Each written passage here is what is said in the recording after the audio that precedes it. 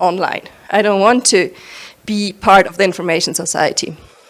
So that's about free choice there and how we handle that. And let's see, inclusion, disconnection, and connection, of course, is also a topic. I mean, if we don't have connection, we don't even have to talk about this thing, if there is a right to a free and universal internet, or if there is not. And finally, that's really about meaningful access. If we see that we have access, or are there still topic of inaccess there? So it's really about this internet contrasts that we are talking today.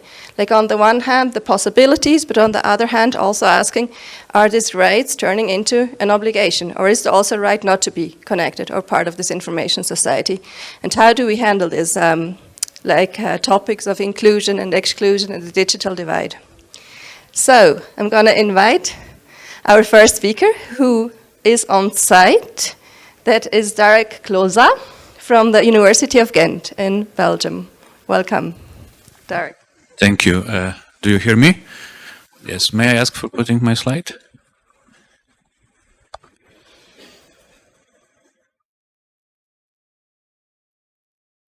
Yes. Thank you. Thank you, Evelyn.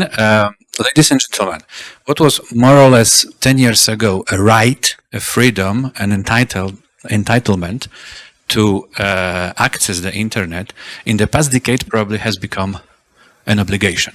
This is particularly visible in aspects such as e-public administration, e-governance, but in particular the recent public health crisis. Those developments touch profoundly on the matters that are important to individuals, on the values that they cherish, and the values that a democratic society has been built on.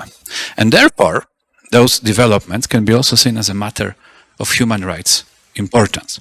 Therefore, it asks a question, what human rights can do in order to protect one from an obligation to access the internet? And the answers are at least two. One of them is to introduce a completely new human right, not to access the internet, provided it is sufficiently defined, realistic to implement and enforce, provided it touches upon important matter for the society and for the individual, and provided that is consistent with existing human rights. This is perhaps a Herculean task, knowing how the system of human rights functions. The other option is to interpret a freedom not to use the internet, a right not to use the internet, an entitlement, a choice, from existing human rights. Human rights has been conceived as a flexible tool, responsive to changes in the society. And for example, we can interpret a freedom not to use the internet from certain existing freedoms, like freedom of speech, freedom of assembly association, and freedom of religion. I mean, in European human rights law, which I am the most familiar with, for example, freedom of expression can be used to safeguard someone's choice not to express oneself at all. You can remain silent. You might not have an opinion, you don't have to express it in certain situations. European human rights law shields people from an obligation to join, for example, a trade union in order to practice regulated profession under certain circumstances, such as taxi drivers. European human rights law protects individuals from revealing their own religious beliefs, or a lack thereof, equally. Human rights to privacy and personal data protection are there to shield one from revealing their own personal data, from controlling their personal data, a topic that I am most familiar with. European human rights protect private choices, like what to do with one's body, what to do with one's identity, what to do with one's name. Last but not least, and I already underlined that the catalog is open, last but not least, freedom from discrimination on the grounds such as literacy, age, income, and especially in those days, computer literacy can be equally invoked to protect one from obligation to use the internet. Obviously, the catalog is long and not probably exhaustive. One of the aims of this session is to look what all other human rights can be invoked to that end. However, this is not without limitations. Assuming that there is a new human right or existing human rights are interpreted in a way that actually we have a choice not to use the internet, only few human rights, and especially protection from torture, freedom, inhuman and disregarding treatment, are absolute rights. Other fundamental rights are subjected to certain limitations in order to accommodate other interests. And this is done by the technique called proportionality, when one human right is balanced versus another. So what I'm trying to say is that right not to use the internet sometimes might be balanced against other human rights or other important concerns. So overall, not an absolute right, but right subjected to certain limitation. But even from the broader perspective, this is not to say that the right to access to the internet, so the positive right to access the internet, is something bad. It actually, the right not to use the internet was conceived as an idea that coercion in general is bad. Therefore, overall, we have to do something to protect from this type of obligations. At the end of the day, I believe both of them, right to access the internet and not to access the internet, should work together. Thank you.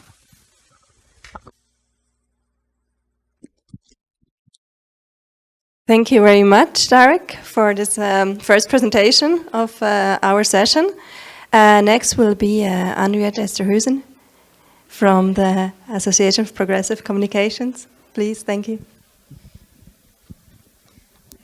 Thanks. I'm actually speaking on the second topic. Let me stand here, otherwise you can't see me.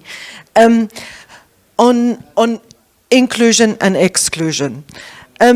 I think, well, first I want to pick up a little bit on what Darek said about the right not to use the internet.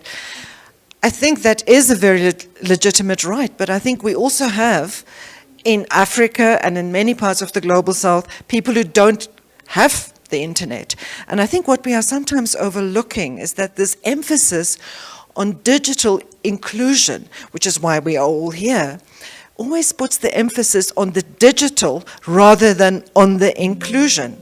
And what is overlooked, that in fact to really have meaningful choice, whether you use it or not, about digital tools, you need inclusion. And in fact, if the inclusion isn't there, then that capacity to use the internet, to enjoy more human rights, to access public services, to interact with the state, political participation, to watch soccer online, as our techies were doing earlier, you don't have that right.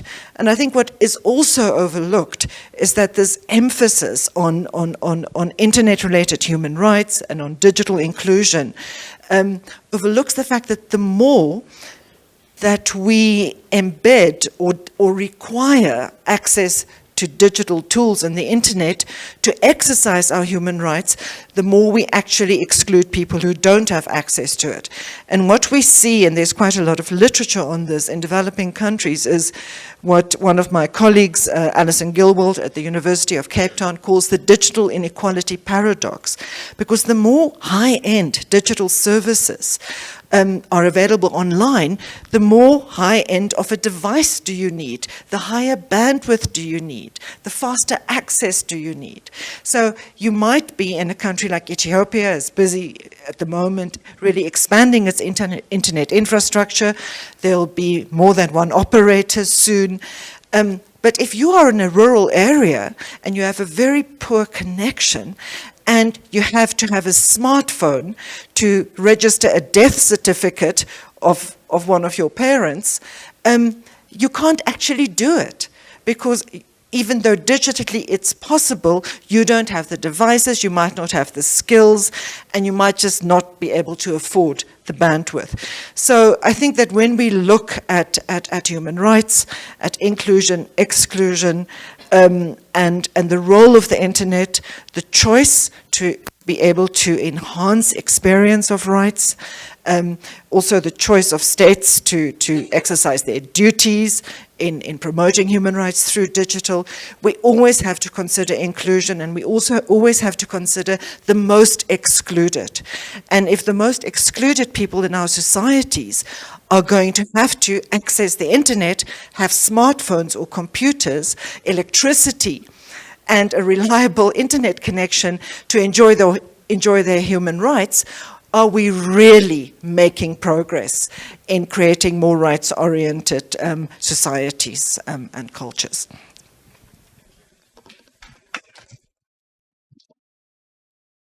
Thank you very much, Harriet. I mean, this is a really important point that we don't want to leave anybody behind and need to be really careful about how we actually design these services. Also, to not, you mentioned the digital paradox. I mean, yeah, that's a really interesting point of view, which I think merits more discussion in this respect.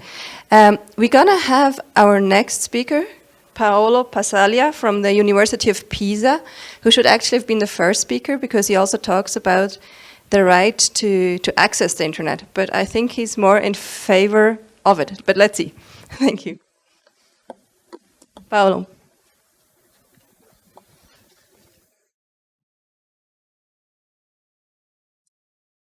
He's joining us online. I don't know if that's working, but yes, thank you.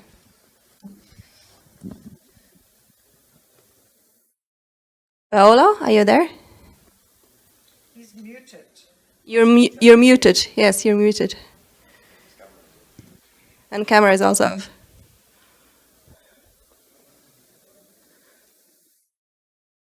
Paolo, are you there? Maybe you can unmute yourself. Yes.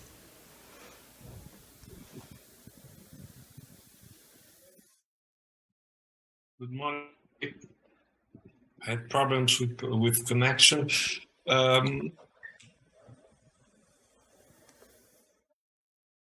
Yeah, we can hear you now, I think.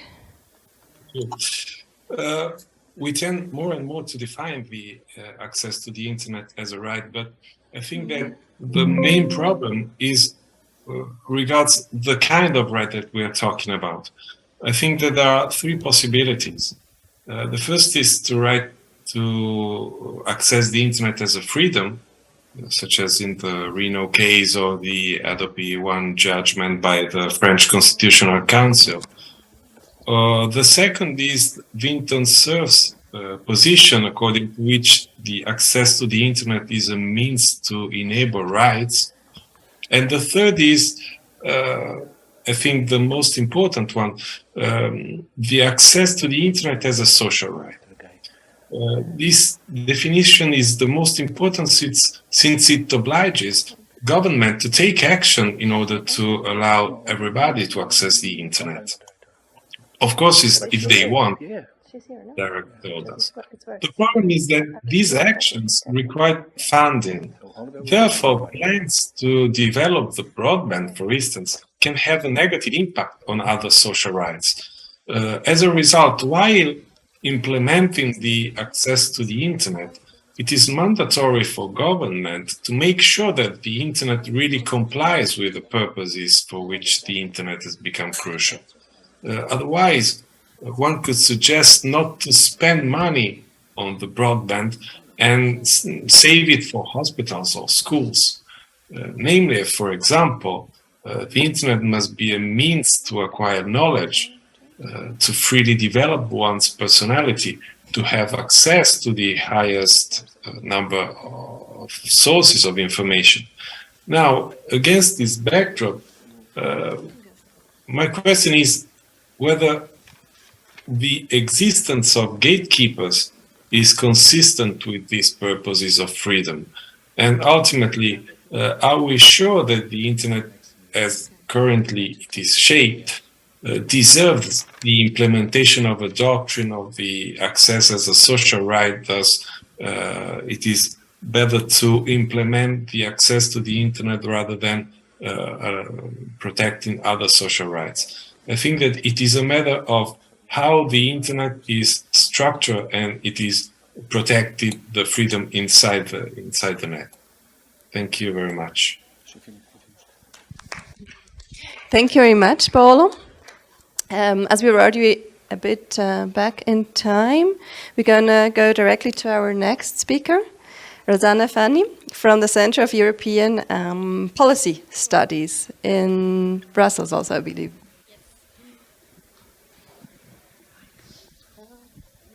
Hey, Mike. Thanks. Thank you.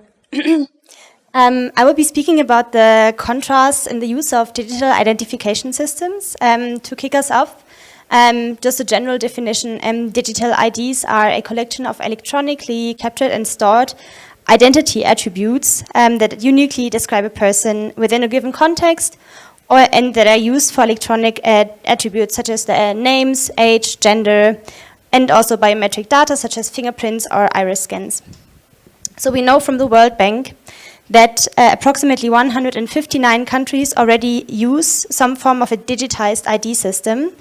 They claim to seize opportunities for businesses, the state, and also for citizens. So naturally, when more citizens would have access to one nationwide ID, one online public and private services would be more easily accessible and providing access to banking, healthcare, remote work, education, and so on. For example, in India, the Aadhaar system has provided access to social welfare benefits to over 1 billion citizens that did not have a passport before. For example, in Estonia, digital ID systems can be used to vote, and the country even established a e-residency program which attracts people from outside, and numerous non-EU businesses establish in Estonia with their e-residency.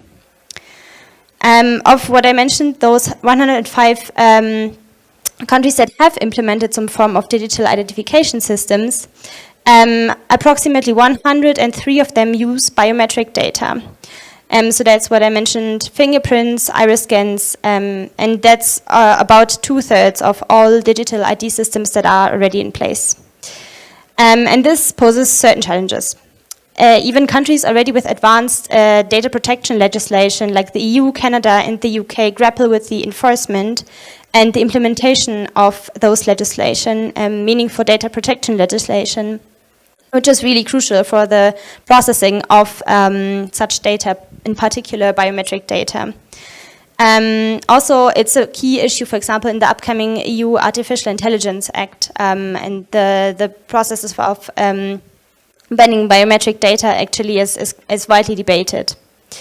Next to protecting the privacy of our citizens, important is also to note that biometric surveillance in public spaces is a threat to freedom as we know it, but already used by authoritarian governments to seize power and control. Also, risks of fraud, cybercriminality, and identity theft occur due to the large value of the data produced. In addition to that, governments increasingly have disproportionate control over those digital identification systems, also accountability and volatile political agendas after elections make digital IDs really a system prone to abuse. So, as we now know, digital ID systems are gatekeepers to access an increasingly large amount of goods and services that are increasingly becoming essential for citizens. But especially when a person's behavior or body doesn't fit a predetermined notion of identity by the government, by the systems, then digital IDs unfortunately structurally exclude individuals and communities and putting human rights starkly at risk. Additionally, the lack of knowledge and tools to really implement human rights protecting policies and principles disproportionately affect children, elderly, and also less literate citizens. And at least 5 countries, we already know that digital ID systems have been invalidated by courts because they fail to protect data appropriately, and there are numerous concerns over privacy and security, and as well as structural exclusion of minorities. These countries are Tunisia, Kenya, Jamaica, Rwanda, and India. So to summarize, what do we do with that? We know that there's growing enthusiasm for digital identification systems here in Africa, but also across the world, and there's a need to more closely examine their impact on human rights, the rule of law, and the people who will be included or excluded from those systems. If implemented well, everybody would benefit, but if not, digital identification systems can and will continue to create structural power imbalances between the state, businesses, and citizens. Thanks.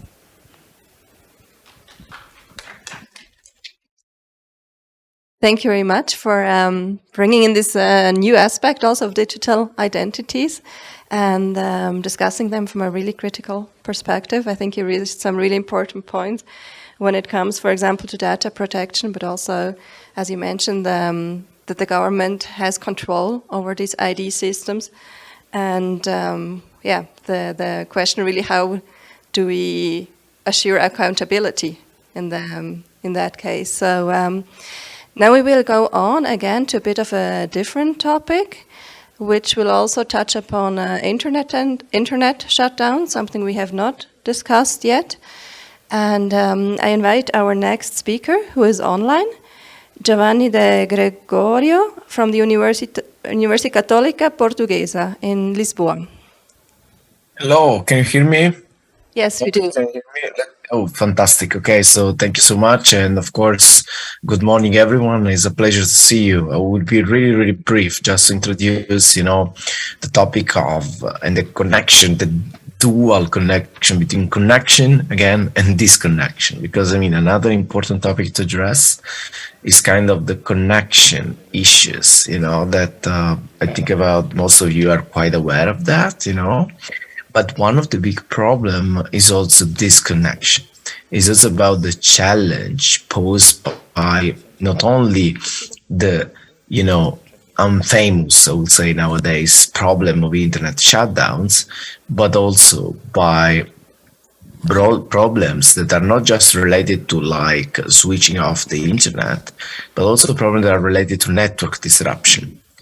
And network disruptions exactly means problems related, for example, to, traffic, internet traffic that, for example, starts to be slow, that does not allow you not only to enter the digital space, not only to use the internet, but also to use the internet in a way that you can definitely use services on the internet. Because one important point is that nowadays the attention is focusing a lot on the problem of internet shutdowns, and it's absolutely relevant. But we should not forget that there are different tactics and techniques to disconnect. So there is not just about switch off. There is also the possibility to discriminate traffic, for example, or doing other possibility, or like censoring some spaces of the digital space or online spaces like social media spaces or other spaces. So what is particularly important is to understand that the strategy and the tactics of these connections are really becoming more complex than before, and what we're seeing is that it's a proliferation of these tactics in many places in the world. Not only, of course, in Latin America and Africa, but also, in Europe we have different experience. And the problem with that is about which is not only the impact of these measures on human rights, but it's also about understanding why these measures are used or are implemented. Because sometimes they're used, for example, to protect exactly rights, for example, to tackle the spread of disinformation and hate speech, but sometimes are also used, of course, to justify the tackling of this problematic, harmful content to achieve like other purposes, And there have been plenty of cases. You don't need just me to tell you about that. You can just go online exactly, and search for this. There are many out there, There are also NGOs that have been working very, very hardly on mapping these attempts. So the problem of connection and disconnection is actually, paradoxically, it's one of the big issue that still we are addressing in the digital age. And again, this is a call not to think that the discussion of internet shutdowns is just a black and white discussion, because it's much more complicated.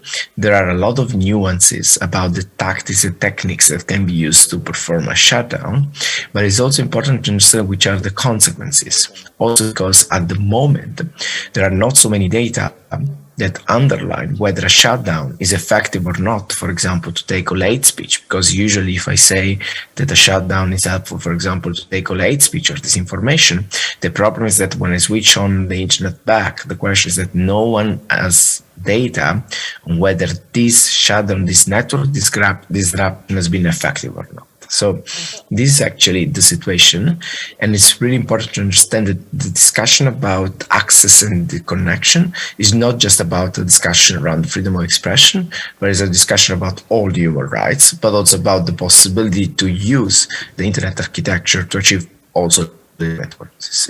So this is actually the way in which we need to frame the discussion. It's very complicated. It's very important to protect freedom of expression, but it's also important not to forget the big picture and to understand that the switch off is the only way to perform a network disruption, because there are so many other possibilities, technical possibilities, that are increasingly more problematic and invisible.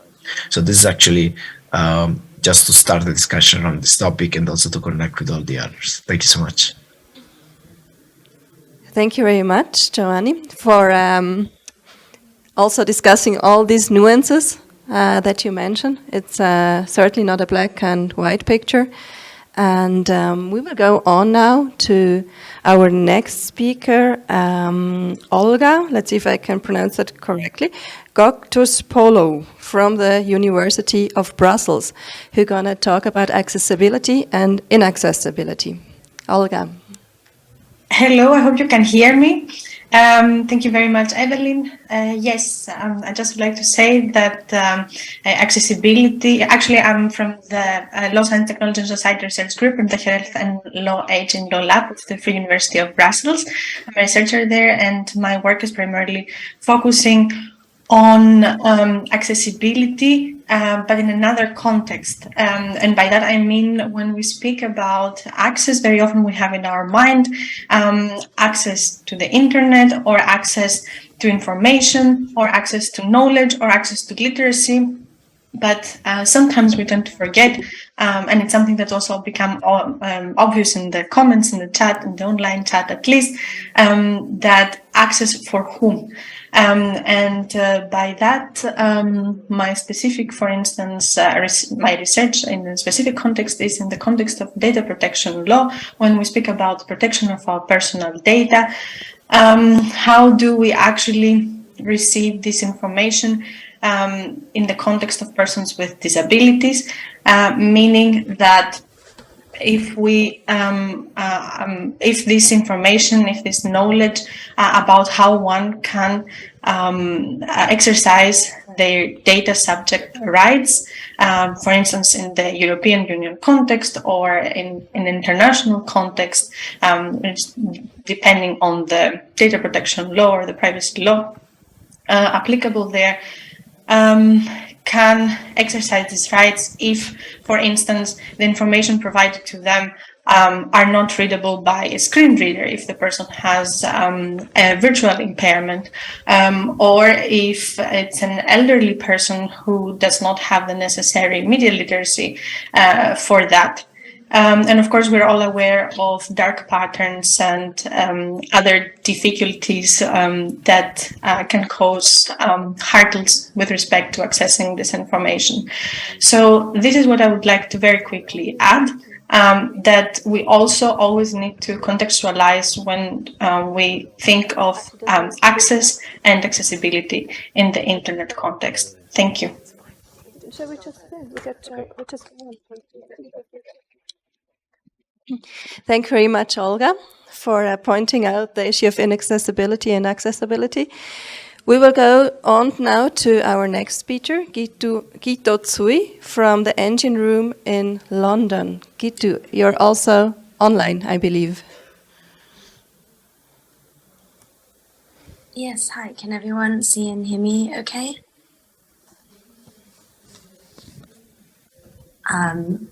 Amazing. I assume people will let me know if they can't hear me. Hi, Hito. Thank you so much for having me. I want to think through the duality of accessibility and inaccessibility through the lens of biometric use in the humanitarian sector. A quick background of those of you who aren't familiar. Many humanitarian organizations are increasingly employing the use of biometric information, and that is iris scans, fingerprints, facial recognition, and so on, in the process of registration and service distribution for refugees. During that process, they've also created vast databases of highly personal information. And there's a deep irony or twist in the use of biometrics in the humanitarian sector, because its deployment is accompanied by promises of access that are belied by the introduction of new inaccessibilities. The conceit of humanitarian use of biometrics is initially simple. There's a desire to know who is receiving aid and to be able to track this. But who is gaining access in this process, and what are they gaining access to? In many ways, it is not truly the impacted individuals, sometimes called beneficiaries or recipients. In fact, it's all too frequently aid organizations, funders, and in certain cases, host states and even malicious actors. Being able to access biometrics, they are also able to access highly sensitive physical information that's immutable and utterly unique, information that marks you out from everybody else. The argument for biometrics revolves in part about increasing access, faster and more efficient registration systems, and facilitating the use of cash transfer, which is a more unburdened way of access highly sensitive. It's easy to accept these claims wholesale, but they need to be examined more closely to consider what is lost, what is no longer accessible, and in what ways are these systems themselves fundamentally inaccessible. There are three main ways I want to highlight today, but there are many others, and I think that these help give us an understanding of the different manners in which we can understand inaccessibility and the complexity of thinking through access when mediated through digital technologies. The first is physical inaccessibility. Another speaker discussed this briefly earlier. There's a reliance on everyone possessing the same physical characteristics from which data points can be extracted. For instance, in the case of fingerprints, those who have engaged in hard labor, elderly individuals, and those who have cooked extensively, frequently women, do not have fingerprints or do not have sufficiently legible fingerprints to be recorded. And that means that they cannot access or need to access in a different way these systems, right? And if the point of these systems is for faster or more efficient registration or to facilitate the use of things like cash transfer, these individuals no longer have the ability to access those particular mechanisms. The second is individuals who are swept up in the intricacies of the system. In Kenya, Somali Kenyans who were registered as when they were children as refugees within the UNHCR system in order for their families to access aid, find as adults they are unable to access their rights as citizens due to this dual registration. Correcting this has proven immensely challenging. And the point of the system itself was to give access to certain individuals, and it has fundamentally denied access in other regards. Obviously, the loss of citizenship or the inability to access citizenship is a huge trauma and carries immense consequences for those who are facing it. The last is biometric systems are frequently inscrutable to those who are subject to them.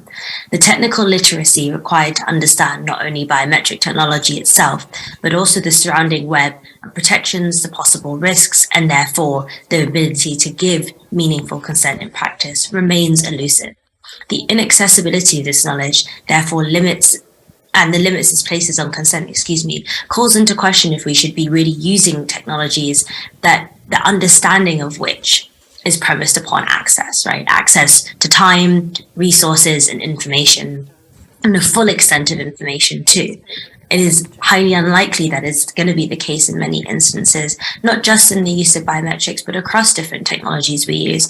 We need to understand and complicate our notion of what it means to therefore agree to the use of them. Fundamentally, claims of accessibility have to be mapped out against more insidious realities of inaccessibility. In the case of biometrics, where the consequences of inaccessibility are so acute, like the loss of citizenship, possible exclusion from aid systems or immense challenges in accessing them, or an asymmetry of information preventing true consent, it means however we understand accessibility, it has to be tempered by the sobering realities of how technology increases the barrier to meaningful access and places immense conditionality on some of the most vulnerable individuals who are attempting to access their fundamental rights. Thank you. Thank you again for sharing these wonderful insights with us on accessibility and inaccessibility. We have now already heard different speakers on this topic, and which really shows that it is a key topic to be discussed. And we now go on with our next speaker, Georgia Tersis. So you're going to be talking a bit about a different topic again, or at least from a different perspective. We're going to take ethics now into the bigger picture. So our two last speakers, they're going to look at these topics a bit from an ethical and human rights perspective as well. So Giorgio. Hi, hello everybody. What I will present today, and I'm sorry for the slides, no one told me that you're not supposed to use slides, but it's an ethical issue, it's a bit philosophical, so it might be useful. And I understand that I only have 5 minutes, so if anyone wants the presentation, I can send it to you later. What I will present you very briefly today, it's a literature and policy review from the ethical lenses. It is, I understand that it's a first world problem, the issue of inclusion and exclusion sometimes, but I think if one considers the opportunity costs, as they were referred before, it becomes a problem for the rest of the world as well. So I'll just see if this thing works, and it doesn't. Can you move the slides with this? Yeah, so, no. Can I use this to move the slides?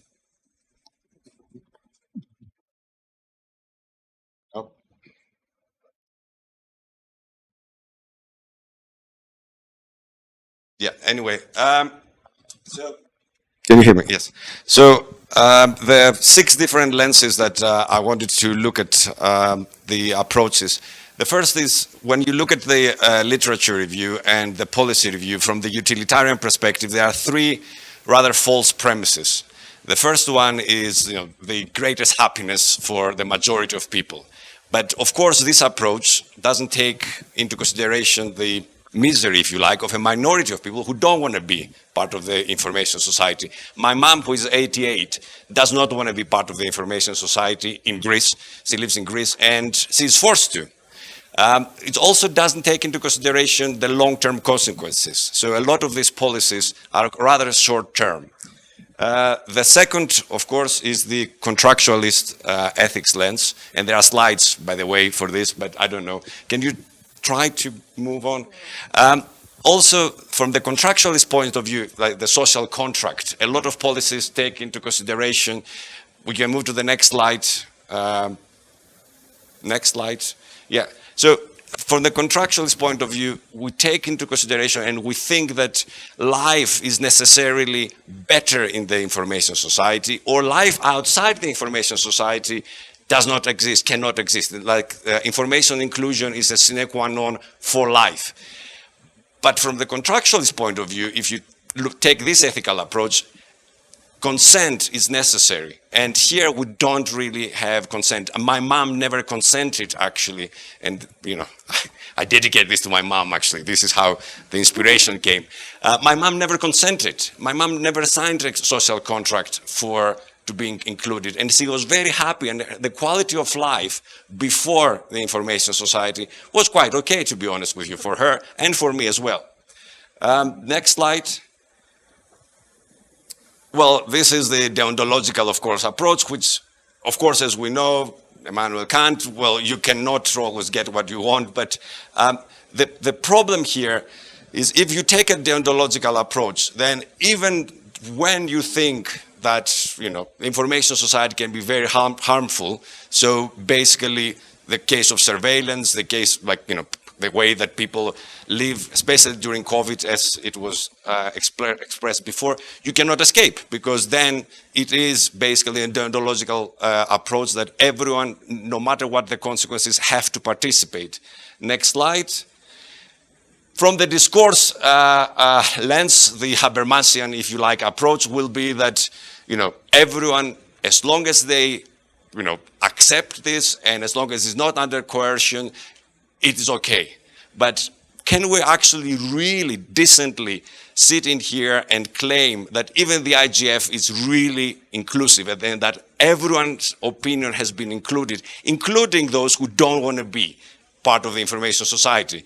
Because we are in here preaching to the converted, right? The people who don't want to be part of the information society are not represented here. So even with this approach, I will say that the right to be excluded should be there. So we think that, and this is part of my colleagues' approach as well. We think that actually we should approach inclusion, the issues of inclusion as exclusion from virtue ethics, which is the middle ground. So you have the deficiency, the digital divide, you have the excess, which is the obligation for the inclusion, and must be somewhere in the middle. And of course, care ethics, and my time is up, which is the last approach that we should have we should approach actually inclusion and exclusion through care ethics. And I will stop here. Well, I will be very happy to share my slides, and I can send you actually a brief, but it will be in the report as well. Well, care ethics means that only if you want, and you should take into consideration basically that, negative side effects, if those are physical, for cyberbullying, surveillance, etc. So I'll stop here because my time is up, and I think the next speaker will complement actually the ethical approach. Thank you very much.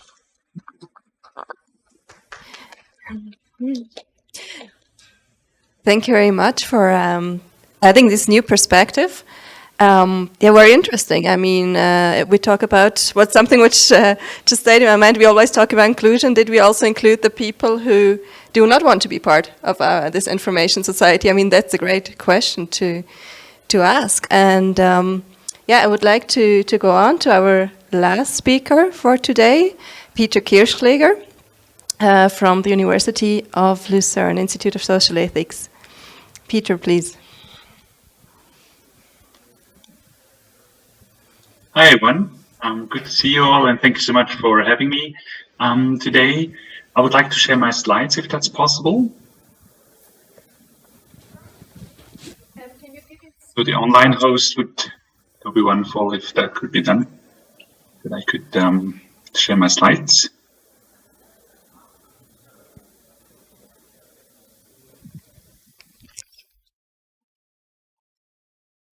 Perfect. Thank you so much, Annette.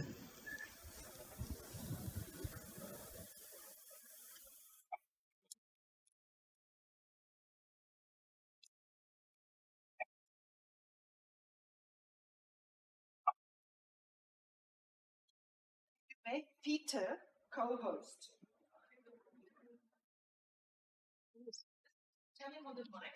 Peter, I think you should be co-host already. The technical stuff are telling us. Unfortunately, it doesn't work so far.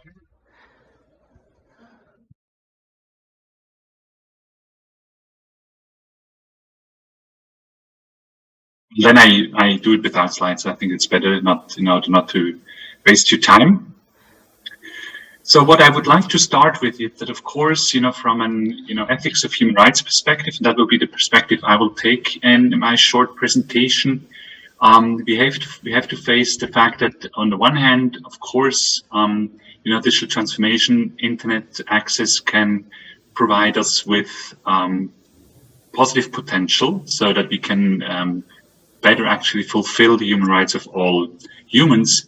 But on the other hand, we have also to be aware of the fact that we have to struggle with ongoing digital human rights violations.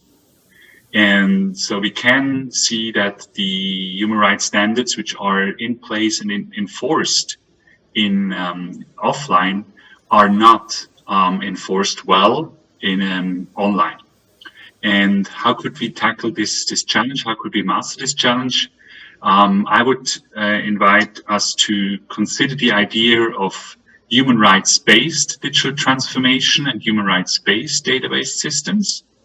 So in order to have the same respect, the same protection of human rights offline and online, that we already in creating, designing, producing and using database systems and digital means and using the internet, we make sure that human rights are respected and are in place. I just got the information that I should try again. If it's working now, unfortunately not, but that's okay. I do it just this way, and then I will share the slides with you if you're interested. So we have to deal with that, with this reality, from my point of view, more rigorously. So that we, I think it's not enough to have just a beautiful declaration. It's not enough to have beautiful recommendations. So I think we preach too much on Sunday and we don't do enough during the week. So what I would suggest is that we respond to these digital human rights violations with stronger regulatory mechanisms. And I would ask for, and I would call for the creation, establishment of an international database systems agency at the UN. So an agency who would play the role of a regulatory authority in the field of digital transformation, in the field of the internet, in the field of database systems, in order to supervise and monitor what's happening in the digital sphere. I think that, so that you don't think, well, the ethicists or the ethics professors now getting somewhere into some naive illusions or utopia. I think that in analogy to nuclear technology, simply put, in nuclear technology, we have done research, we have created the bomb, we have dropped the bomb several times, and then we have understood as humanity that we have to do something in order to avoid the worst. And we have created the International Atomic Energy Agency at the UN. Of course, I'm aware of the fact that this is not a perfect regime, it's not a perfect solution. I'm also aware of the geopolitical implications of that agency, but we have to acknowledge as well that we have been able to avoid the worst. And I would argue in a similar sense for an agency in the field of digital transformation database systems, in the field of the internet, because it's not me, but even tech people like Elon Musk saying that, artificial intelligence, digital possibilities are more dangerous than nuclear weapons. So I think it's time to act, and I think it's time to act on a global level in order to address the ethical challenges in this area, but also that we can benefit better from the ethical opportunities. Thank you so much for your attention. Looking forward to the discussion. Thank you very much, Peter, for bringing in again this new perspective, a bit a mix between ethics but also governance, like the question of what we could be doing to manage these risks and regulate these technologies. We are now at the end of our speakers' presentations and would like to invite both our online audience and our on-site participants to join the discussion. And if you have questions to the speakers, that would be the time to pose them. We will start with the online participants and collect some questions there. Our online moderator, Caitlin, Caitlin finally, I think, will take the online questions. Caitlin, please. Yes, so we're actually just still collecting questions, so it might be better to move to ones in the room first. Okay, sure, we can do that. So, please, any questions here in the room? Any points of discussion that participants would like to add? Of course. As a human rights activist and a non-academic, I think that the speakers all really highlighted the nuanced way of looking at this and the risks of assuming, as I said, as we've been saying, that digital inclusion is a synonym for inclusion, that online rights gives us human rights. But if you have a big picture perspective, looking at the global north and the global south, and you can respond differently from them, has increased digitalization and internet access taken us further towards more rights-based societies and governance, or not? I would have had actually quite a similar question. I'm glad that you posed that. Who does want to answer that, or who has input for that? Any of the speakers? Peter, yes, please. Well, thank you so much for this contribution. I think you're absolutely right to ask the question because it's not that obvious. So I think what we need to be very we have to be very precise on identifying, okay, what exactly were progresses from a human rights perspective, digitalization. So I think about possibilities in the area of e-governance, possibilities in e-voting, access to information. I think you can name a few in the political sphere, but at the same time, we have to recognize that in certain economic spheres and domains, we have to tackle business models which are in their core human rights violating practices. So I'm not talking about negative collateral effects. We are talking about business models built upon human rights violations. Take, for example, the Meta former Facebook case, where you have racist hate speech happening in social media, leading to people really killing each other on the street, and the company not doing something against, no, even firing up that hate discourse, that racist hate speech, in order to keep people on their platforms, and therefore being complicit of killing on the streets. So things like that in the economic dimension need to be tackled as severe as they are tackled usually in the offline space. So we cannot just accept or be indifferent to human rights violation happening, or human rights violations happening in the digital sphere. We have to tackle them as severely as possible, even if they're happening offline, as we do online. Can I just have a quick Yes, of reaction course. to that? Thank you. It's Henriette here again. Peter, thanks for that response. And I think Giovanni also talked about this. And I would just add one reflection on that, having worked as a development and social justice. I think probably, yes, there are more human rights in some respects. But I think what this digital inclusion and human rights debate has done, it's actually made civil and political rights hegemonic, and it's actually shifted the whole discussion of human rights towards being concentrated on civil and political rights, whereas in the 1980s, the 1990s, when there was a strong pushback from developing countries in the post-structural adjustment phase for more social and economic equality, the human rights-based approach was accepted by the UN, and economic, social, and cultural rights were emphasized, even though some states have never signed that treaty. But I think since we've started talking about the internet and human rights, we have really lost that focus on all human rights being interconnected. And we really just, at the IGF and many other spaces, we talk about civil and political rights and not social and economic rights. Yes, we have another question from the audience. Thank you. I come from Ethiopia, where only 25% of the population have access to the internet. And it has always been a luxury for us. So when I heard that the right not to access internet is entertained as a human rights issue, I was surprised. What a contrast, I say.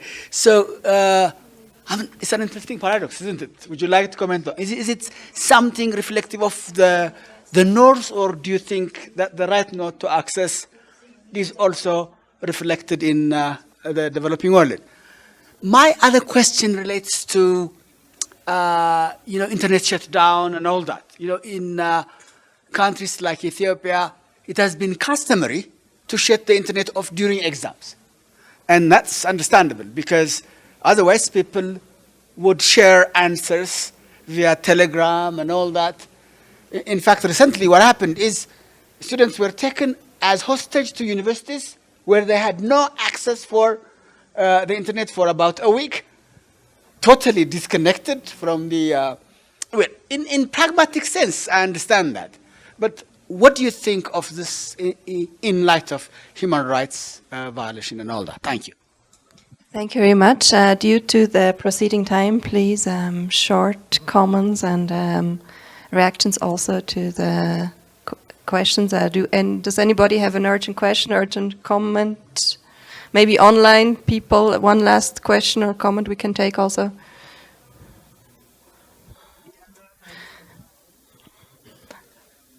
Okay, so does anybody want to react to? Well, I can make a super quick. Yes, please. Concerning your question, it's super interesting. I see both the right to access the internet and not to access the internet as complementary. So one does not exclude another. They should actually work together everywhere around the world. That's the shortest answer due to the time constraints. Can I give a short answer as well? I mean, your question, absolutely, I understand it. We are still fighting for rights. But I think the principle is that we really need people to have human rights. You know, and 25% of Ethiopians have access to the internet. How many Ethiopians have full access to other human rights, right to clean water, to public health, to education? And I think it's kind of a conceptual point, but I think it's an important point that we remember that having human rights and really having them be meaningful in people's daily lives requires more than internet access. That doesn't mean that the internet access should be there for everyone in Ethiopia. It should be. Okay, thank you very much. We have to close our session because the next session is already going to start in a couple of minutes. Thank you very much, both to our speakers and also to the audience here in Addis and also online, of course. And I think these are discussions that will be ongoing. Like, we don't only need more internet, but we also need like a free universal internet that promotes civil and political rights, but also, of course, as Anviet had added, economic and social rights, because human rights, they're indivisible, they're universal. So let's continue work in that spirit. Thank you very much.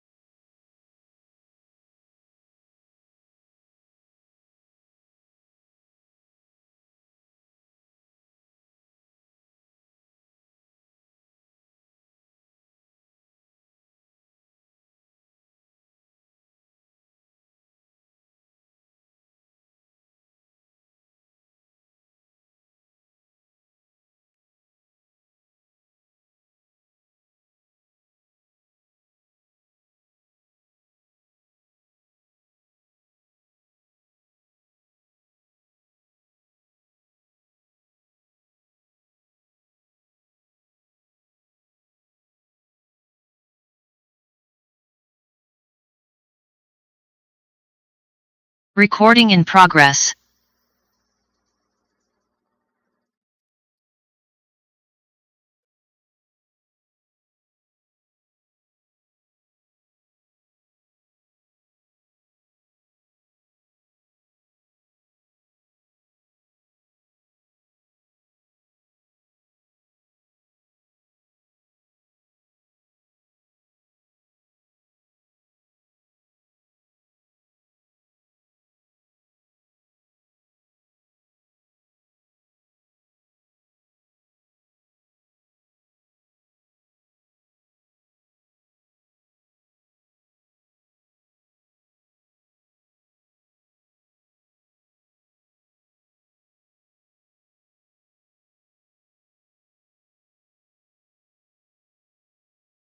По связи слышно?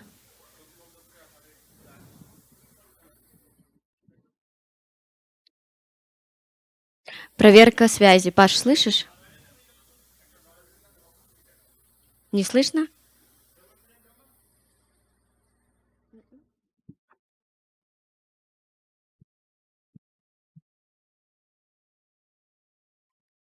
Проверка связи. Да, слышно, только ты пониже. Меня слышно? А так не слышно?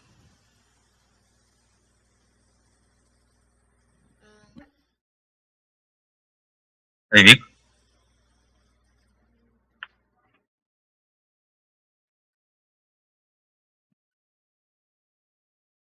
Guys.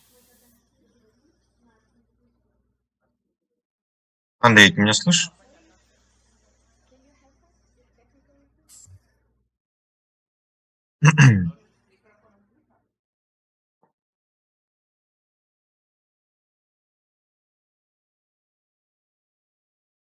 А теперь нас слышно?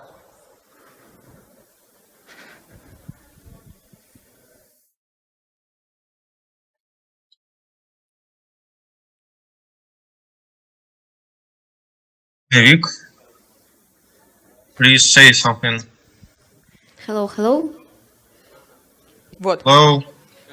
Do you hear me? Yeah, really. Okay, Really good. good. So, are we gonna start? Yes. Yeah, Hello, just right everyone. now. Hello, dear participants of the IGF 2022 networking session Youth Initiatives. My name is Pavel, and I am a specialist for external communications of the Coordination Center for Russian top-level domains .ru and .rf. Also, I will be the online moderator of this session today. At first, let me explain what our session is devoted to. The session will be focused on the discussion of the youth initiatives. To be more precisely, the session is going to be focused on the initiatives realized in the Russian Federation, the International Information Security School, and the Coordination Center Youth Council experience. The school and the Youth Council are working on the issue of how all the stakeholders, including the young generation, can work together to ensure unstoppable exchange of views and ideas on the issue concerning ICT and IG. And to get started, I would like to ask the participants to follow the QR code and enter a PIN code.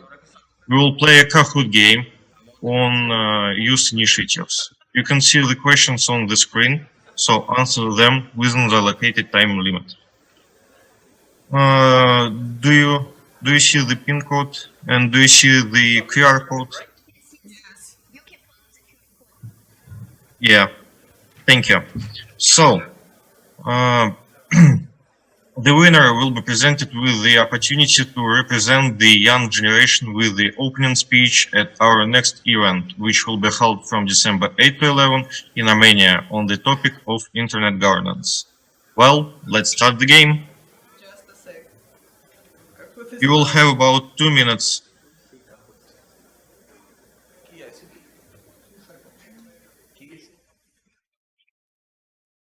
So, The PIN number? Yep. The Kahoot is loud and the internet is okay. Yeah, yeah.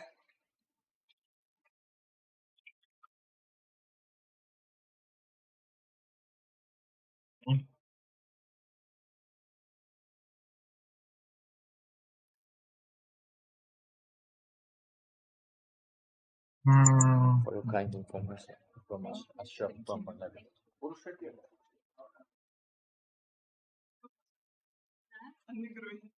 so, do you play? Or is PIN number? Yeah, it's louding. Kahoot is louding. I'm trying to. Everything is like. Not our. Hey. Thank you. Excuse me, what is the PIN code? What is the game PIN? Code, and now we are waiting for Kahoot loading, okay? Wait, please. Oh, sorry. Few seconds. Okay. Yeah.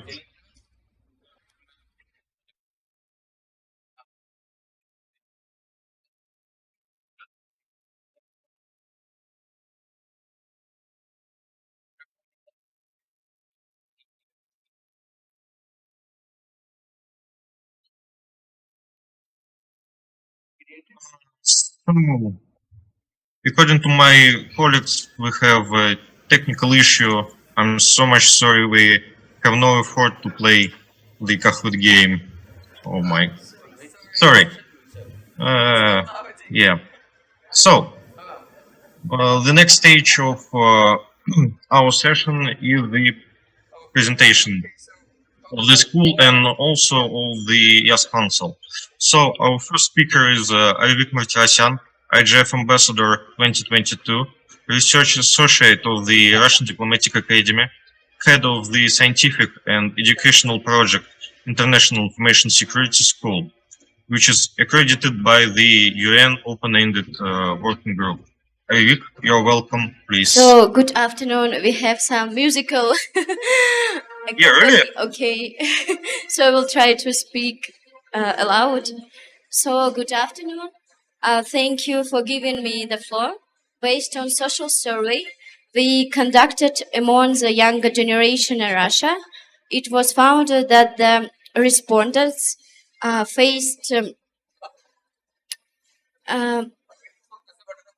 common problems, and you can see them on the slides. It the lack of information on the IG topics on on the opportunities in this area. The second one is there is no any accessible multidisciplinary communication and educational platform. And the third one is the lack of digital literacy. So, taking account these points, several youth structures were created to address these problems. And example of such initiatives are International Information Security School and the Youth Council. We are still working on solving these problems by involving both terrorists and practitioners, and we are creating a platform for exchange of experience and opinions. So, speaking about International Information Security School, it is youth educational, scientific, and analytical platform created on the basis of the Institute of Contemporary International Studies of Diplomatic Academy of the Russian Foreign Ministry, and it's created for an exclusive discussion, an exchange of views, development of strategies for a comprehensive solution to the problems of cybersecurity, and formation of the track 2 youth diplomacy on cybersecurity. And the last one is to create a dialogue between Russian and foreign young scientists, international experts, and practitioners. So, Russian and international academic and research institutes. So, International Information Security School implements mechanism of various formats for a broad discussion on solving current problems in the field of international security and internet governance. So you can see the examples of our activities on the slide. Dear organizers, can you help us to see the slide, please? Okay, thank you. So it's examples of our activity. You can see that in October we attended Russian EDF, then large working groups. It's a scientific project to involve young generation in the examination of the internet governance issues. Then it was the webinar on the problems of international information security in the United Nations.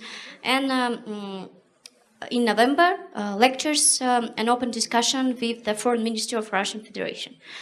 So on the other slide, you can see our plans. So after Ethiopia, we will fly to Armenia, and also we'll organize conference of young scientists on information security. And in December, we will participate on at United Nations Open-Ended Working Group a session. So it's briefly description of our activity.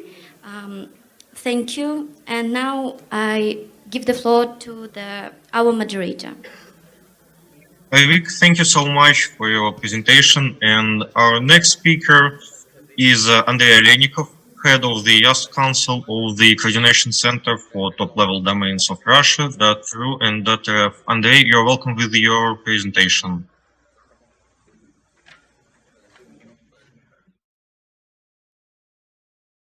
Andrei, can you hear us? Yes? Yeah. Yes? Thank you. Hello, everyone. I'm glad to be with you today. So, the Coordination Center strives to build its policy, taking into account the opinion of young generation. For this purpose, a special expert body was created within the center, the Coordination Center. The Youth Council was created to discuss projects and initiatives in the field of development and popularization of Russian Federation national domain zones, set up and support social and educational projects aimed at improving the digital literacy of the young audience of the RUNET, increase the young people's interest in acquiring skills in the use of ICT in the development and management of the national segment of the internet, and represent the interest of the younger generation of internet users. The main activities of the Youth Council are popularization of internet governance among young people, participation in events preparation, lectures, summer school, discussion club, etc., and participation in the material preparation for informational resources. I also want to tell a little about our project. So here they are.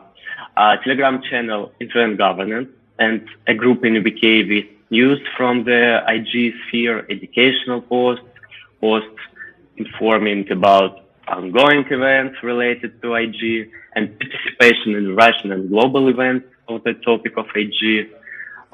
We are going to make an educational and entertainment podcast on internet governance, and together with the International Information Security School, we are organizing a working group for scientific work on the topic of the impact of destructive content on children, and educational webinars about domain name registration and internet law. We also strive to develop preparation so that young people can present their point of view on internet governance. And our goal is the organization and participation in events in the international level. We exist to ensure that the institutions involved in IG processes in one way or another are taking into account the views of the younger generation. We believe the synergy of views and opinions of young people with more experienced colleagues is stimulating the development of the internet in a positive direction. Thank you. Thank you so much, Andrei. And as far as I know, IVIP also has additional information about our projects. IVIP, please. So it can be said that in all countries, the problem... Do you hear us? Yes, yes. Do you hear me? Yeah. Okay. As mentioned, we can see that in all countries, the problems of youth in the field of internet governance are the same. And the task is to expand international contacts with similar youth structures and international organizations, including scientific and analytical ones. So we think that many countries also have a problem involving of young people. Let's solve it together. And we are ready to share our positive experience and learn from the successful experience of other projects. And for addressing these problems, we are proposing to create a global youth EG alumni network center for youth cyber diplomacy under the auspices of United Nations Cooperation with the Russian Diplomatic Academy with headquarters in every continent. And the last one is to create annual international youth scientific conference on the problems of ensuring the security of and in the use of information and communication technologies.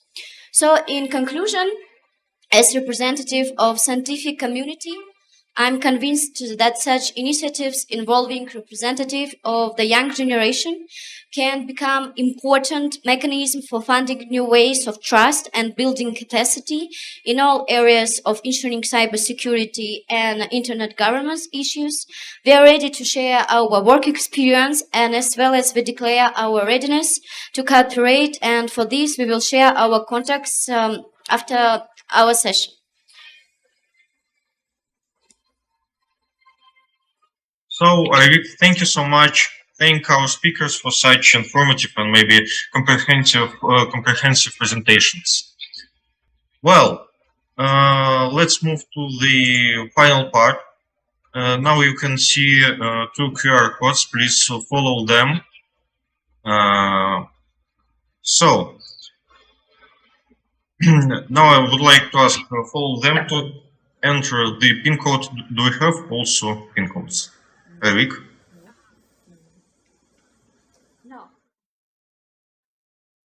We just need to follow the QR codes. Oh, thank you. And then answer the questions. Yes.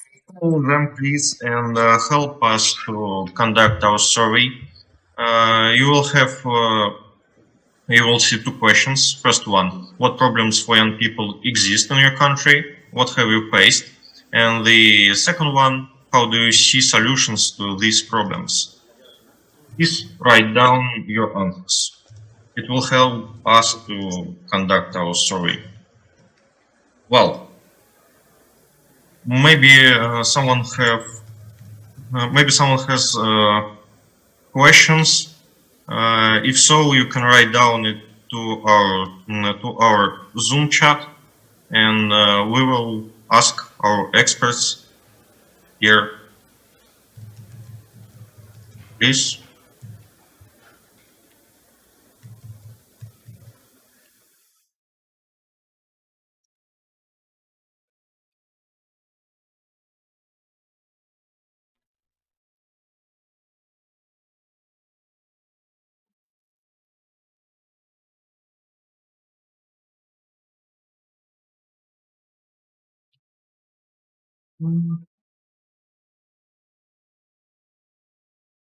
Maybe we have some questions on the floor. Ayvik, do you see any raised hands? Questions, dear participants? Okay, no questions. Maybe you can tell us about your youth experience and what problems do you face and what solutions do you see? How we can engage the youth more into internet governance theme? Maybe you have your experience.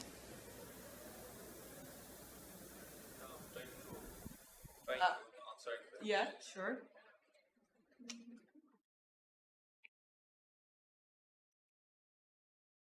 Wait for some minutes to give participants a possibility to write answers, and then we will go to discussion.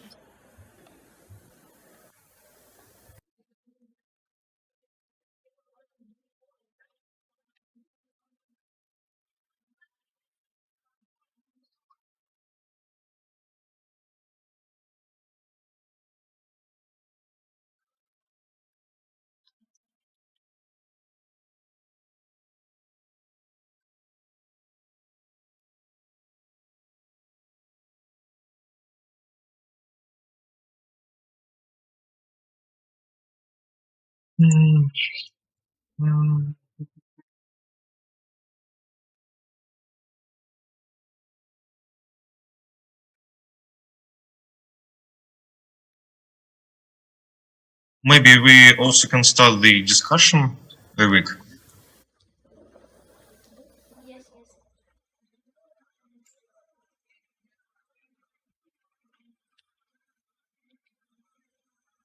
So, dear participants, maybe someone of you would like to share experience of your country on youth initiatives on the topic of internet governance. Maybe someone has his own opinion, what he or they can bring to the youth internet governance issue. maybe someone has ideas, right? Yeah, can I say? Okay. This is Ashraf from Bangladesh Youth IGF, and parallelly, I'm the Secretary General of Bangladesh School of Internet Governance. So basically, I'm a human resource professional also. For the second time, we are conducted the Youth IGF in Bangladesh, and parallelly, we conducted the Kids IGF also. But what we faced in maximum cases, as we all of you know, the youth have more opportunities to contribute for the IG process, but they are not aware. So, what's have the plan or what's have the initiative for the next for their capacity building? That's my questions to all of you.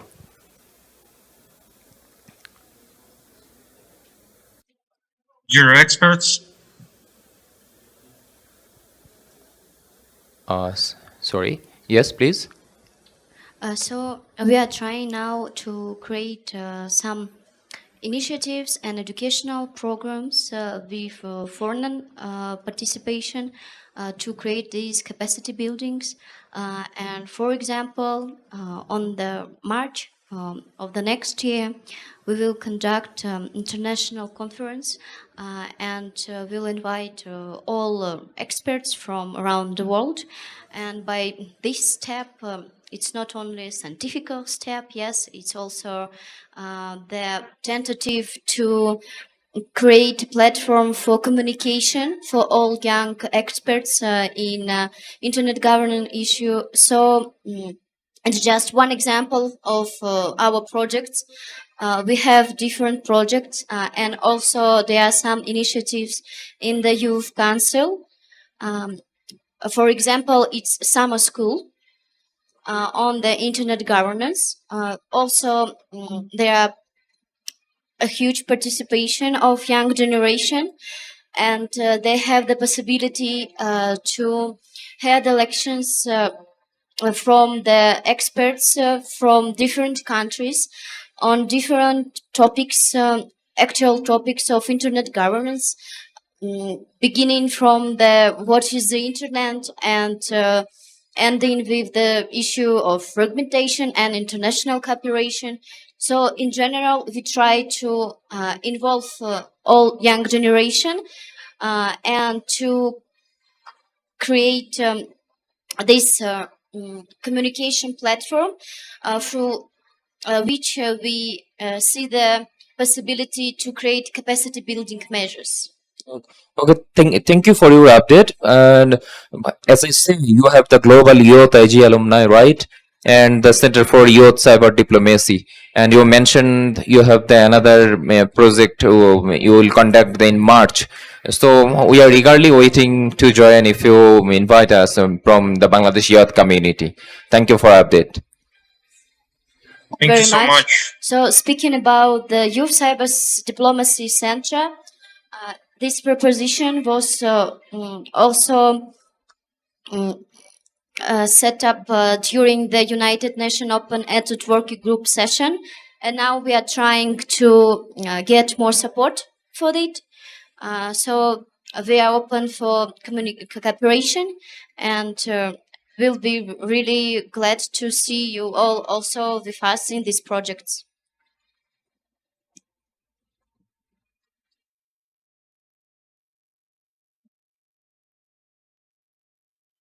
Any questions?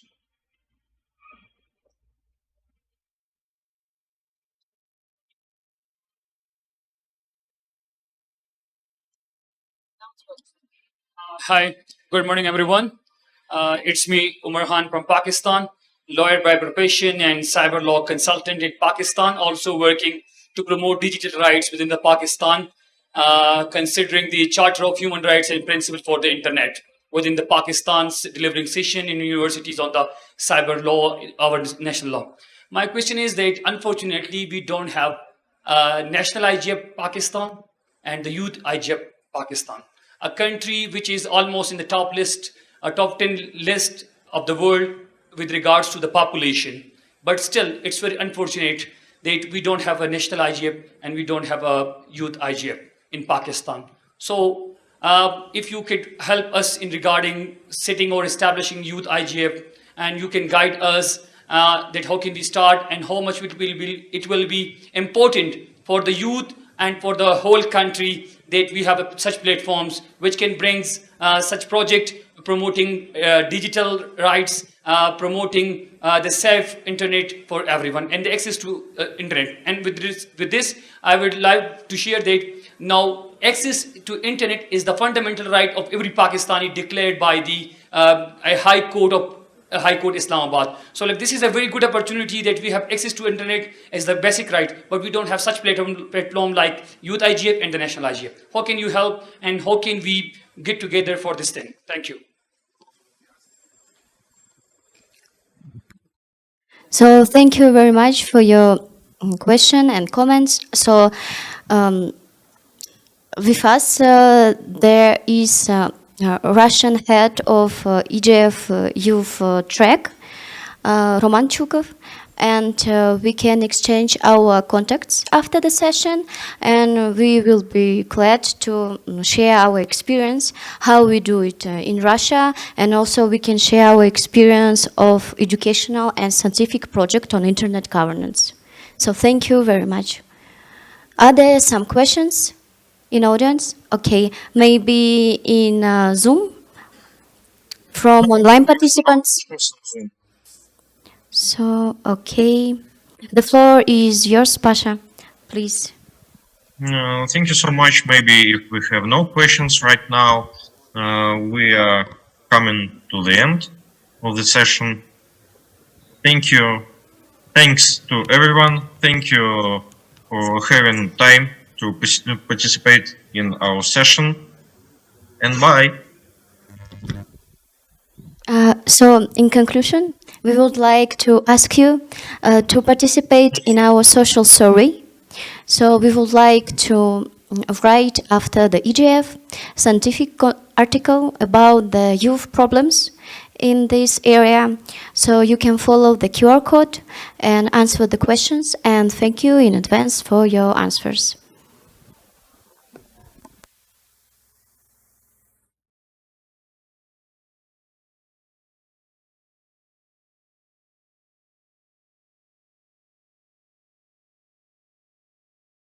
So in general, it's the end of our session because of timeline, and we can now turn to our unofficial discussion after session. Thank you very much for participation. Thank you all, dear colleagues. Thank you, colleagues. Thank you.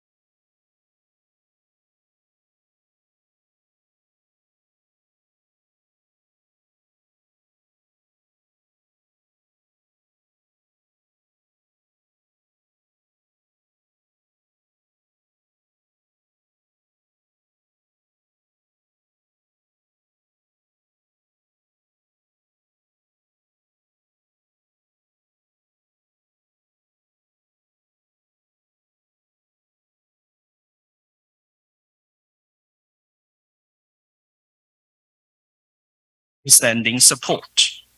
Indeed, Internet Governance Forum received its mandate through the second phase of the World Summit on the Information Society held in Tunis in 2005. The Internet Governance Forum was again held in Africa more than 10 years ago in Nairobi in 2011. Yet, Africa is the least connected region with 60% of the population offline, representing a majority of the 2.7 billion people who are offline globally. This is in a dark contrast with the developed regions such as Europe, the most connected region with 89% of its population enjoying the access to the internet. This places African countries and people at a greater societal disadvantage and risks them being left further behind.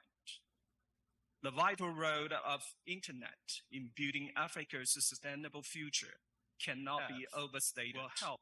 It is my hope that the IGF will help accelerate Africa's internet to digital future for us.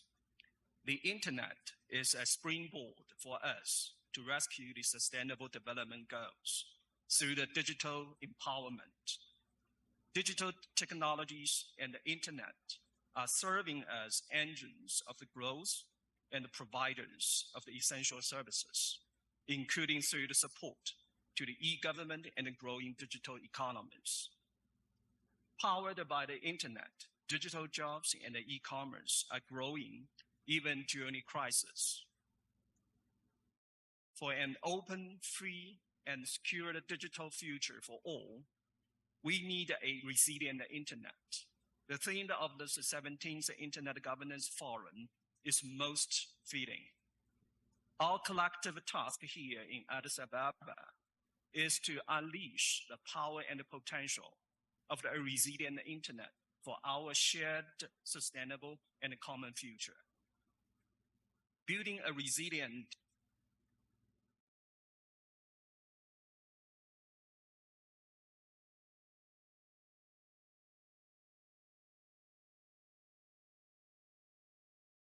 and empowering internet will mean addressing the dark side of our digital reality. While some of the challenges by digital disruptions, the unconnected are left further behind, caught in the vicious cycle of the inequality, including intergenerational inequity. At the same time, the connected are confronted daily with misinformation, disinformation, and fake news, impacting how we live, how we work, and how we interact with each other.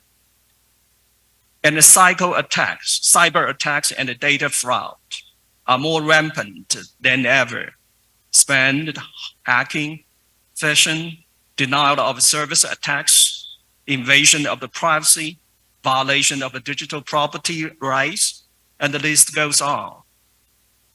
Collectively, we must step up to deliver a digital future that accounts for and addresses these failings.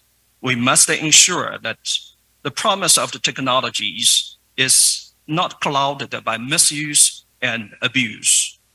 Ladies and gentlemen, grasp its complexity or deliver a perfect solution. Joining us at this hybrid meeting, on-site or online, are leaders, experts, and stakeholders representing governments, international intergovernmental organizations, civil society, academia, technical communities in this entire week. I believe there will be insightful and refreshing exchanges. From connecting all people to safeguarding human rights, from avoiding internet fragmentation to governing data and protecting privacy, and enabling safety, security, and accountability, and in addressing advanced technologies, let us spare no efforts in highlighting the promises and the perils of the digital space. The inclusive multi-stakeholder approach of the Internet Governance Forum creates a level playing field for sharing policy solutions, best practices, and experiences for identifying emerging issues and bringing in to the attention of the relevant bodies and the public. We must leverage the IGF to land the types of the concrete outcomes we want to see at all levels, whether it be in shaping global norms and the standards or informing national level regulations. Dear colleagues, I look forward to being part of the many important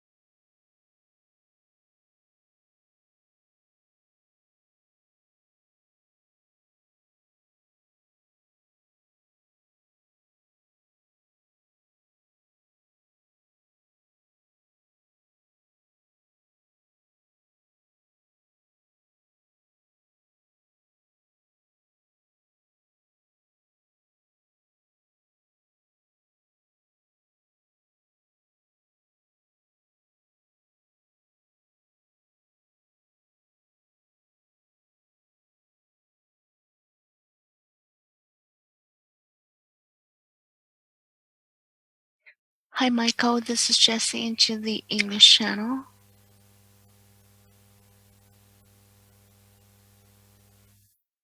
Great, thank you.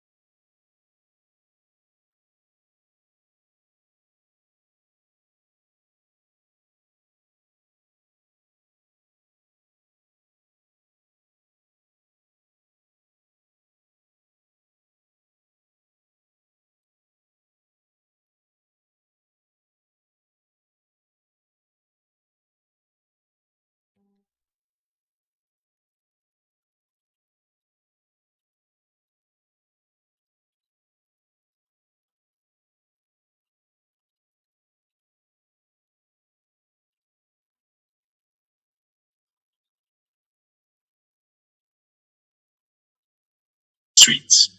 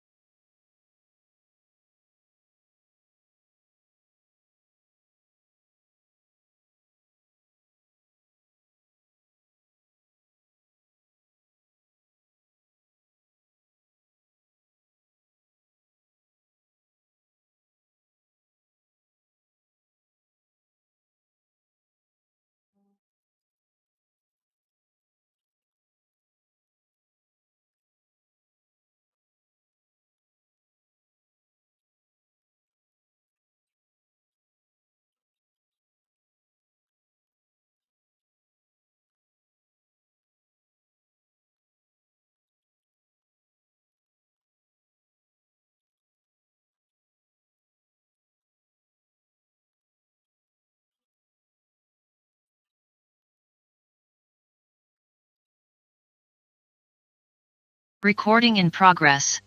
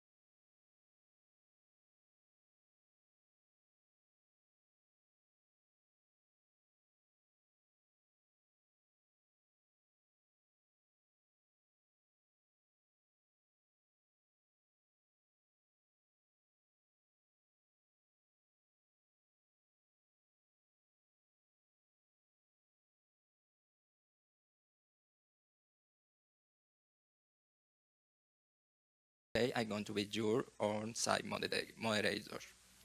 This panel is called, here is around gender issues, specifically women and gender diverse people in general.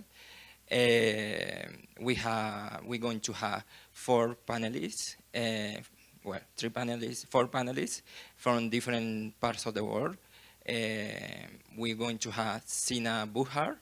She is the vice chair of the Gender Standing Group. Right now is also part of the Lebanon chapter from ISO. Also is part of the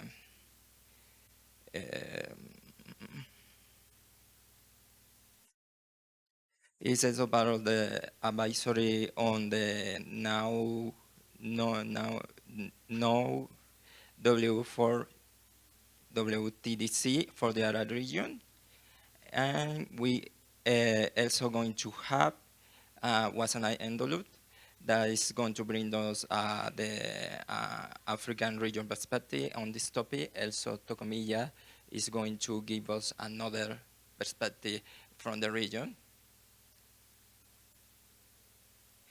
And finally, the last speaker is going to be Calora Guaringa. She's from Peru, and she's going to talk about the perspectives in these topics for indigenous women in Peru and in Latin America in general. So right now, I don't want to take a lot of time from the speakers, so we're going to start with Sina Buhar and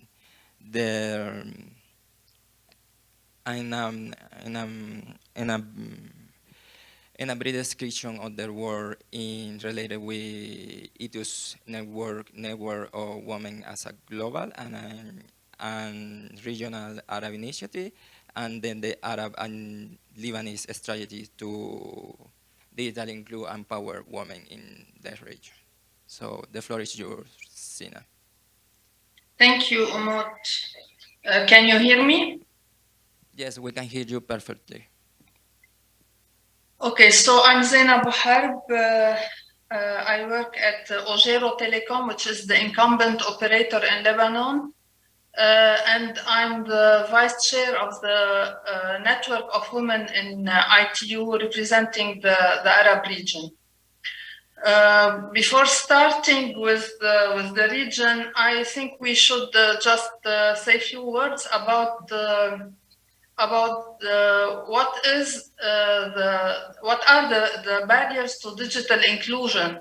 And first, let's say that according to ITU statistics in 2020, 62% of all men were using the internet compared to 57% of all women.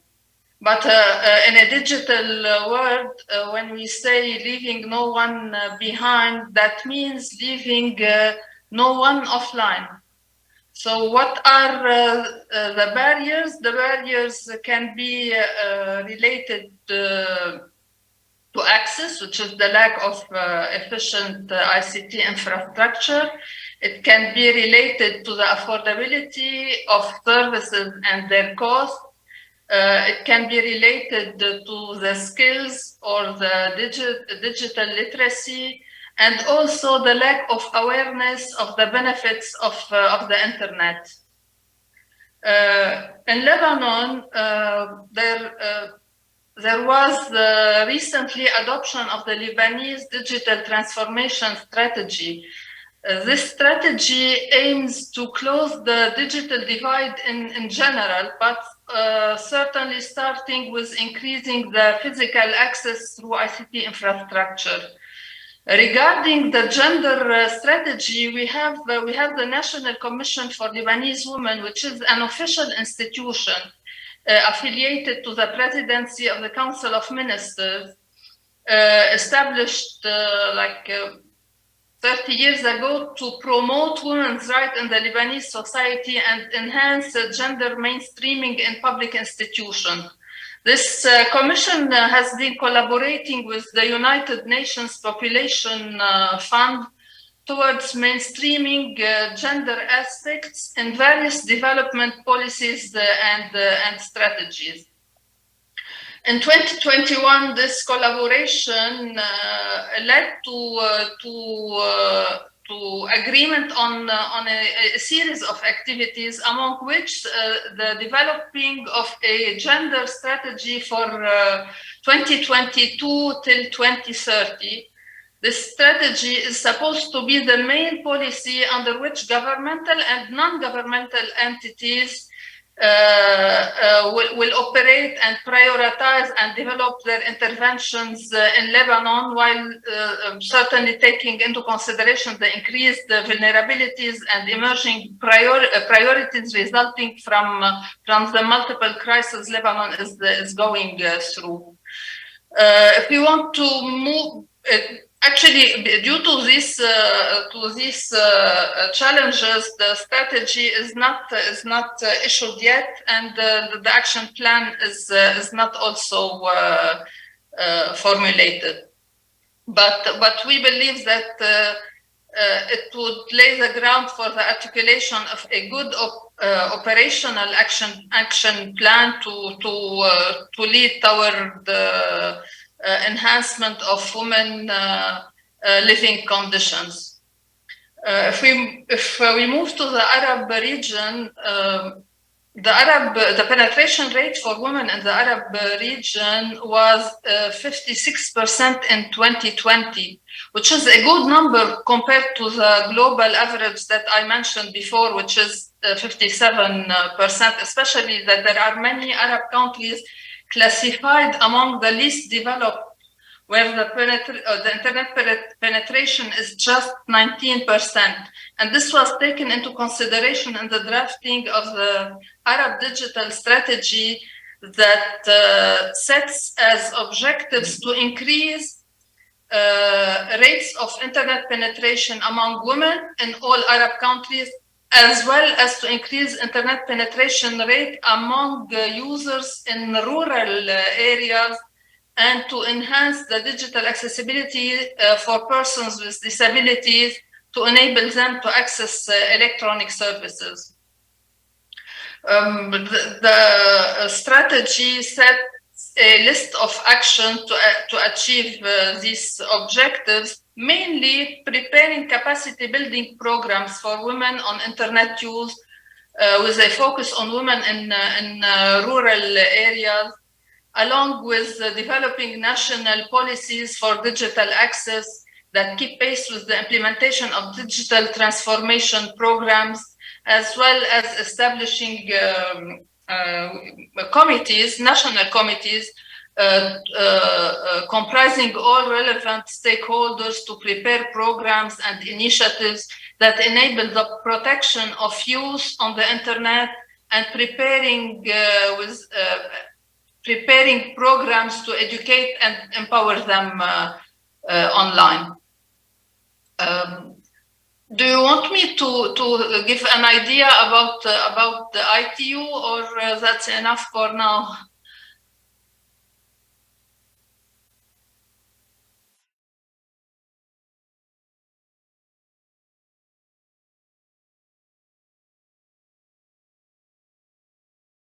Can you hear me, Umut? Yes, I can hear you. You can go and explain a little bit more from the ITU. Okay, regarding the ITU, which is the International Telecommunication Union, its history with bridging the gender digital divide started a long time ago. We can mention few important milestones, like a resolution in 1998 to establish a gender task force and to incorporate a gender perspective in the implementation of all programs and plans of ITU. Then there was another resolution in 2011 on the ITU's role in the ICTs and the empowerment of women and girls. And we don't have to skip also the establishment of the network of women and its regional chapters to encourage the active participation of women in the activities of ITU. And lately, in Bucharest last month, the revision of Resolution 70 on mainstreaming a gender perspective in ITU and promoting gender equality and the empowerment of women through ICTs with the ultimate goal to achieve gender equality.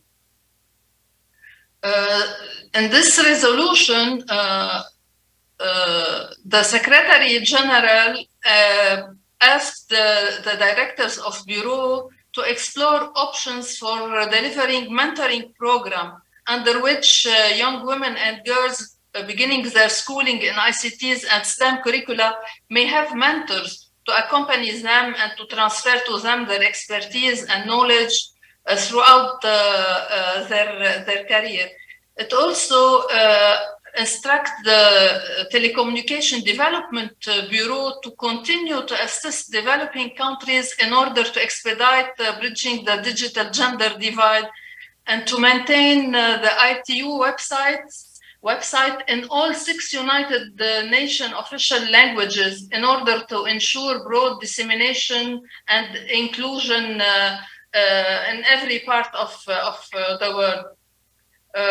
Many points we can discuss on this resolution because it also encourages the member states and the sector members to revise their respective policies and practices to ensure that recruitment, employment, training, and advancement of women and men in the ICT sector are undertaken on a fair and equitable basis.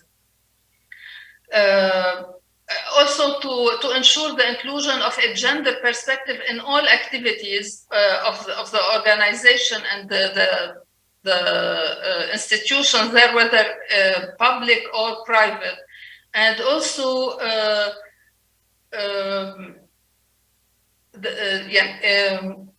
this resolution asked the member state to encourage gender balance representation in the delegation to ITU conferences and assemblies, as well as the candidature for leadership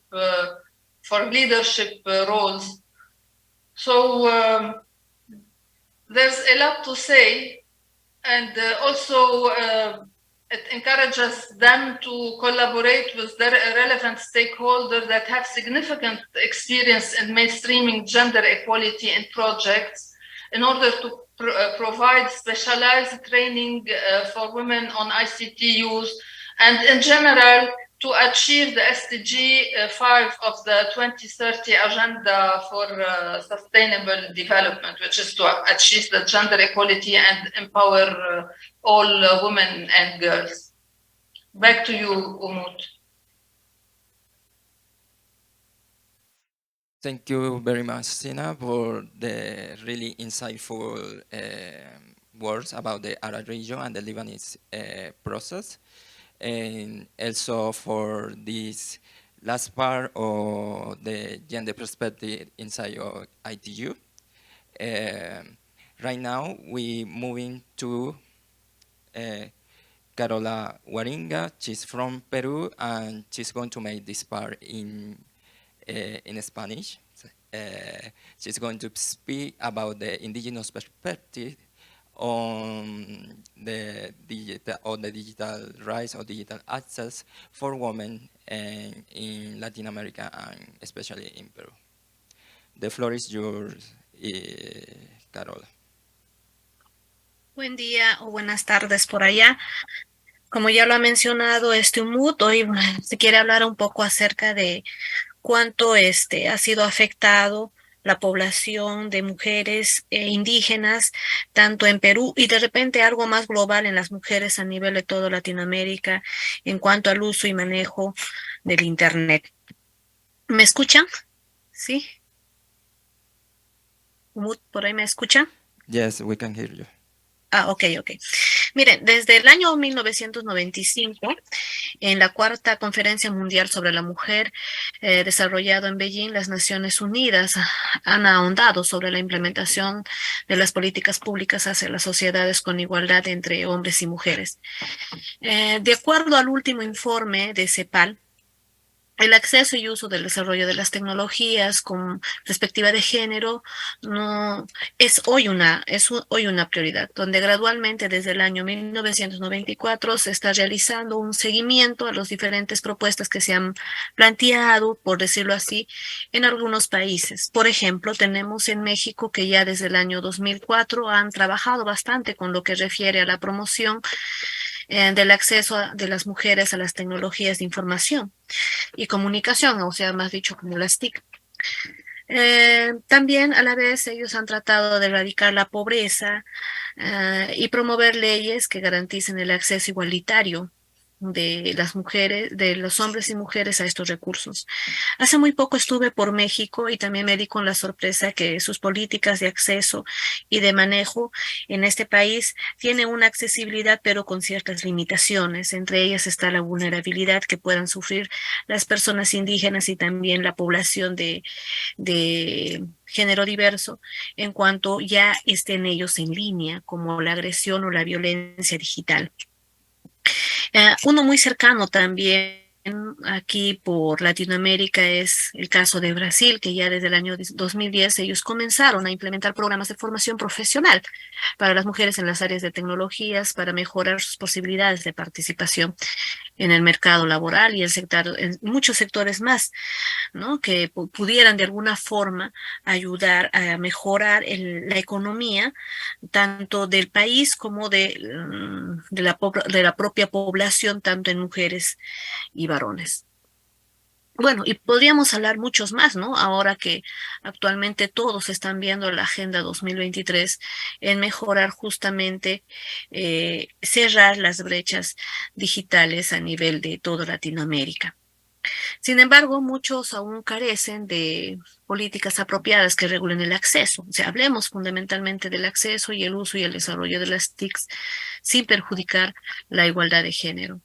Si mantenemos todavía la apreciación de CEPAL, el uso de Internet de mujeres ha subido de 48% que se daba en el año 2019 a 57% al año 2020. Y en el caso de los varones ha aumentado desde 55% a 63% en el mismo periodo en todo Latinoamérica. Se podría afirmar entonces que se ha reducido la brecha de género de conectividad, pero tendríamos que hacernos algunas preguntas. ¿Cuáles son los riesgos que han asumido muchos de ellos al haberse conectado? En el caso del Perú, de acuerdo al Instituto Nacional de Estadística de Informática, que es el INEI, se le conoce hacia esta entidad, en el Informe Nacional de Brechas de Género del año 2021 nos dice que se hizo todo un estudio a diversos grupos de edad. Los hombres habían hecho uso más sobre el Internet que las mujeres. Hay una cifra alarmante, son los hombres, no más no las mujeres, siendo un 4.5%, solamente únicamente en zonas rurales. La diferencia sí se extiende hasta un 7.8% entre la población indígena. Eso quiere decir que alcanza incluso un 12.5%, siendo una cifra aterradora si ustedes se dan cuenta. Esto a pesar de que los esfuerzos del Estado peruano específicamente de brindar una educación digital con conexión igualitaria. Estas cifras se evidenciaron más gracias al contexto de la pandemia y la post-pandemia del COVID-19. Entonces quedaría una pregunta que se debería de hacer de la siguiente manera. ¿A qué se debió esto? ¿Por qué se dieron cuenta recién de estas cifras, a pesar de que ya se habían implementado ciertas políticas?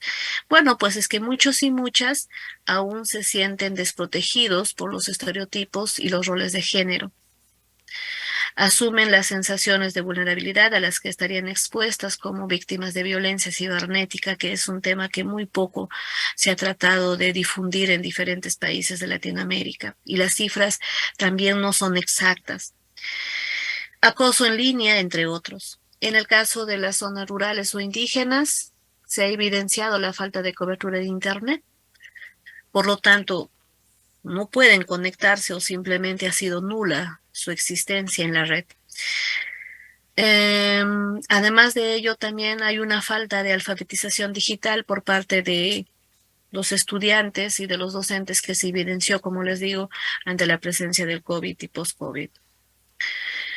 Si seguimos siendo un poquito más cuidadosos y investigando más, en el Perú se había hecho bastante la promoción y la entrega de tablets, inclusive de cargadores que podían trabajar de forma solar.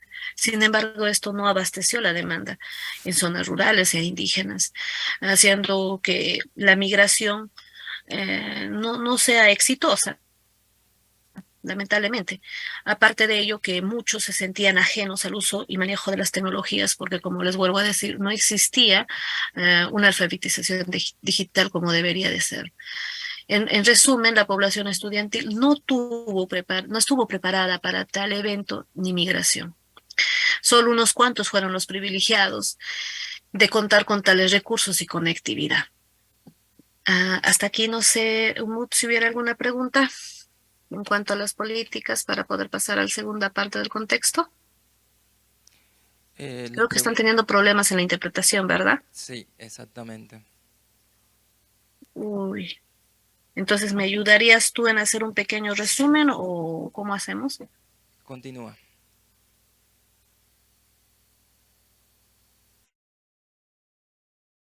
Aló. Sí, que continúes. Ok.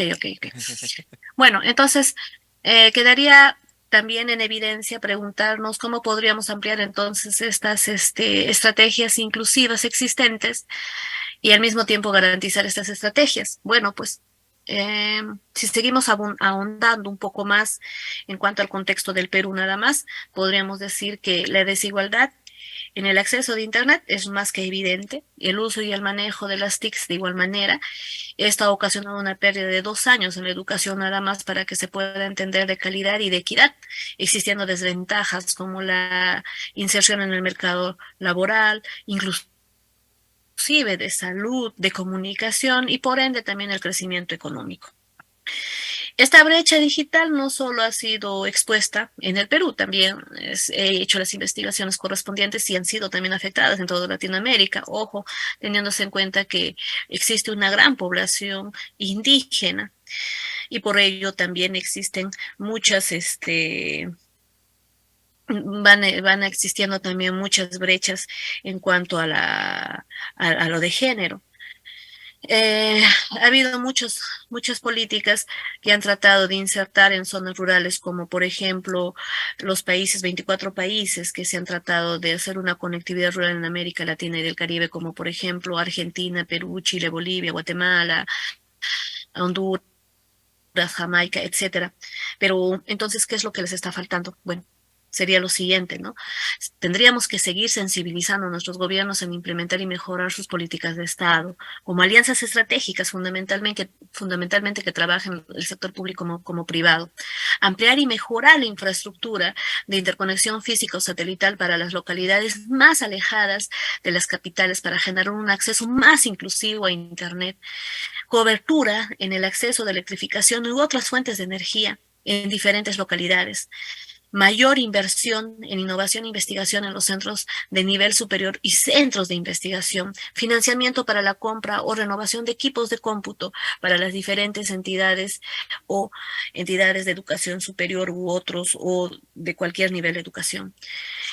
Tendríamos que equilibrar y ampliar la alfabetización digital en zonas rurales y urbanas, difundir y hacer cumplir de acuerdo a cada país la ley de protección de datos, que es algo que está totalmente descuidado.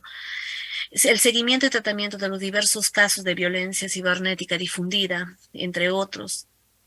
Y mayor divulgación del material con contenidos tecnológicos en lenguajes originarios, ¿no? Como por ejemplo, por ahí encontré un proyecto muy interesante llamado Orbot, que se maneja bastante el lenguaje aymara en Bolivia y Perú. Y así, en México, por ejemplo, uno que llamado Rizomaitica. Bueno, en fin, tendríamos que hablar bastante. Y finalmente, para terminar, ¿cómo aseguraríamos entonces todas estas políticas que respondan a las comunidades vulnerables marginadas? Bueno, pues lo único que podríamos hacer es eh, que todos podamos entender que tenemos derechos y estos derechos se deben de respetar de forma física o virtual en cualquier parte del planeta. No solo debemos ser consumidores activos, sino también debemos ejercer deberes de respeto de género diverso, que deben ser fundamentalmente en políticas de Estado de cada gobierno, partiendo desde la educación y difusión territorial y digital. Por citar uno de ellos, por ejemplo, por ahí encontré un plan trifino que terminó en el año 2018 y inició en el año 2014, donde tres países como era El Salvador, Guatemala y Honduras comenzaron a implementar la igualdad de género en el uso también adecuado de las tecnologías de información, la equidad y la participación de las mujeres, hombres y jóvenes y de grupos étnicos. Pero estas estrategias muy pocas han sido divulgadas en países de Latinoamérica o han sido han sido pocas resonantes. Entonces hay mucho por trabajar, ¿no? Eso sería todo. Gracias. Gracias a ti, Carola. Well, I apologize to everyone here and also everyone on the Zoom because we're supposed to have translation into English to this part of the session, but it didn't happen. So let's say the communication was lost in translation also. Right now, we're going to Tokomilla. She's from South Africa. And she's going to share with us the African perspective in topics related with access and affordable internet for women. Good afternoon, everybody. I am Tokomia. I am the secretary here at the ISOC Gender Standing Group and also wear a number of different hats, another being a youth coordinator for this UNIGF 2022 in Ethiopia, and it's been a really interesting year. We've held a number of sessions, 4 held in the different regions representing the different IGF participatory NRI bodies, and all facilitated at youth. I'm able to report successfully on the African Youth IGF, which was held in Malawi in July, in Lilongwe, and it was a great occasion for us to actually be able to take 21 African youth working in internet governance on a sponsorship, thanks to GIZ, to the African IGF, which was absolutely phenomenal. And even for the UN IGF, we've been very blessed to be able to bring on the same 21 African youth plus an additional 80 thanks to UN ECHA. So it really has been quite a phenomenal occasion to be able to see African youth participation within the IGF sector. And for the very first time ever, the IGF has had a separate youth track. It's very interesting to see how different activities over the course of the year lead up to this 1 week. And it is just exciting to see the change and the transformation that's happening globally. It's so important that we're getting together and that we have these sessions and have these forums where we're able to openly engage, openly talk, openly communicate in multi-stakeholder forum for greater participation, meaningful access, connectivity. So thank you for that, Umut. And it has been a long road through the pandemic to date. So I think for me, in particular reference to the work that I do, the one element that's really been at the core of preparing for this session has been the fact that when we have the conversation on meaningful access and connectivity, we also have to take into account the African region and the Latin American region, the Asia Pacific region, and to a large extent North America and Europe too, where women and girls and other gendered bodies are still not represented in the internet as they should be. And if we're going to talk about access and connectivity, then we're going to be talking about a gendered conversation. It is not without opportunity that that's going to happen. Girls face significantly different socioeconomic standards to boys. We are intrinsically gendered in our societies, in our cultures, in our religious thinking. And it's so important that we're going to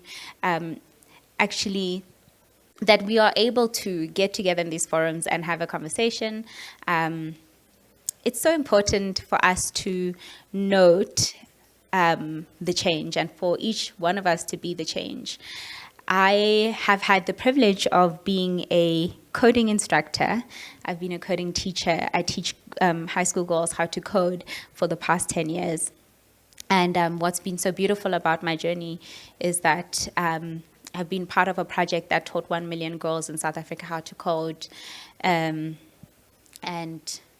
it is in my capacity as a program director of a nonprofit company based in Cape Town, South Africa, called African Girls Code, that I've had the opportunity to do this. In our campus, on our experience, we've noted that girls particularly face completely different circumstances when it comes to meaningful access and connectivity. In general, we're talking about affordability, we're talking about ability to access, we're talking about technical skills, we're talking about day-to-day safety and cyber hygiene online. And what we found in the years that we've been teaching is that when we teach male and female students in high school level, they reach completely different areas. And for myself as a instructor, I can successfully say that when you give a girl child an opportunity to learn and you give her the exact same opportunities that a boy child has, they are going to be able to access the same opportunities. In the same schools that I teach, the girls that I teach, when I get them, they're 15 years old. Between 14 and 15. And we stay together until they turn 17. We don't do the final year.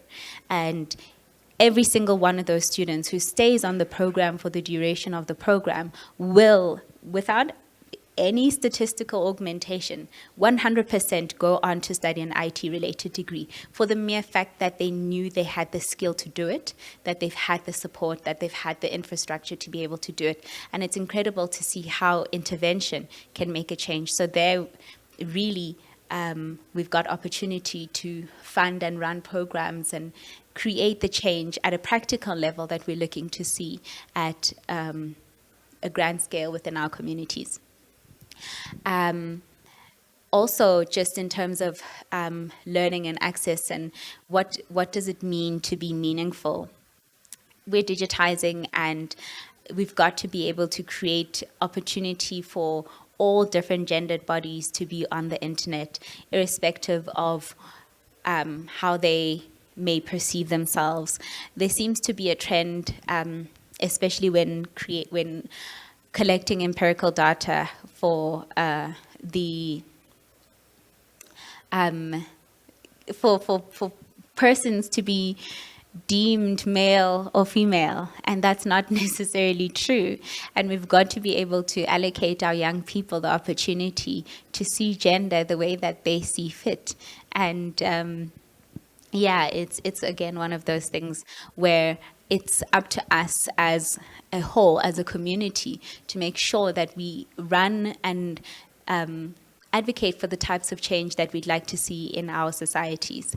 So whether it's making sure that all gendered bodies are represented, all genders can speak to what and how they feel to express themselves, and that we're able to actually provide access and opportunity for inclusive growth and actually have connection for all. It's so important that we do this and that we're able to do this at a young age within industry in our workplaces, that we are able to do this in all the services that we encounter and provide opportunities within innovations, within health sectors, within postal services, for all different represented digital gendered bodies to be accounted for and to have equal opportunities to be able to access the conversation that we're talking about in the very first place. I think at these forums we tend to get very convoluted and focus at a very high level policy, and it sort of just gets more and more highly strung. But we really, really need to get down to the official, the grassroots level, and understand how we can activate from that low level capacity. I'll use myself as an example. If I hadn't had the opportunities that I had and encountered the NGO that I did, which taught me to code at a very young age, I definitely wouldn't have had the opportunity to say, okay, well, I've got a chance at this and I can do well in these technical fields, because we live in such a gendered biased world, and it is such a reality that we all have to face. So just in terms of that, as the Gender Standing Group, what are we doing? We have an open call out at the moment for initiatives that work in gender to please message us and to be a part of our database and to be part of our mailing list, subscribing to the Gender Standing Group on the ISOC platform. We're rolling out our activity plan as well. And if you'd like to hear more, we do have a booth down at the village where we can find out more and get to engage with the members of the Gender Standing Group who are here. So we're really excited. If anybody in the room has opportunity for engagement or would like to host a meeting or would just like to sit down and have a cup of coffee, you're more than welcome to meet us there as well. And we can talk about how we can globally create the types of change that we want to see towards meaningful access and connectivity.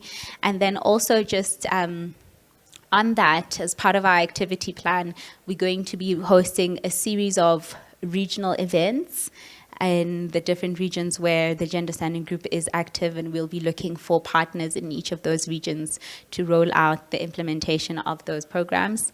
And we're also going to be putting out a call out over the course of the year as well for a grant for activity-related projects for the different initiatives that are rolling out gender-related projects around the world and in the different regions of the Gender Standing Groups. So in terms of that, we really look forward to creating support, creating access, seeing the change happening on the ground at a grassroots level from the different initiatives that are running around the world in terms of gender and access for all different bodied people, for different ability groups, and for women and girls in ICTs.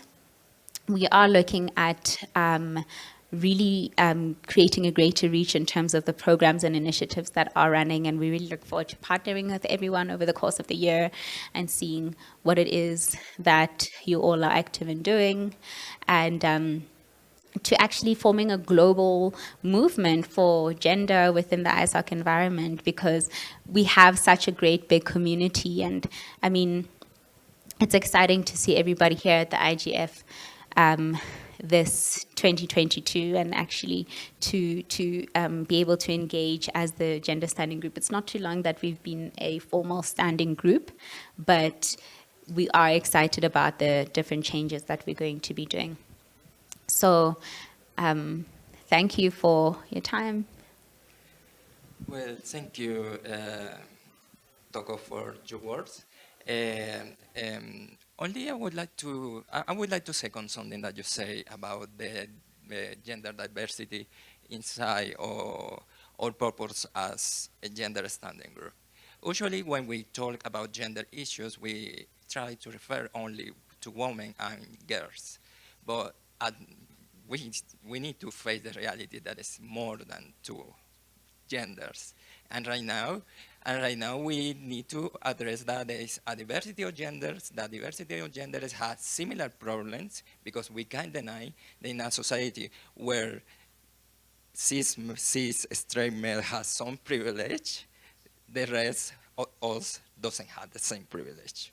So we need to collaborate between all the different gender diversities that we can find and address those issues as a team or as a network as we trying to plan to do during the last, well, we're trying to start the network during the 2 years that we're going to be as the board of the first gender standing group from ISO. So we need a lot of collaboration from everyone that actually want to be part of it. And also, if you have any initiative related to gender, please let us know, because we are more than thankful and we were really open to hear all your voice and your initiatives, because for us it's really important to not only create the network is only to showcase what is people doing in different regions of the world that actually can work and can be replicated somehow as a best practice in another place. Because sometimes our realities are so similar, especially in the majority of the world. They are really similar realities. And if you see something that already work in, for example, in India, that can be applied, for example, in my country, that is Colombia, well, let's do it. And if we can collaborate between the two countries and create something bigger, let's do it. So yeah, that's pretty much our objective in general, and thankful to all of you for being here. And if you have some question, the floor is for all of you right now. Go ahead.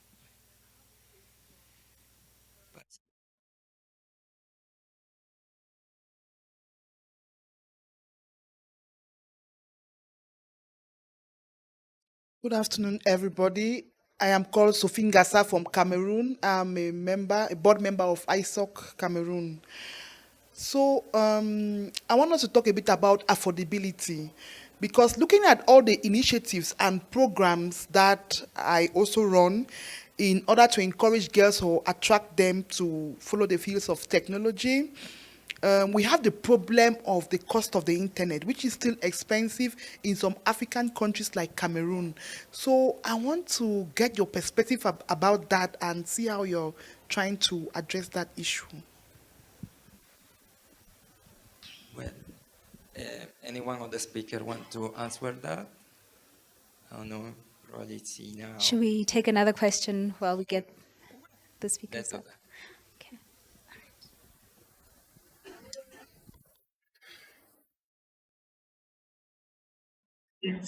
Thank you so much. Peter is my name. I come from Uganda. I'm a librarian. I'm excited about the coding skills you are passing over to the young girls. We have also introduced coding to young children, only that we don't have enough materials to use. Actually, we just got a donation of training kits from Mandela University in South Africa. But my question is, do you have an open learning platform where you can log in and maybe learn the basics? Because this is our biggest challenge. Should we go for one more question?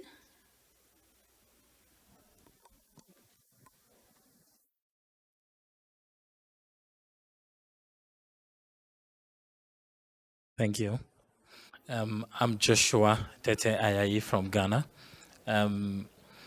I wanted to ask, looking at the situation in Africa, when you have to involve women, how then, because you mentioned there were some grants you had, how do you, should I say, measure the kind of impact? Because over the years, I have seen lots of this program happen in Ghana. And what happens, there are two things. So they take all the girls and promise them to make them computer whiz kids in 6 weeks, right? a girl who does not even know how to boot a laptop, has not even seen one before.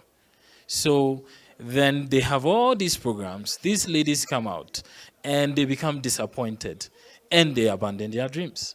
Now, the second part also is the ones that even successfully come out, like she said, it's a question of affordability of the internet. So how sustainable that she can then be able to access the internet and practice after the training. And that also has to do with accessibility to the digital device, right? So in looking at all these theory things, of course, not forgetting how to measure impact, how can your group, the gender standing group, help us to make this more, because if we are able to target and reach the right impact, I think we can make something of ourselves in Africa. But as it is right now, I think most of the NGOs are just using women in tech empowerment to take funding, and barely we have nothing to show for it. We have a question online, so yes, if we can hear that question. Davis?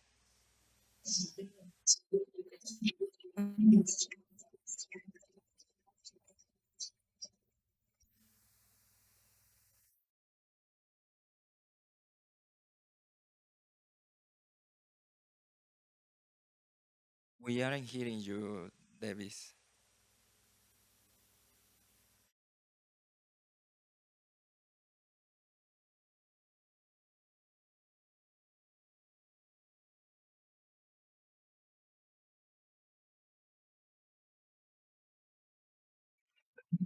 Okay, so I want to pose a question to the lady that was coming from South Africa. She talked about her educating girls from the age of 13, 14, 15, and up to 16. Yes. How is she making it possible that these girls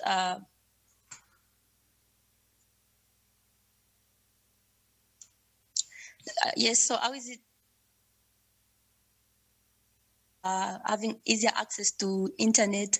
And of course, she's talking about girls and leaving out boys. So how is gender equality being made, considering that we're only talking about girls and not boys? So is there anything for the boys?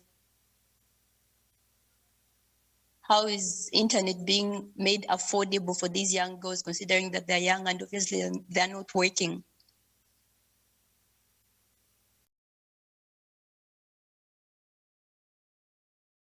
Okay, we'll just have one last question and we'll get back to the panel. Okay, I think my question is coming more from an African perspective, particularly because when we are talking about access, when we are talking about, being able to access this technology, we are dealing from a position of a digital divide. And what I've realized is that as African countries, we'd obviously have our own particular efforts to kind of deal with it, but at the same time come together here and there. And I think this was also a question I'm bringing forward today, which was asked yesterday by some of our youth members, which is our multi-stakeholder approach strong enough for us to leapfrog, forward in the way that, we have strategized or set goals in? Is it strong enough in the sense that it's putting Africa in the forefront of ensuring that we're not talking, the North and the South, etc. We're able to talk at the same level. It's not something that's moving at 1% rate. And next year, we're still speaking about the same thing. We're speaking about data prices. We're still speaking about villages not having connectivity. What year are we actually going to start saying we've leapfrog forward? Thank you.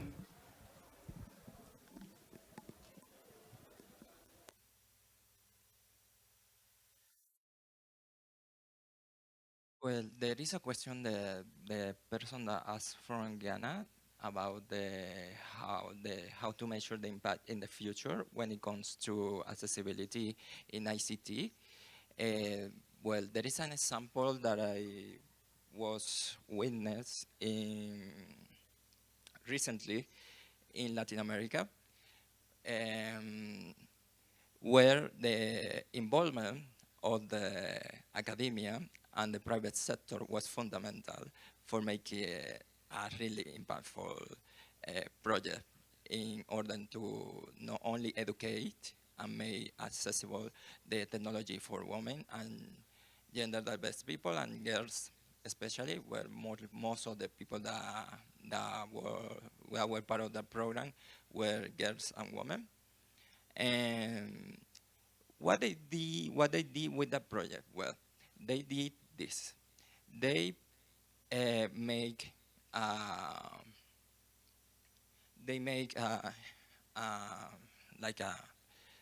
like an MIU with a really important university in the country where it was applied, was the country is Honduras.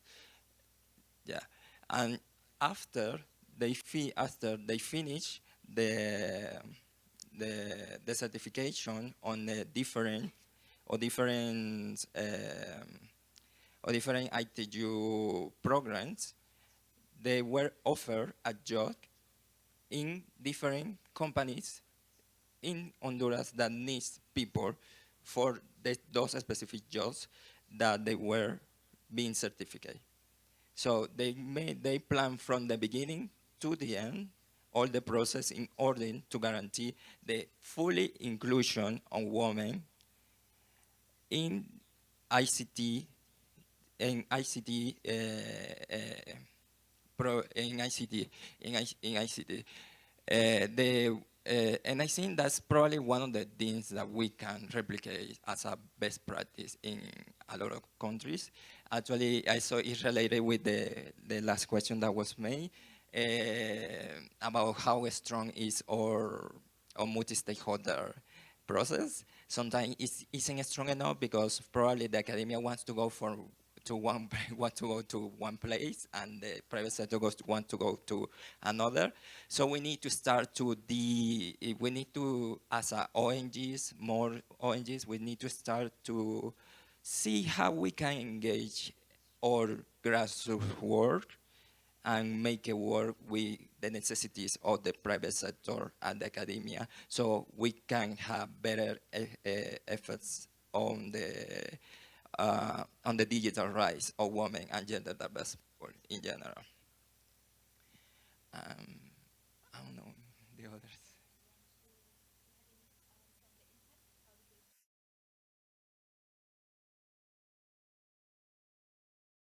One of the measures of the impact is actually how many people can be involved after that in ICT technologies. We need to somehow not only thinking in educating people, we only have to be part of the ICT of the companies that are developing the technologies. Oh, just a question, just a comment on that. I think that's a very important point which was made to say that there is a lot of work that's going out, but how do you measure, right? It is true that after 6 weeks, you would not be digitally ready. However, after 6 weeks, you may have the basic skills to find the power button, to set up your own email address, to open a Word document and facilitate the process effectively for yourself unsupervised. So in every respect, I do believe that these programs are useful for that point of view, especially for women and girls and other gendered groups, where from lower income households where a laptop or computer might not be available in the house, or maybe everyone in the household could be sharing one smartphone.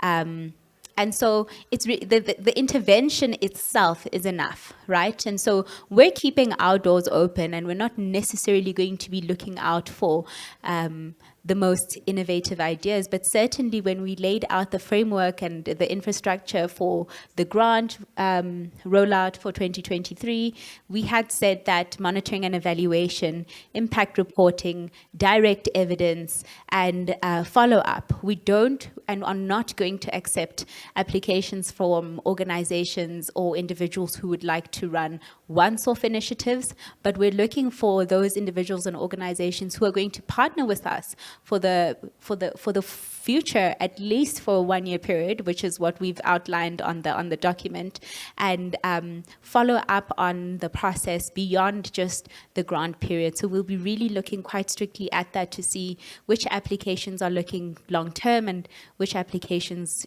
come in sort of on that 6 weeks basis. Also, we're going to and have set out a reporting structure, and we'll be publishing the reports as well in a document which we will release at the end of 2023 as part of the Gender Standing Group's activities. And basically, that is something that we took a lot of cognizance into. And then I think I just wanted to speak to the gentleman from Ghana who's working in library and facilitating young people, children. It's so important that young people are able to also get onto the internet, and children from as young as 3, preschool, are actually given exposure to digital technologies. And I think this is the conundrum that we're facing as a society at the moment as we're digitizing, in terms of how are we going to welcome in this new generation, how are we going to welcome in the new population and the digitization that's happening, but then also keep in line with the ethics and the frameworks that we've outlined as a society. And where do we draw the line? When is it okay to maybe introduce digital infrastructure, and how? These are really important topics, and at the basis is that our society has changed, and it is necessary for preschoolers and young children to be able to access the digital era. So thank you for the good work that you're doing. In terms of our learning platform, ISOC itself has got a learning platform and offers courses that you could learn from. And definitely in the case, I would definitely recommend that your facilitators, your trainers, do sign up as ISOC members and take the courses on the ISOC platform. I'm pretty sure there's some courses there that you would be able to roll out at a preschool level, probably with some difficulty, but you'll get there. And there are also various representatives from Library Aid Africa that are part of the Gender Standing Group as well, who we would be very happy to introduce you to and make those introductions. So definitely keep up the work that you're doing. Libraries are such an important part of our society in facilitating the mental development and growth of children. So the work that you're doing is so. Well, we actually didn't pass all the time by 1 minute, but I would like all the speakers say something before we close the session. Sena, can you go first and say a few remarks? Yes. I believe that the internet access is both an opportunity and power. So since us, the humans, we are all equal, internet shouldn't be a privilege.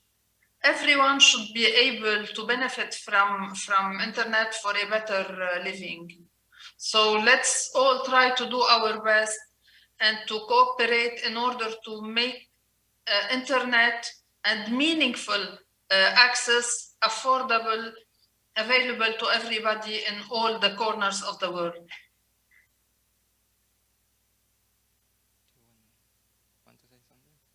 Thank you. Thank you so much, Zina. From my side, I definitely wanted to say that when we have these conversations and when we have these forums and we discuss policy and we have ministers and members of parliament present and presidents, it's so important that we note the injustices, the social injustices that are taking place, and actually include gender in these conversations and gender framework and lenses, and write policies that are gender representative. So I'm really glad that we as a Gender Standing Group have had the opportunity to host this session. Thank you to everybody who's been present today. Each one of you is a ripple impact, and we look forward to working with you over the course of the following year and to seeing the success and the greater impact that gender is going to have in ICT as a whole. Thank you, everyone, to everyone.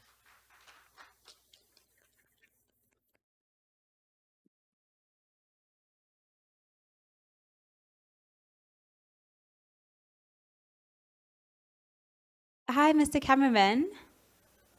Could we get a group photo? Is that okay? Okay, thank you. If you're comfortable with it, would you please come to the front for a group photo?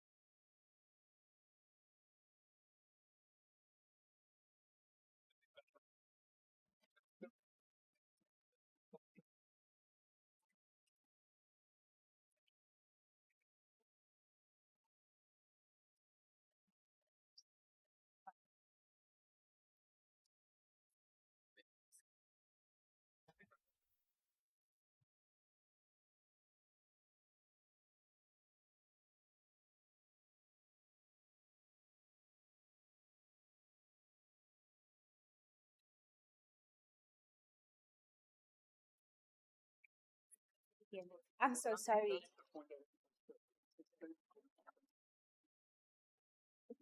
Passing me that back.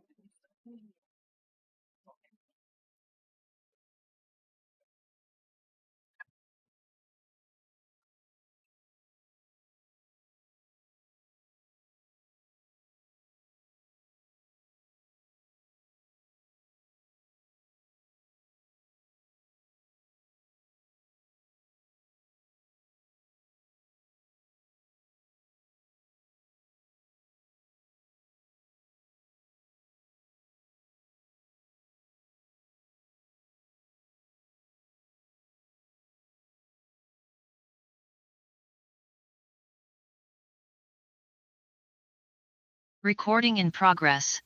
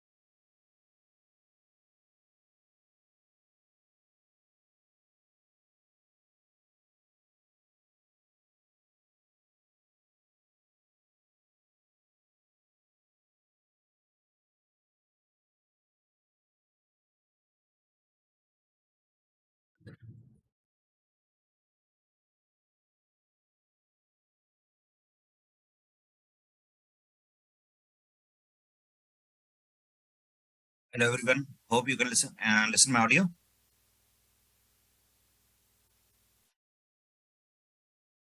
It's okay. Thank you. Yeah, Jay, we can hear you. Cool findings.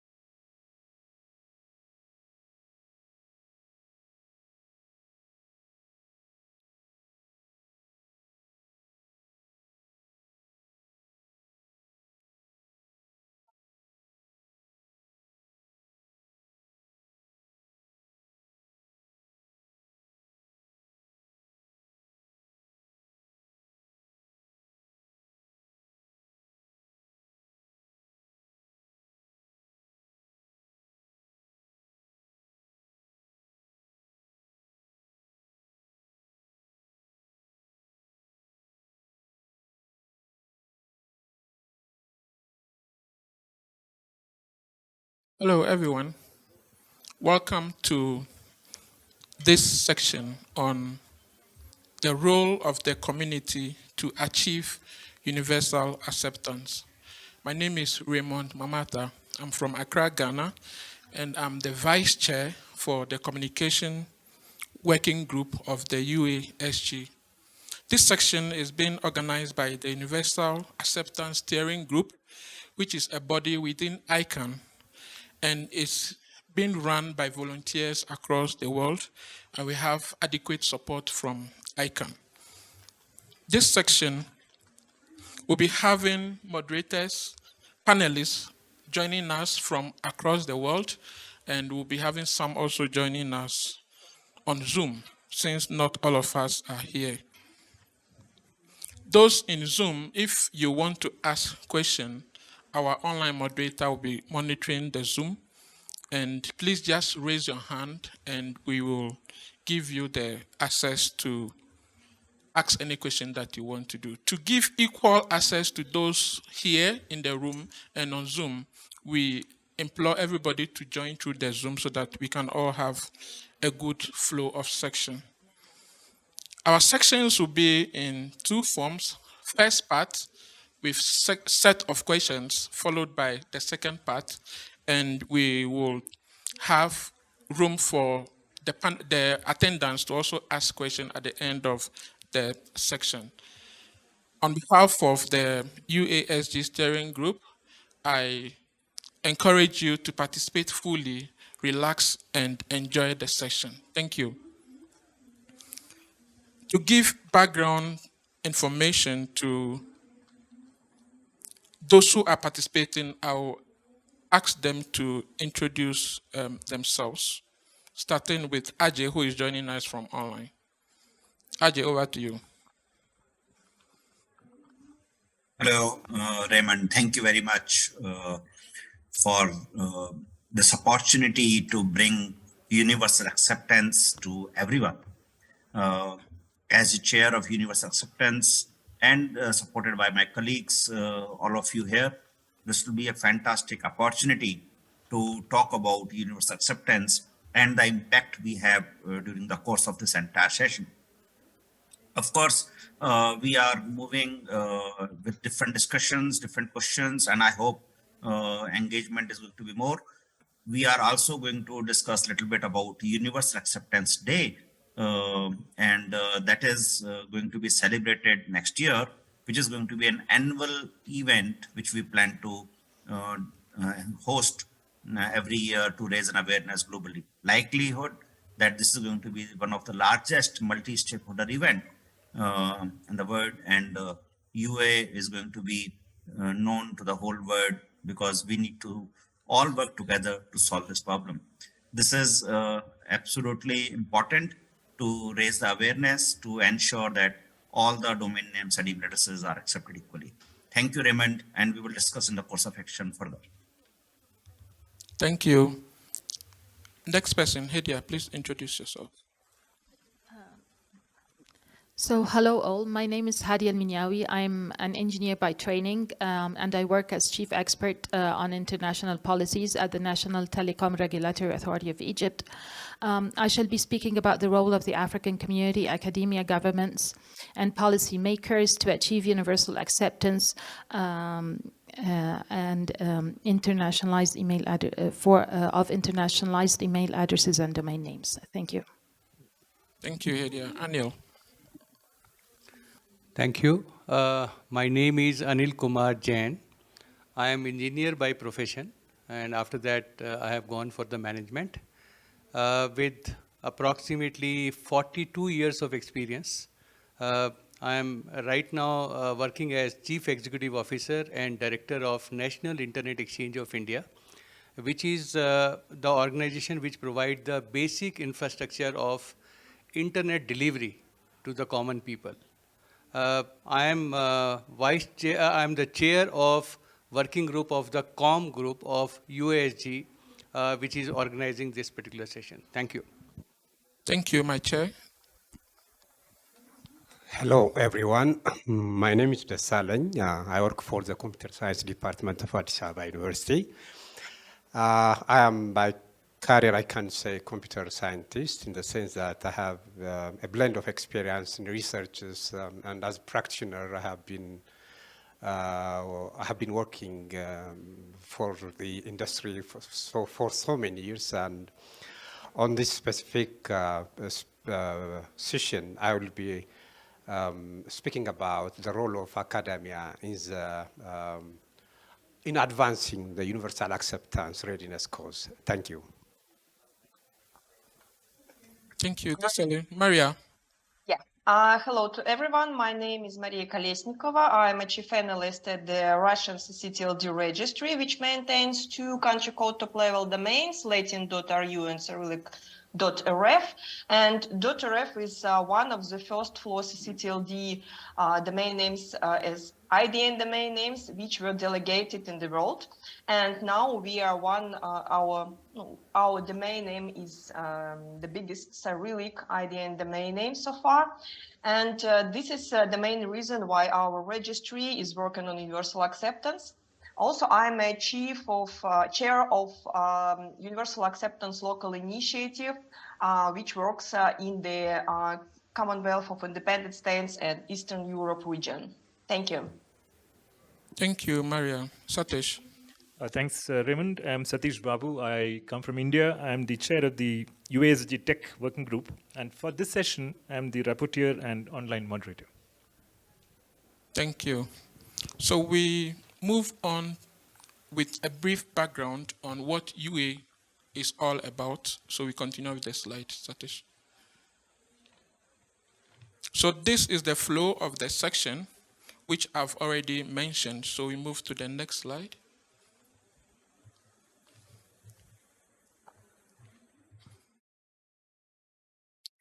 So UA, what actually is universal acceptance?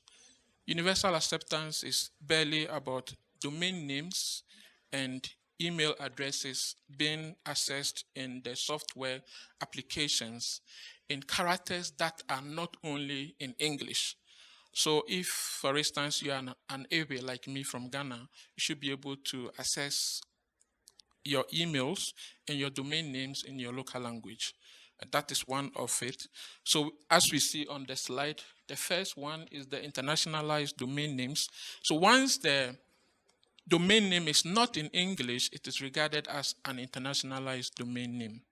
Then the emails, we should also be able to access emails in the non-English characters, as well as the domain name should be very long as compared to what we used to have.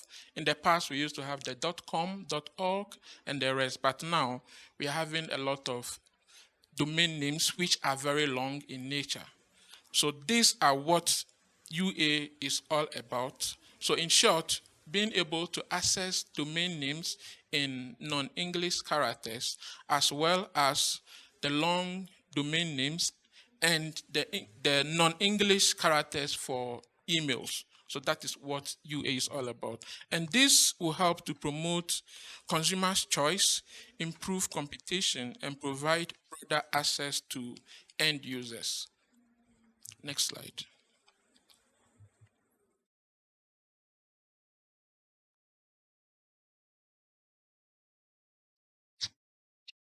It's indicated that when you speak to somebody in their local language, they are able to flow with you more and understand you better.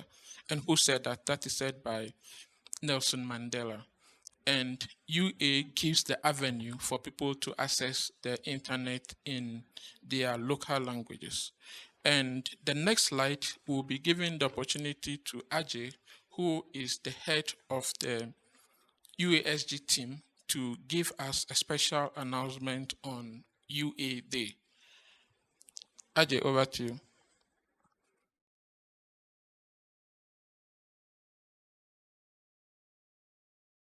Thank you, Raymond.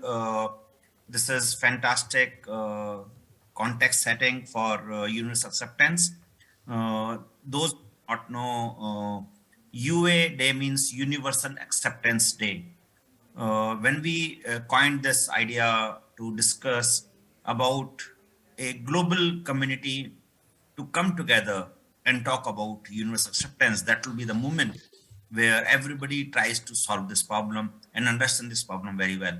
So we discuss this out, and I am glad to share that everybody whom we talked loved the idea to celebrate this day in participating the discussion, participating in the events, and doing the self-motivated events in their own regions about universal acceptance to talk with the government, academia, business, and the community at large.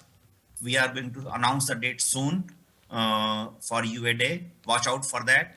And you could also participate and talk about universal acceptance in your own region. And there is going to be a page available on uasg.tech website where you can go visit, and you can put your proposal, and we will support you with the content and the presentations to do talk in your own content, in your own continent, in your own region. That is going to be a mega event, and you could become part of the largest multi-stakeholder event. Thank you, Raymond, for this opportunity. Thank you very much, Ajay. As I mentioned already, we have the panelists, and as they've introduced themselves from across the world, and we'll be starting with the discussions now. So the first question goes to Ajay. So Ajay, still be on the line. What role can the business community and the government play in achieving the universal acceptance? So at this section, we are looking at the various stakeholders and the various roles that they can play for us to achieve universal acceptance. So Ajay, please tell us the role of the business community and the government in achieving UA. It's a very important community stakeholder among many other stakeholders. And why business and government? Because government make policies to break the barrier and also mandate how the businesses should be governed, how the process of information, how the knowledge could share, how the transactions could happen. how the policies could reach out to the intended recipients. That's the role of the government and the policy makers. And businesses are supposed to execute those policies and ensure the barriers are broken. So let us take an example. Government of Rajasthan, which is 3 million citizens we are talking about to get impacted. What it means? It means that state has a primary language as Hindi. That's their official language. Hindi is a Devanagari script language, and almost everybody who lives in the state speaks, and most people can read and write. And this is what is the language importance is. And the largest newspapers, largest content, largest TV channels all speak in Hindi, which means that Hindi is a primary language. Government broken that barrier that now citizens could have an identity via an email address in Hindi, which means now citizens have an Hindi email address and people can communicate. Imagine those people who do not know English, how do they communicate with the government? How do they transact for policies? How do they submit their context to the intended recipient? So that suddenly the trust on that identity has gone up, and there are certain things which the government has embedded. Because of the government policy, businesses came forward that, okay, now we are going to build this technology because government has demanded it. And private intended community came together and went ahead to build those technologies and provide the technologies to the government. That is how the innovation also takes place. That is how the business opportunities which can generate revenue takes place. And this both together makes an impact for bringing next billion people online. So in nutshell, if I can say, government is required to enable the policies, enable the businesses, enable the procurement plans, what government do, which are universal acceptance study softwares, and business community is supposed to address and answer those policy questions so that government receives those softwares, receives those solutions, receives that innovation in the world, in the market, which are universal acceptance ready, so that people who do not want to limit themselves to communicate in English and would like to prefer to communicate in their own language gets the desired solutions, and they can be empowered as good as we all are who can speak English. Hope it answers your question, Raymond. Thank you. Thank you very much, Ajay. So according to Ajay, the government make the policies and the business execute it. Anil, what can you add to the role that the government plays in UA? Thank you, Raymond. I go with the original statement which is required for all human beings. When we want to communicate from heart to heart, then the language which we use is the mother language, the language which our mother has taught us. Think about when you are approaching to a doctor. You don't talk to a borrowed language, but your own language. Similarly, internet, which has become a part and parcel of our life, whether it is a personal life or it is a business life, I think it is important that there should be a internet which is delivered in your own mother language. So what we are looking at, in the morning we were attending a leadership panel where it was told that only 20% of the world population is able to really use utility of internet in reality. In India, this figure is 88. It means 88% of the population is deprived of the true internet. So what is happening this? The world is divided among those people who understand English and those who do not understand English. Although we are saying that 5 billion people are internet users, but how many are actually using internet? That is a big question. In India, we speak more than 2,000 languages. And this is a very interesting aspect because world over, we have around 10,000 languages. Out of these 2,000, 22 languages are the official languages which Government of India has approved.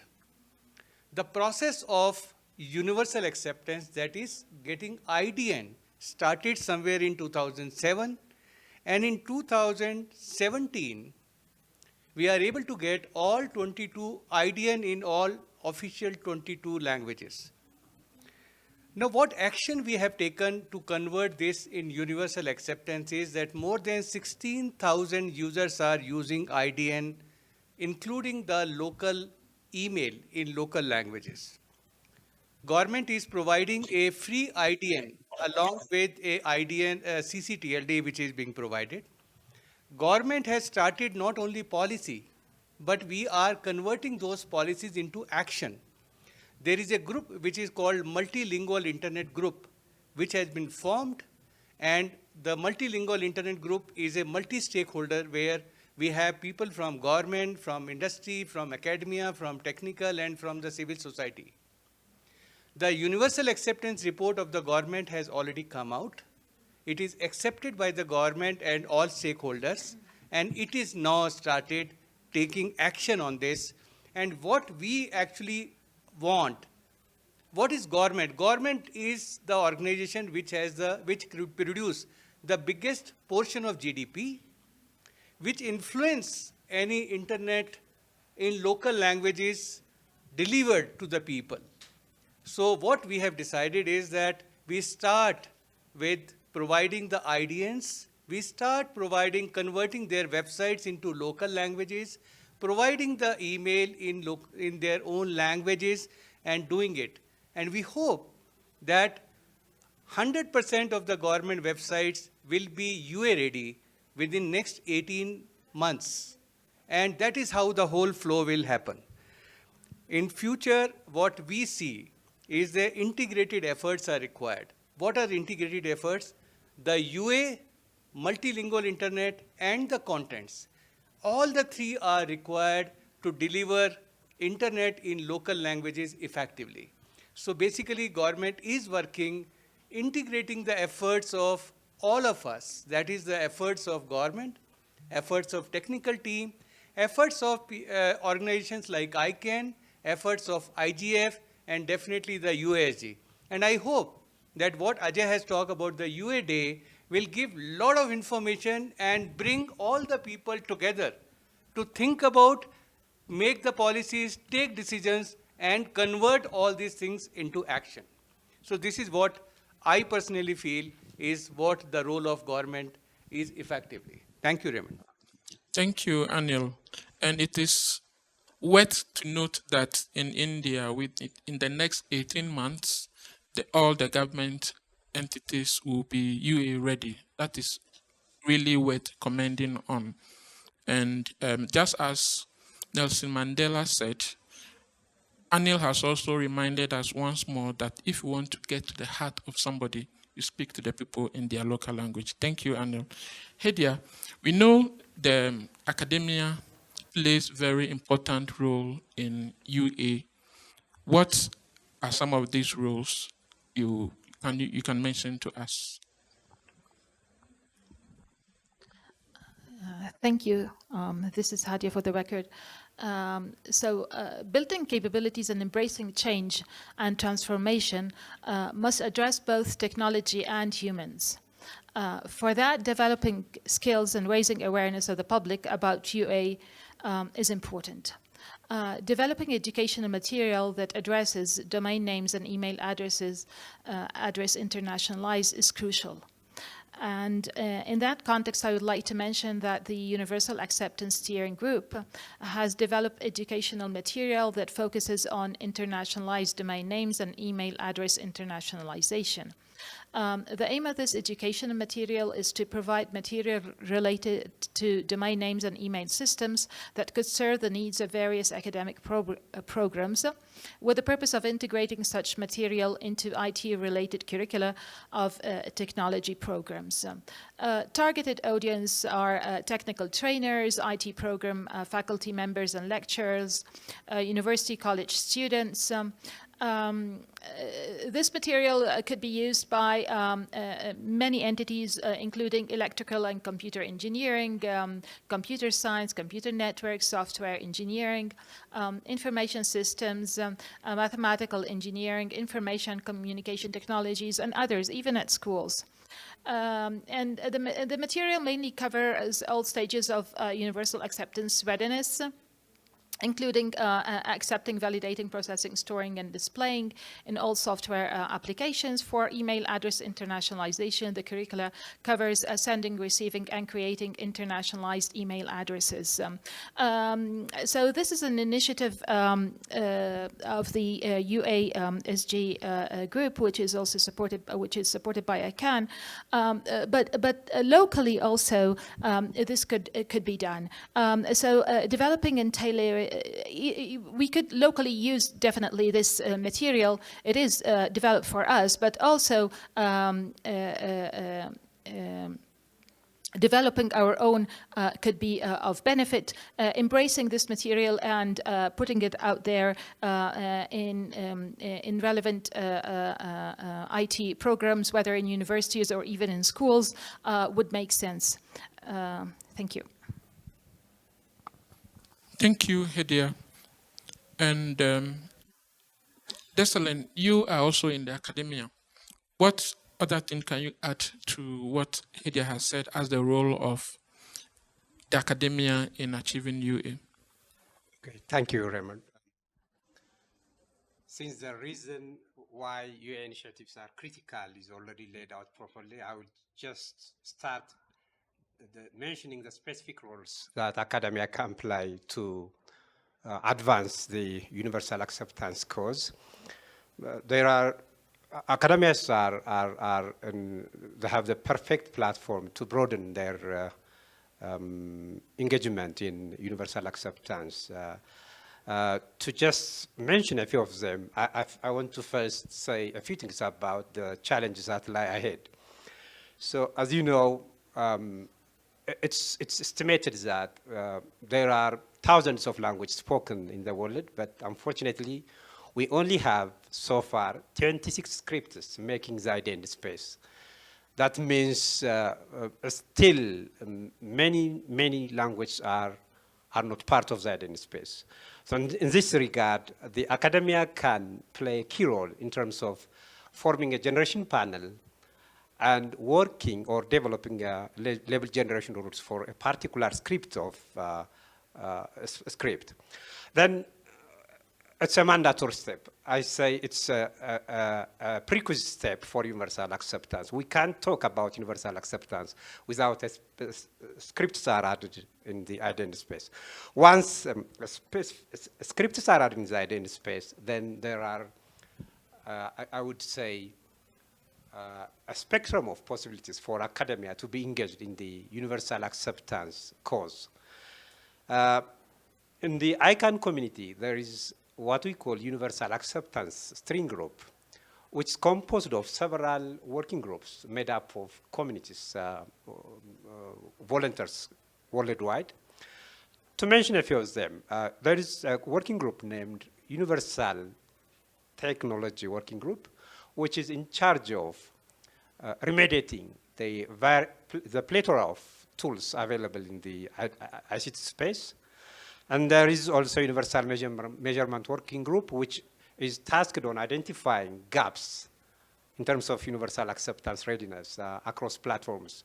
Once this identification of gaps has been made, the Universal Acceptance Technology Working Group will be conducting the remediation process of tools of priority importance. There are also what we call another working group in email address internationalization working group. There are email software, email server softwares, and email client application softwares, which requires remediation, meaning support for scripts beyond Latin. Those softwares gaps are identified by the international email address working group, email address internationalization working group, and then conduct the necessary remediation process. Beyond this, there are also other possibilities where academia can be engaged to advance the universal acceptance goals, like UA local initiatives. The academia can submit proposal tailored to their local script language or tailored to the entire scripts added in the IDN space. And then they can contribute in promoting the universal acceptance across software platforms and mediums.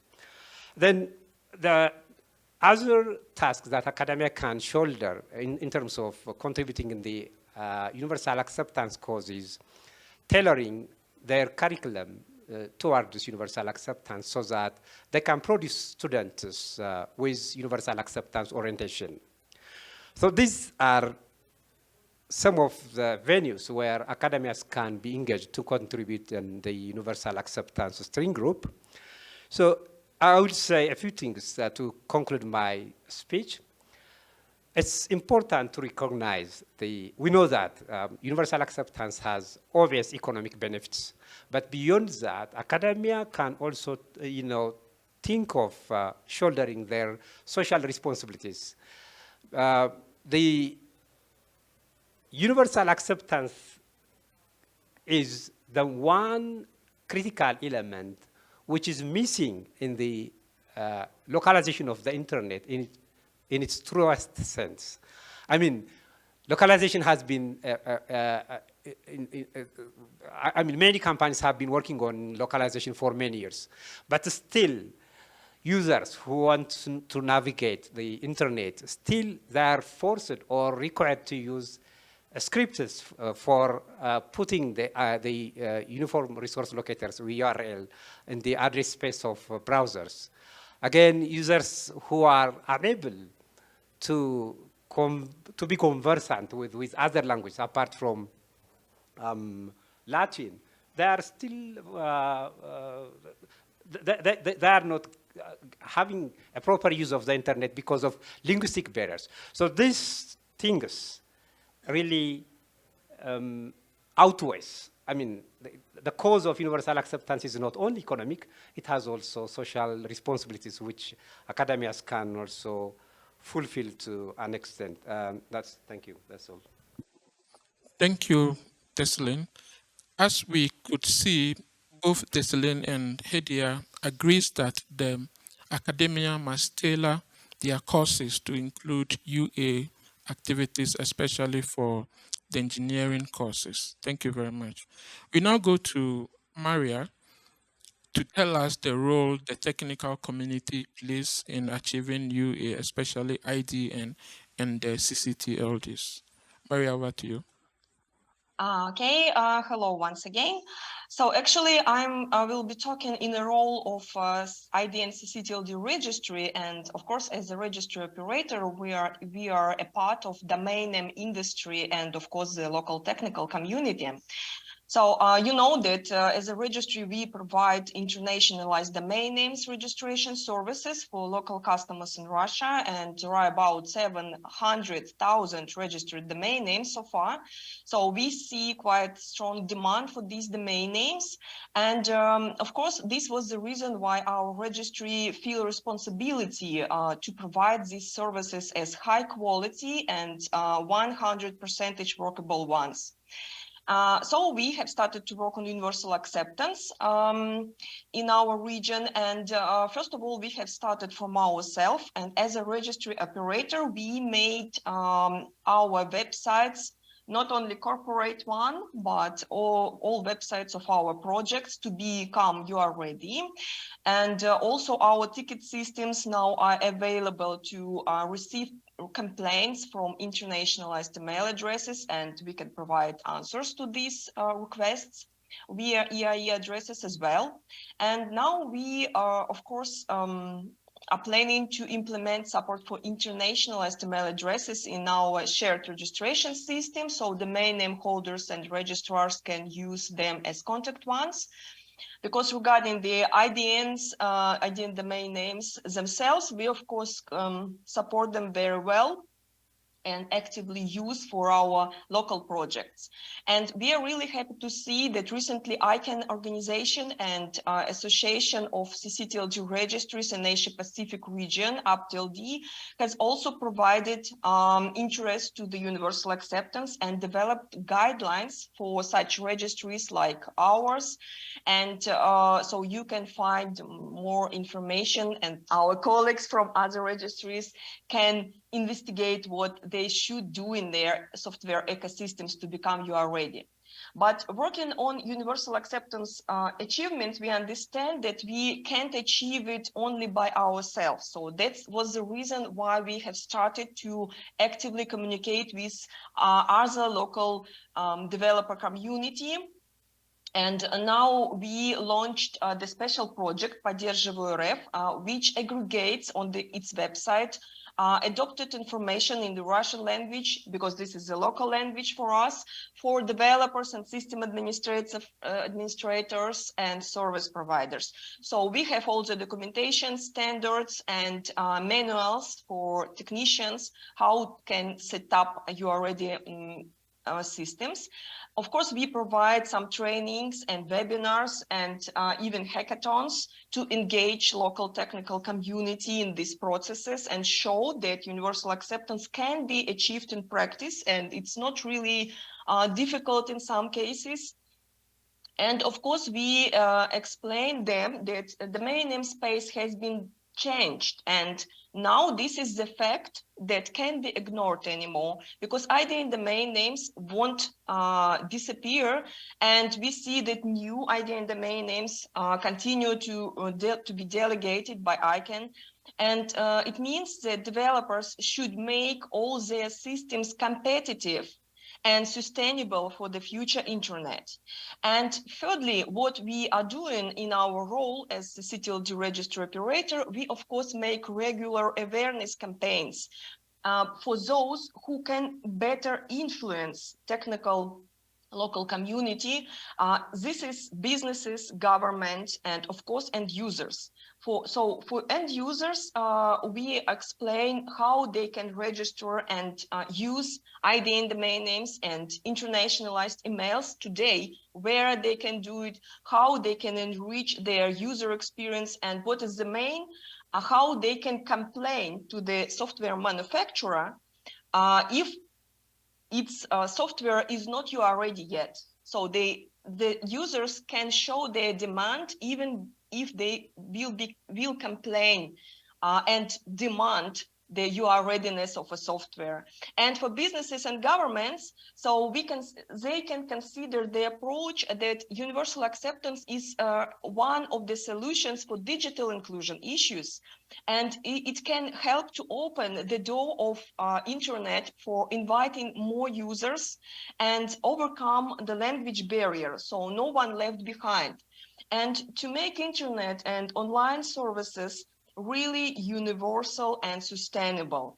So for these influences, it should be clear that universal acceptance could enrich also innovation and technology development, especially in terms of development of multilingual internet. So I mean the services for multilingual users and multilingual platforms for translations and so on and so on. I think this is just universal acceptance is a small part of all these innovations. Thank you. Thank you very much, Maria. Now we come to Satish. As the chair of one of the working groups, and what role do you think the technical community plays in achieving UA? Thanks, Raymond. This is Satish for the record. So I just read that the population of human beings on the earth has just crossed 8 billion. And we are also aware that the number of internet users is approximately 4 billion. So we have a lot of ground to cover, and the universality of universal acceptance cannot be questioned at all. Now, the acceptance part of it is somewhat more technical, and it involves a bunch of organizations and communities that produce software. Now, the challenge that we face is that how do we persuade them to ensure that they make their software and their libraries and their operating platforms and systems all compatible with the objective of universal acceptance. This is not a trivial task, and the UA community within ICANN and the UA Tech Working Group and the EAA Working Group, we've been trying quite hard to kind of enable more companies and open source communities that produce these software to start supporting the universal acceptance. Now, the question is, what would incentivize them to do this? So in the latter half of the presentation, I will also talk about the role of the language communities. It is not just merely technical. The technical part is, okay, somebody has to decide that it should be done, somebody has to do the coding, somebody has to do the testing, and somebody has to kind of release these things and ensure that they propagate. And the UA Tech Working Group has already started efforts at producing sample code fragments or working code that people can directly use. So in summary, I would say that the technical challenges are actually quite non-trivial, and we need a concerted effort, not just the technical people, but also the language communities, governments, and the businesses to ensure that the support for universal acceptance happens. Thank you, Raymond. Thank you very much, Satish. To remind the participant, please, you can start posting your questions in the Zoom room, and at the end of the session, we will be taking it. And also, you can also go to our website, uasg.tech, to read more on UA and how you can engage. To also check if your email is compliant, please go to uasg.tech/EAI-check and see if your email is UA compliant. Also want to acknowledge the presence of two of our board members, of ICANN board members, Martin and Edmond. Thank you for joining us. So we continue with the second section. We have barely 20 minutes more, so we'll be spending only 10 minutes more for the second part of the question so that we can give room to the participants to also engage with us. So I start with Hedia. How can we make UA adoption grow in a sustainable way? At this point, we are looking at how UA can be compliant with the Sustainable Development Goals. So we start with Hedia.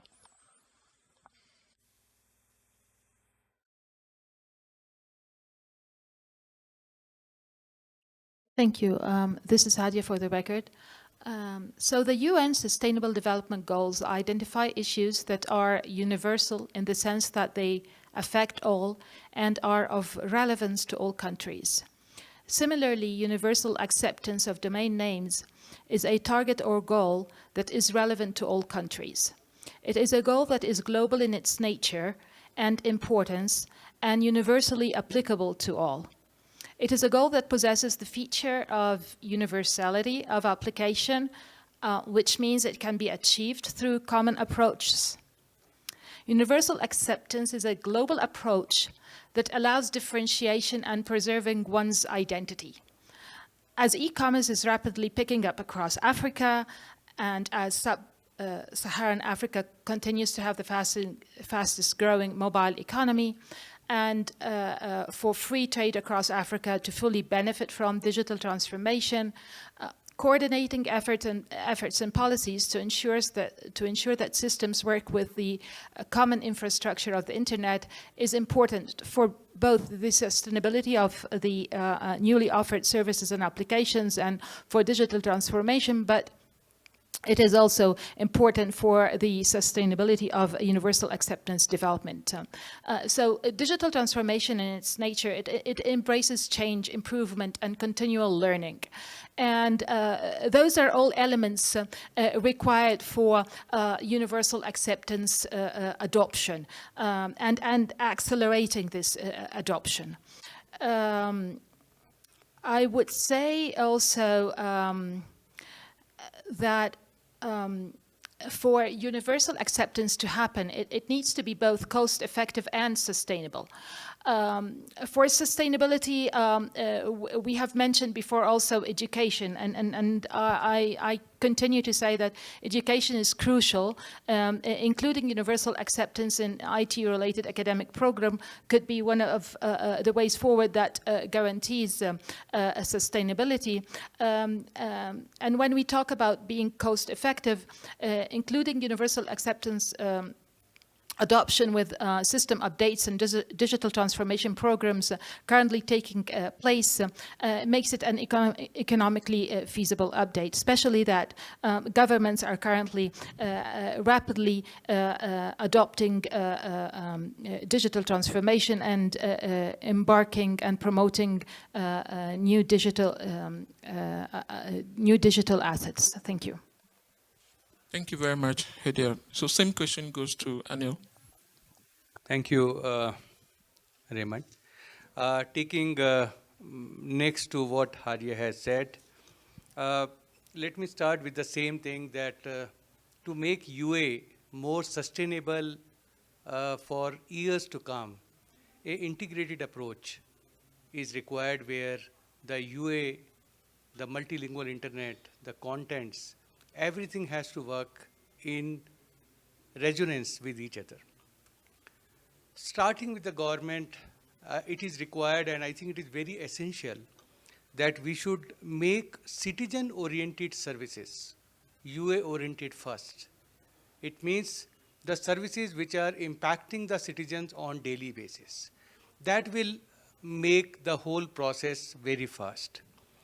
The next thing I personally feel is that all players like technical community, government, business, academia, social media should agree and should get convinced that UA is a business model.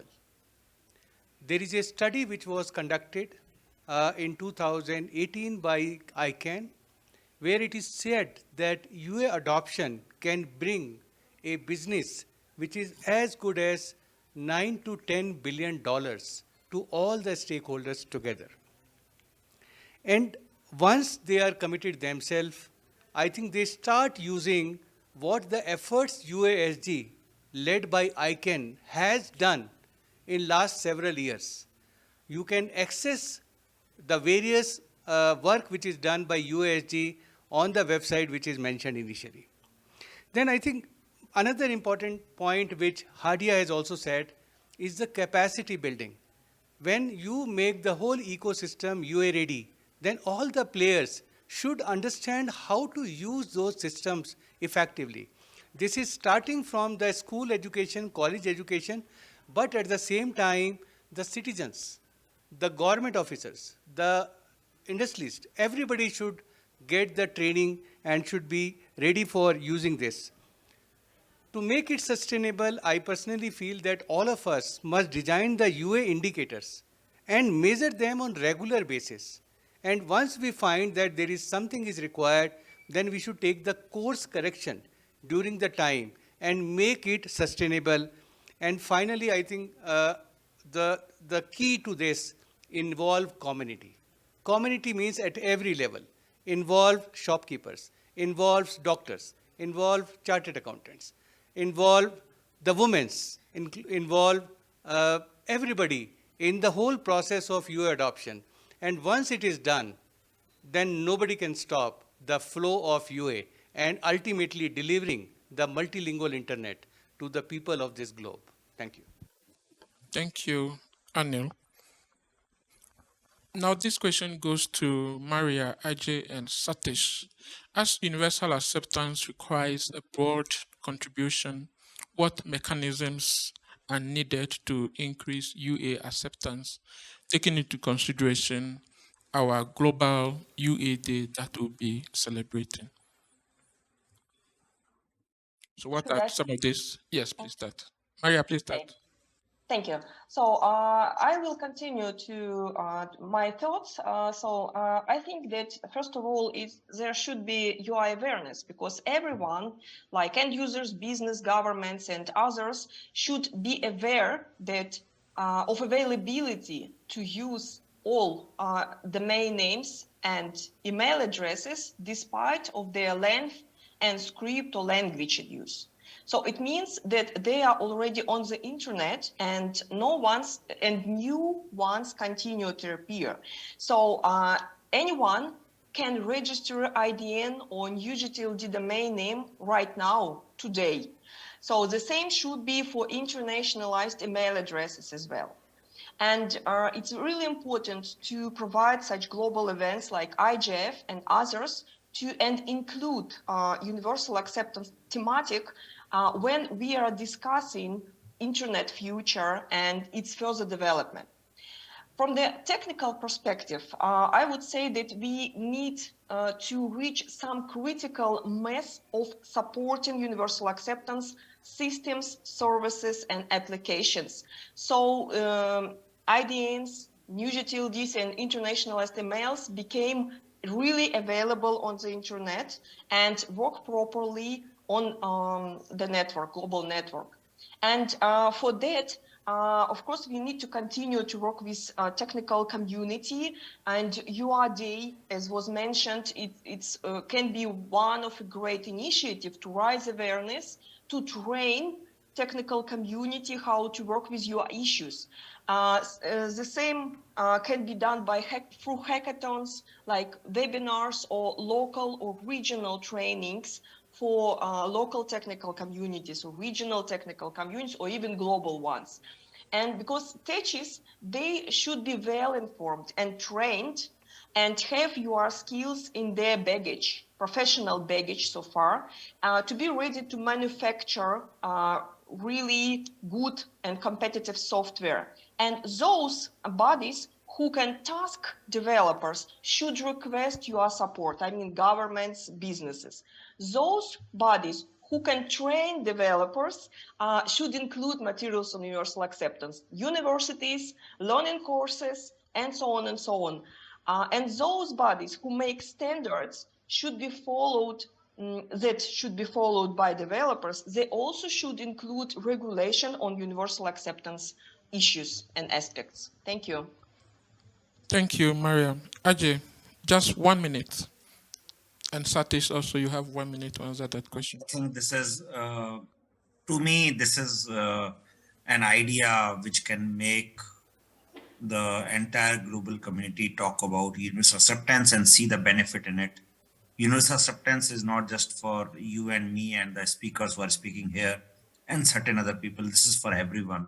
This is like breaking the barriers so that more and more people can engage, can take benefit of the internet by having all the acceptance of domain names and email addresses. UA Day, when I started thinking about the universal acceptance to promote all over world, UA Day came as an idea which gave us a thought that we can engage almost everyone throughout the world. And hopefully the way it is progressing, we will be able to engage everyone, and everybody who's listening to me right now can participate, engage, and be part of the UA Day, which is going to happen next year. Thank you. Thank you, Ajay. Satish. Thanks, Raymond. Before I start, I must say that there are 2 questions in the chat, so we can take it up after this round is over. So just like we celebrate IGF, the UA Day is also an occasion for us to celebrate universal acceptance. When I say celebrate, basically what I mean is that we discuss, we debate, we work on it, and just like the way IGF brings together various parties to one place so that we can deliberate on several of these issues in an open, free manner, the UA Day also provides a similar occasion once a year for different stakeholders to come together and create some synergy, just the way the IGF is doing it. Thanks, Raymond, back to you. Thank you very much. And the last question goes to Desalin. To achieve UA, it comes with a lot of requirements such as capacity building and the rest. What are some of these training that can be done to ensure that UA acceptance is globally successful? Okay, thank you. For the interest of time, I will say what I said earlier with a bit more emphasis. So universities they can produce graduates with universal acceptance orientation if they tailor their curriculum and syllabus toward this universal acceptance. That's one area. The other is universities, USCG, the USCG has plenty of resources, I think, for a starting point. There are sample codes available in the GitHub repository. So academia can use those sample codes and produce probably, they may challenge their students, for example, to produce library. Using the existing code as they are may not be convenient, but they provide some hints about how to make their system, developers, their system UA ready, but academia can challenge their trainees, their students, to produce a library so that the whole developer community can use the library at ease. So that's in a nutshell, I can say in a minute. Thank you. Thank you very much, Desalegn. To remind you once more, you can go to uasg.tech to know more about universal acceptance. And we have a lot of printed materials at the ICANN booth in the down there when you are going for lunch. So please pass by there to pick some materials for further readings. It is readily available for everyone to pick one. Satis, let's pick questions from the Zoom. Yeah, here's the first question. It is from Jim Laporte, who's a IGF 2022 Youth Ambassador. He says, now we are debating the UA. This is an essential approach to ensuring internet inclusion. Also, don't you think it will also be crucial that the IGF meeting be held in multiple languages? There should be a model where people could express themselves without language barriers. End of question. Okay, I think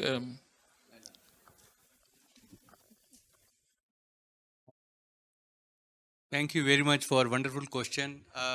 There is no doubt in the mind of anybody who are internet community. We discuss at ICANN, we discuss at IGF, we discuss at the regional IGF, we discuss at APTLDs, we discuss at national IGF. There is a need, and there is a need for adoption of the universal acceptance. And I fully agree with you that all of us must be committed to this. Second, as we are talking about breaking the language barrier in the UA, this is essential that your requirement that all the discussions and debates happening at IGF or at ICANN or at regional IGF or national IGF should be in multiple languages so that people understand. They should be able to adopt and they should be able to interact and participate in the entire deliberation. As I have understood, the IGF discussions are in several languages, may not be in all languages. Similarly, ICANN, which we concluded 75th ICANN, it was also in multiple languages and people have adopted. And for that, I want to thank really two board directors who are with us, Edmund and Martin, who are there, who make it possible for the community to talk in local languages. And this is the future which is going to come. Thank you. Thank you, Anil. The second question is from Arvind Kamberi. Thanks all. Question for the panel. Will the new urge for data localization help or hinder the overall UA spread? For instance, free data flow. And having in mind, one of the panelists mentioned that UA should be considered a societal obligation. How to help open source communities to develop such tech solutions that implement UA principles? Thanks. I think it is either Satish or Maria who should take up this. Let Maria go first. Maria? Okay, so my thoughts on this is that first of all, we need somehow to reach these open source communities and to tell them that we want that they implement universal acceptance principles in their products. And it can be done by other developers who can reach maintainers and probably even suggest code samples to be included in open source products. And maintainers of such products can consider them. And, how to say, Probably it also can be done if developers can start to use only those open source products which you are ready. It means that then it will be like in a natural way that some open source products which you are ready will become more popular, and everyone can see that exactly these products are demanded. Probably such thoughts on this. I'll just add 20 seconds. The USG Tech Working Group has already started this process of helping out open source communities. Now, in many cases, they do require help. And we do this by helping develop some sample code that they can use. And we also report the lack of compliance of UA as a bug in their bug reporting system so that they're aware. So we have started the work, and we fully believe in empowering open source communities to carry out this conversion. Thank you. Back to you, Raymond. Thank you very much. In the interest of time, we take only one question from the room. Please.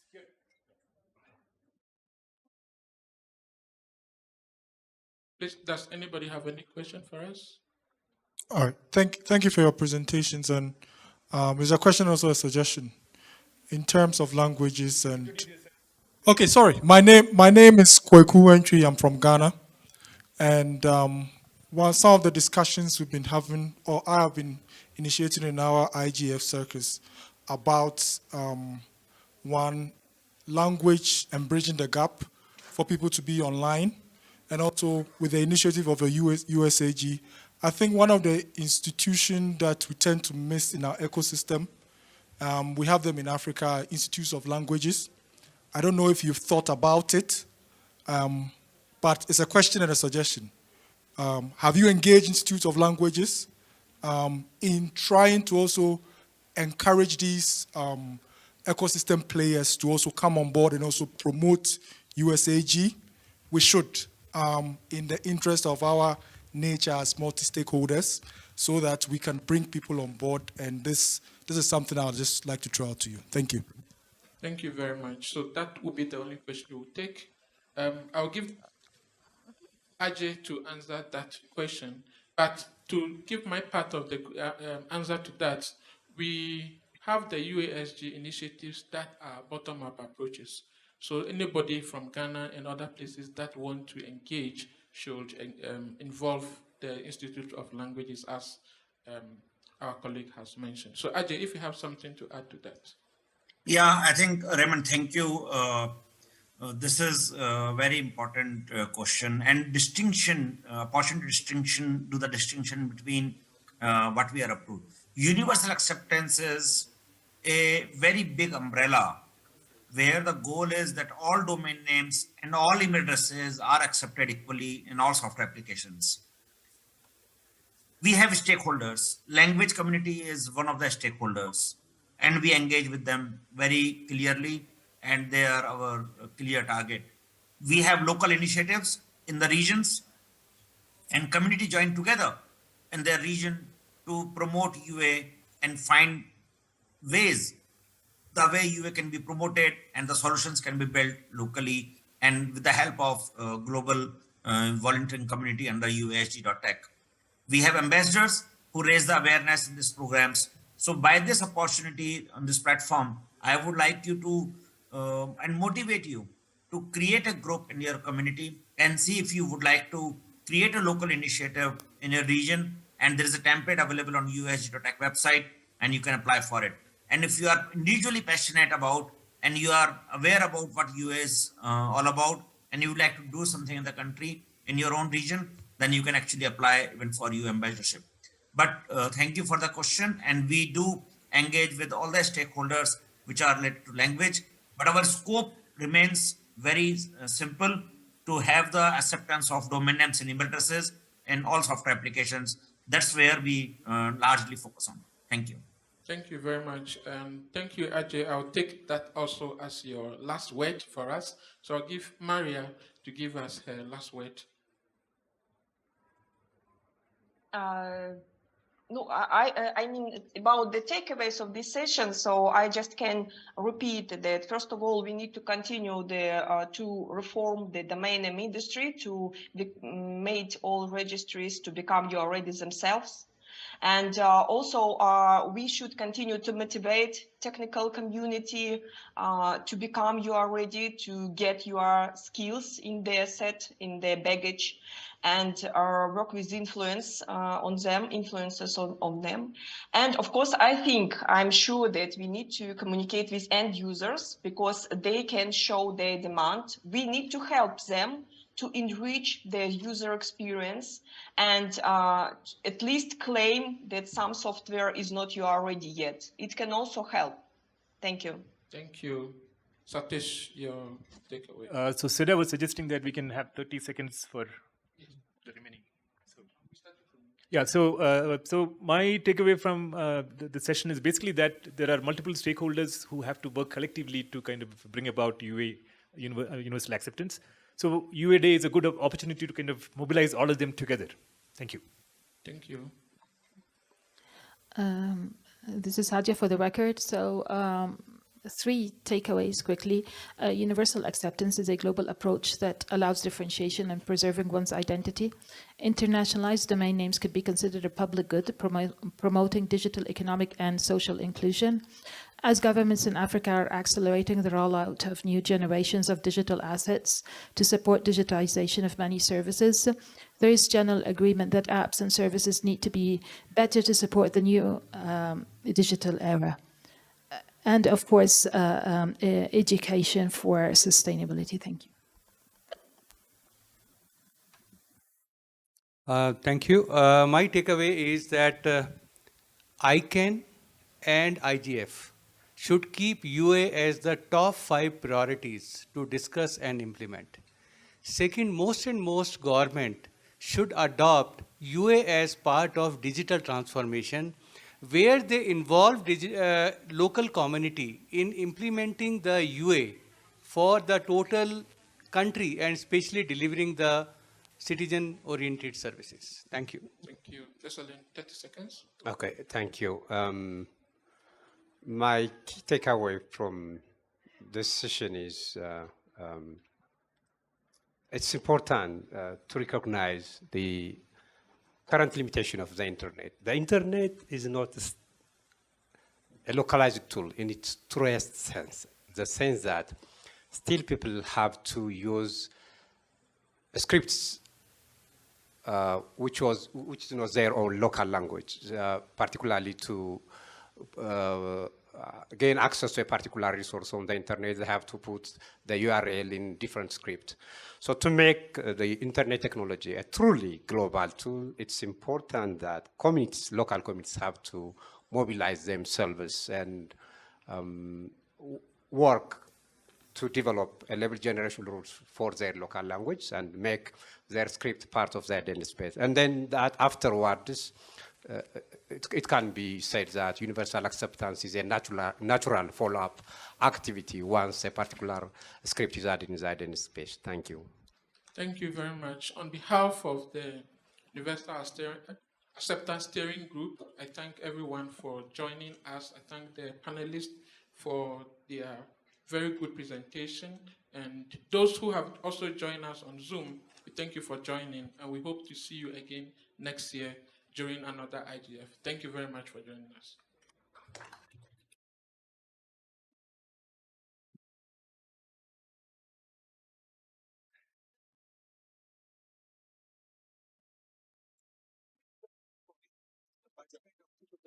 Especially the Edmund and Martin, if you can come and have a joint group photograph.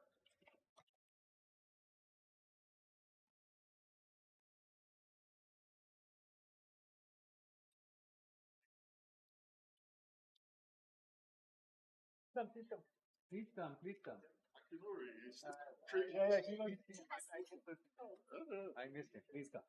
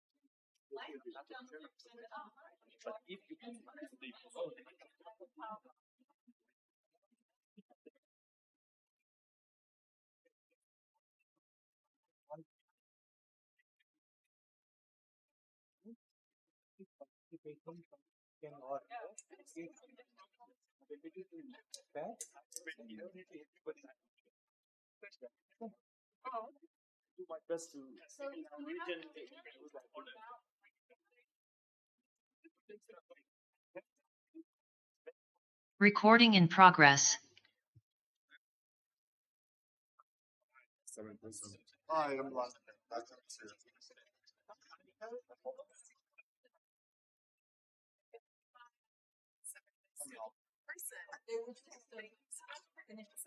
Yeah, I know. It's outside. No, I think we would just get coffee with someone. Where do you want us to sit? Somewhere, anywhere? Oh, okay. Hi,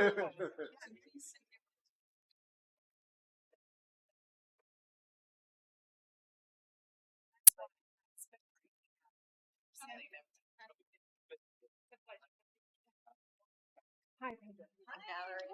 Yes, nice to meet you. We've definitely been in meetings before. Yeah, you're very familiar, but yeah, thanks for moderating. Hi, how are you? Good. Like, yeah. Nice to see Valerie. Yeah, we met. I didn't. You were our chief. Is this yours? This is mine. Exactly. Is this yours? Yeah, it's okay. Okay.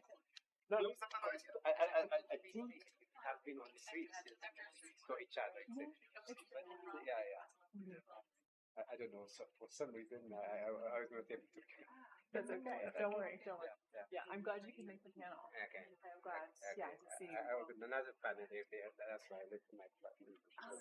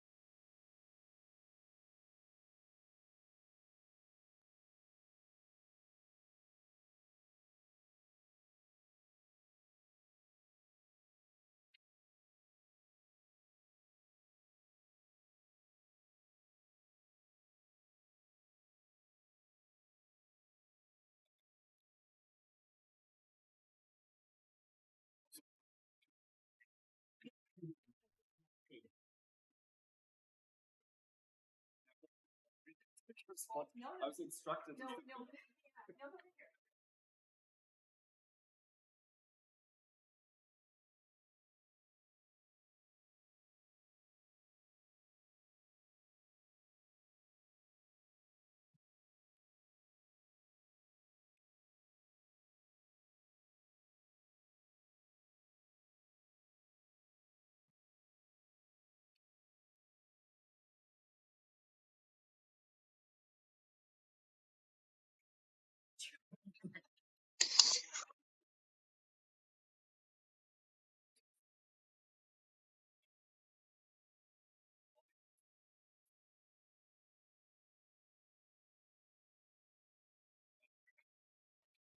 Maybe we should. Is it louder now?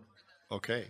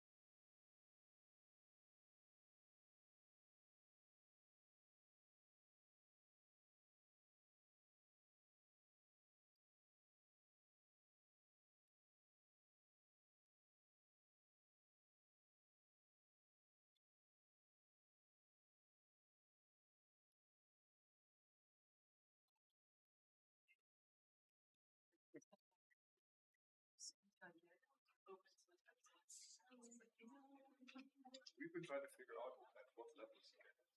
Hi, everyone. Oh, just testing mic. It works, but there's an echo.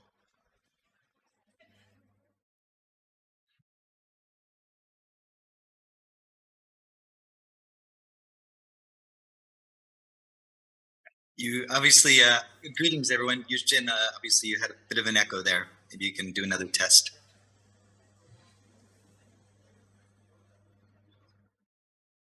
You're sitting right. Good afternoon. I'd like to do a quick test as well. Can you hear me okay? Sounding really good. Thank you. Yes. So once we're here, because the audio is over there, we won't get an echo. Yushin, do you have a second computer nearby that's connected as well? That might be the issue. Hi, everyone. Is this better? No. Neither of you connected to the session. No.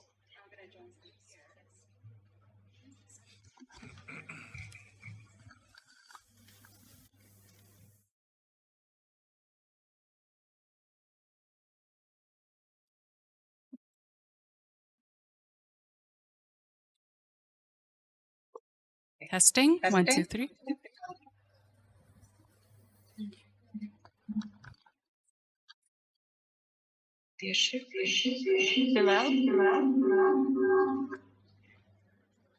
Yes, I'm here.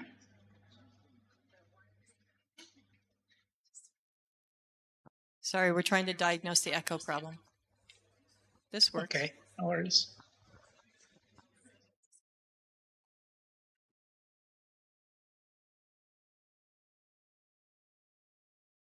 Myself.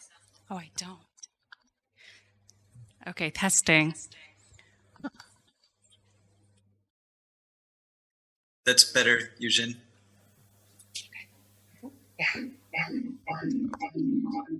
So when I speak,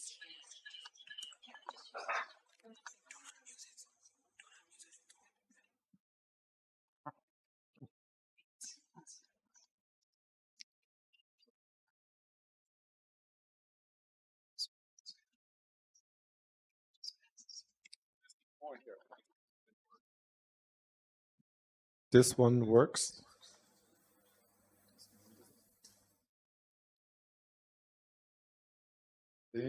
Yes. Yes.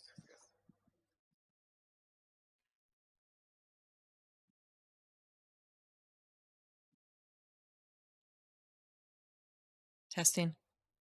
Testing.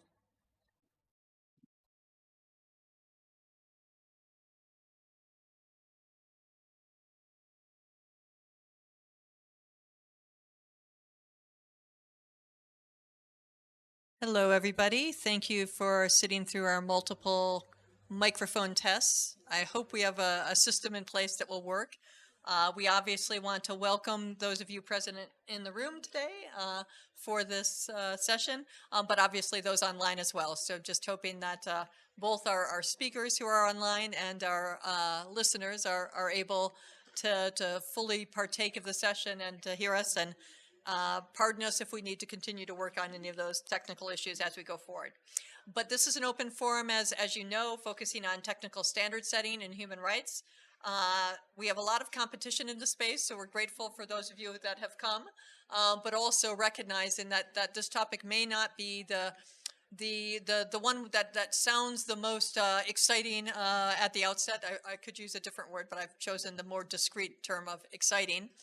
But it's one that's critically important for how we move forward with digital technologies. And we're really focused on the issues around how we take what I think is an understood commitment on all sides that we want standard setting to happen in a framing that allows and embeds human rights in a variety of ways, but really looking at how are we doing on that, and what lessons have we already learned, what lessons can we learn, and how can we take that forward. And we have a really distinguished panel of experts with us today to talk through those issues. So, you know, as I said, the key questions, and we put them into the concept and just wanted to flag, are, you know, what are the ways in which concerns relating to human rights in standard setting can be considered? What are some of the case studies and examples of how that's happened? How can standard development organizations facilitate human rights in their processes?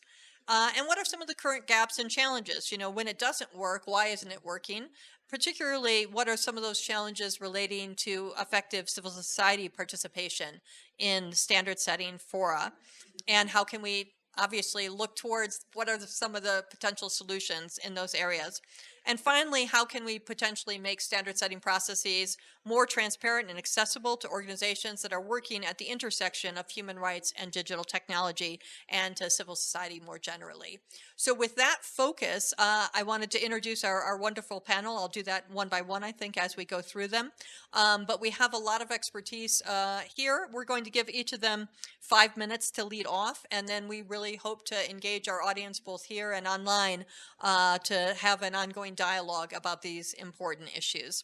So without further ado, I would like to hand over to our first panelist, who will be online, Dr. Bilal Jamousi, the Chief of Study Groups Department at ITU Standardization Bureau.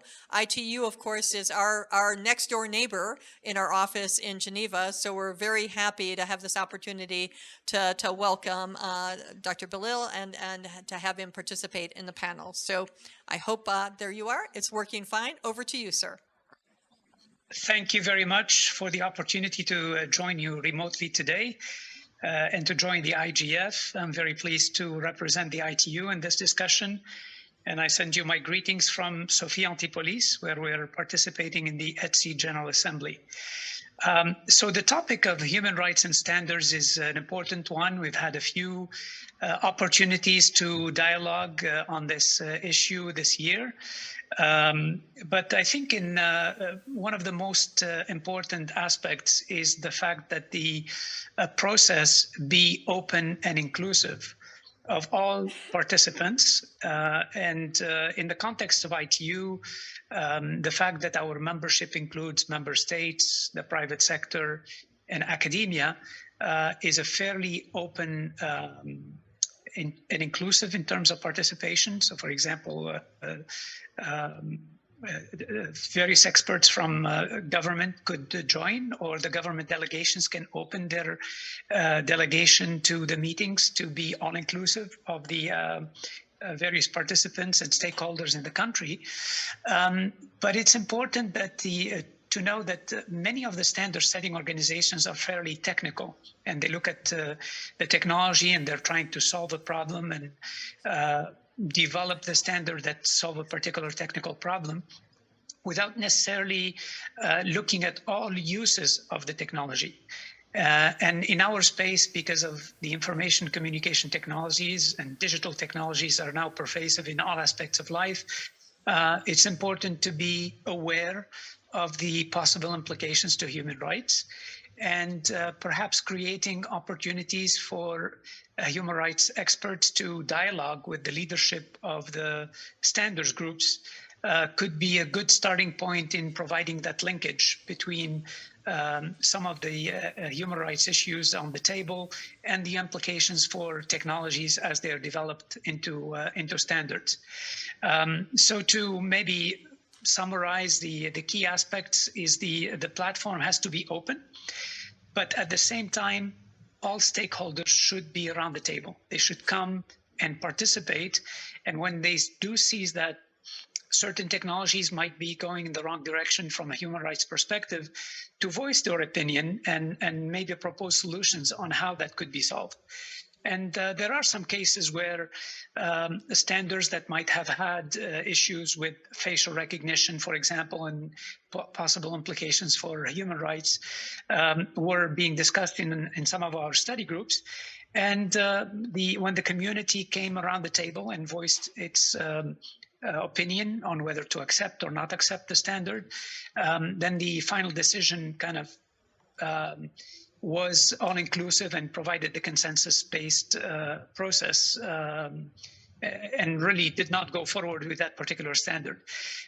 So to sum up, the process needs to be open, but all the players and stakeholders need to come and participate so that their voice can be heard, and the final outcome could be a consensus-based document or standard that takes into account all of the aspects, including human rights. Thank you.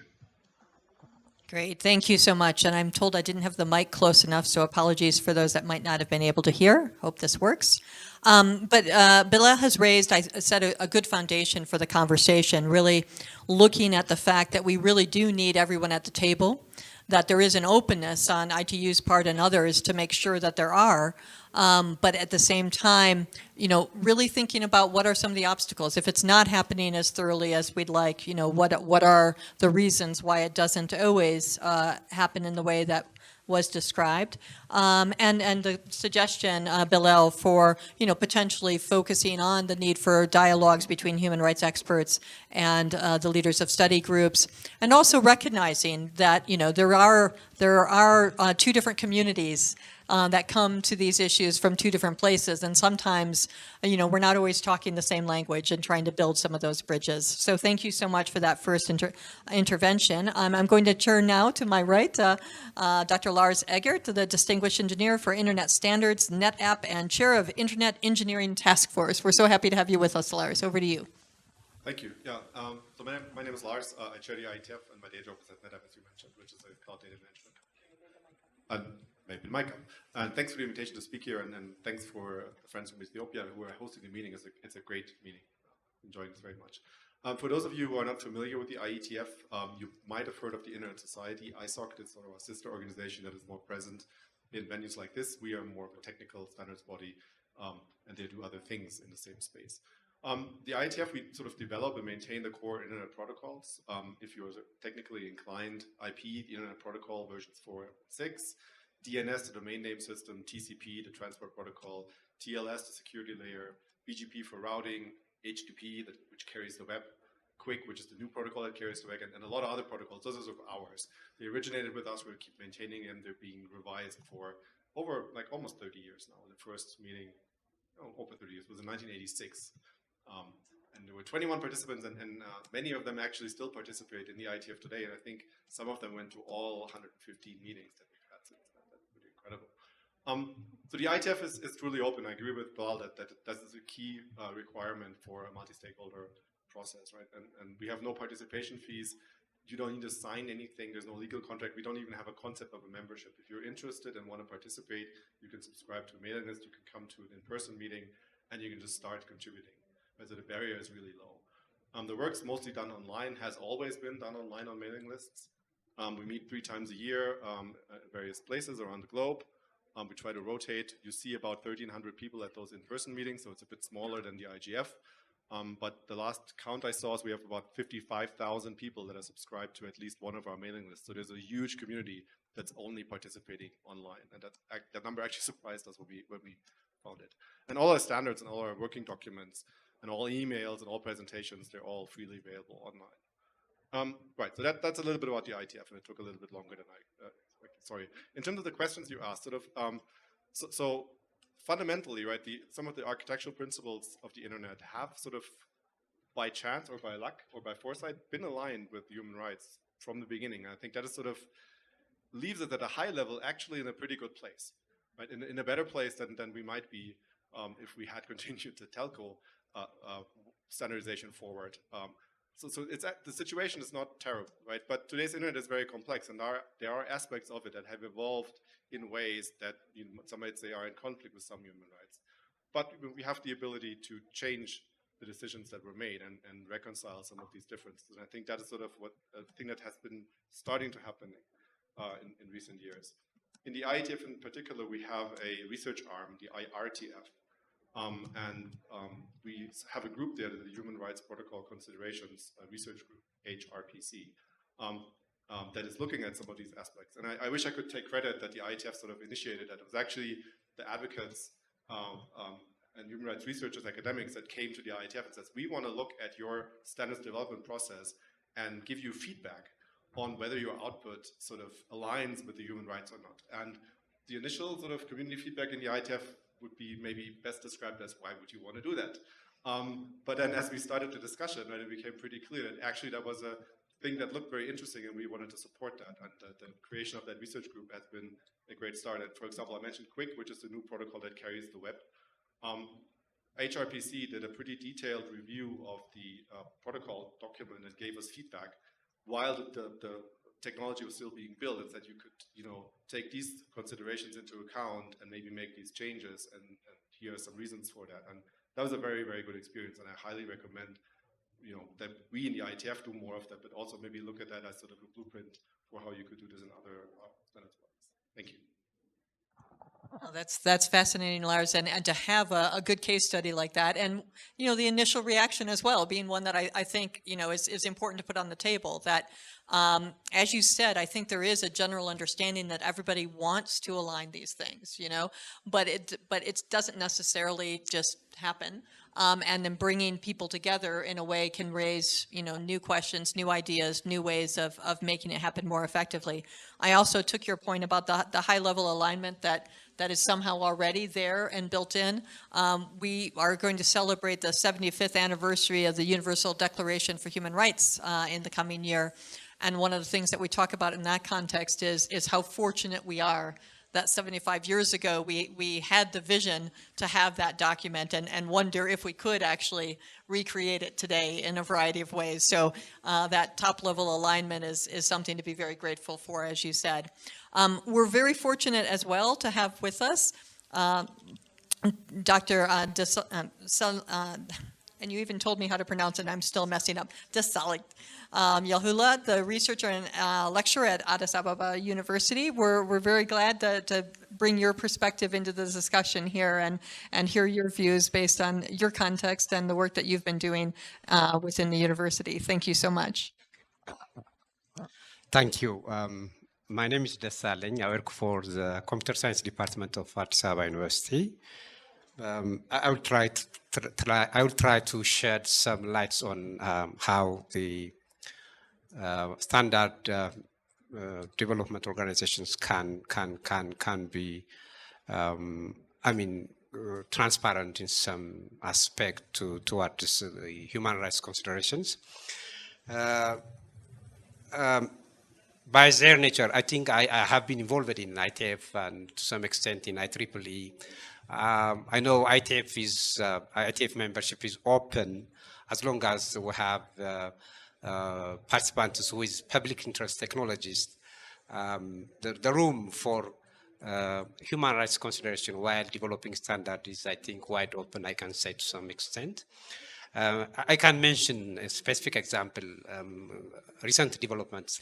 For example, in the past, we were used to specify a fully qualified name in the browser's address bar. Today, we don't do that because the ITF has produced a standard which tries to minimize the part of the URL. So that because it's somehow related to the privacy preservation. So there are some developments which can say that there is a hope if we are truly, if we are doing our own part, particularly our homework, and try to publicize. I mean, when I say publicize, I say that human rights organizations to some extent have to collaborate with universities and colleges where they are potentially the right places to produce people with public interest orientation. So if human rights organization can do their part, then membership in ITF is open, and if more and more number of people with public interest orientation are participating in ITF standard development process, that's a possibility where human rights organization can exploit to an extent. In fact, I have had also some experiences. I was taking part in a global initiative titled Trustworthy Artificial Intelligence Development. We have had some problems. The problem is, we always say that tech companies produce some systems based on personal data using machine learning and artificial intelligence algorithms. But we blame them for being invasive of privacy, but we don't have some documents which can help them to use as a guidelines to produce their products. So with that intent, since there is no existing document which can be used as a best practice in developing machine learning algorithms, we started developing the Zen of machine learning algorithms, which is an identical copy of the Zen of Python. Those people who are familiar with Python programming know that. So the idea was, to produce some best practices so that machine learning algorithms can refer towards making their system more transparent. We have problems of algorithm transparency. So that's the sort of things that human rights organizations can collaborate, so that, not only developing best standards, taking part in standard development process, but they can also somehow spearhead best practice development. Because sometimes, product developers, they don't know when and how to start. The primary focus of most product developers is, making their system responsive to functional requirements. And in some aspects, human rights related things are considered as a periphery thing. So if we can, I think, identify gaps such as the one I mentioned earlier and work on those things, I think there is a potential to get involved in standard development processes. And then at the same time, in fact, I forgot to mention one thing. In artificial intelligence, when we develop a system, we use the notion of human in the loop algorithms. We do this because by allowing the system to be more interactive with human, the chances are high that the system will capture the user's behavior, and then the accuracy of our algorithms become good. The same is true. I mean, contextually, they may not be the same, but human rights organization can aim for having human rights in the loop process, in the startup, in the standard development process. Thank you. No, it's fine. Thanks so much, Desalegn. You made a number of points that really loop back to some of what we've heard as well, and I love the human rights in the loop concept. That's certainly what we'd like to see. But you also, noted, as did Bilal, some of the reasons why it doesn't necessarily happen, that people come at these issues from their own perspectives. If you're doing product development, you're looking at the uses, and so we need to make it easy. And you talked about how using guidelines and other things might help us to do that, and how we on the human rights side should collaborate as much as possible with universities and experts who are working in these areas to move that forward. I'm going to turn now to our fourth speaker, Mawish Ansari, the head of digital for Article 19. I hope you're with us, Mawish, and looking forward to your comments. Thank you very much. Hello, everyone. I'll be speaking more from the civil society perspective and the experience of Article 19 engaging at the intersection of human rights and technical standards. And as an organization, we've been doing that since 2015. since then, we've really seen some shifts in the technical communities across this SDO landscape. And I do think there's been growing awareness of the relevance of human rights considerations, the relevance of human rights considerations to standards development. I think in some of those cases, my co-panelists have already raised, that shift could be encapsulated in the publication of RFC 8280 on research into human rights protocol considerations, which was developed by HRPC, the group that Lars mentioned earlier. We also have, in the IEEE, the standard 802E 2020, which is privacy considerations for IEEE 802 technologies. So we definitely have seen these shifts. However, I think these technical communities, when we look at the technical communities that make up this landscape, we're still very far from fully understanding and integrating human rights considerations into standardization activities. And it really looks like there are three key conditions that really need to be met for us to make that kind of progress in a sustainable, meaningful way. And again, I think I'm going to be echoing some of the points that were already made by my co-panelists, but I think the first condition is really around this idea of having some kind of accountability mechanism, right? We've already mentioned this on the panel. Those can be assessment or evaluation frameworks, really those tools and the processes that are embedded in standardization activities to sort of normalize the consideration of human rights as a formal part of the standards development process.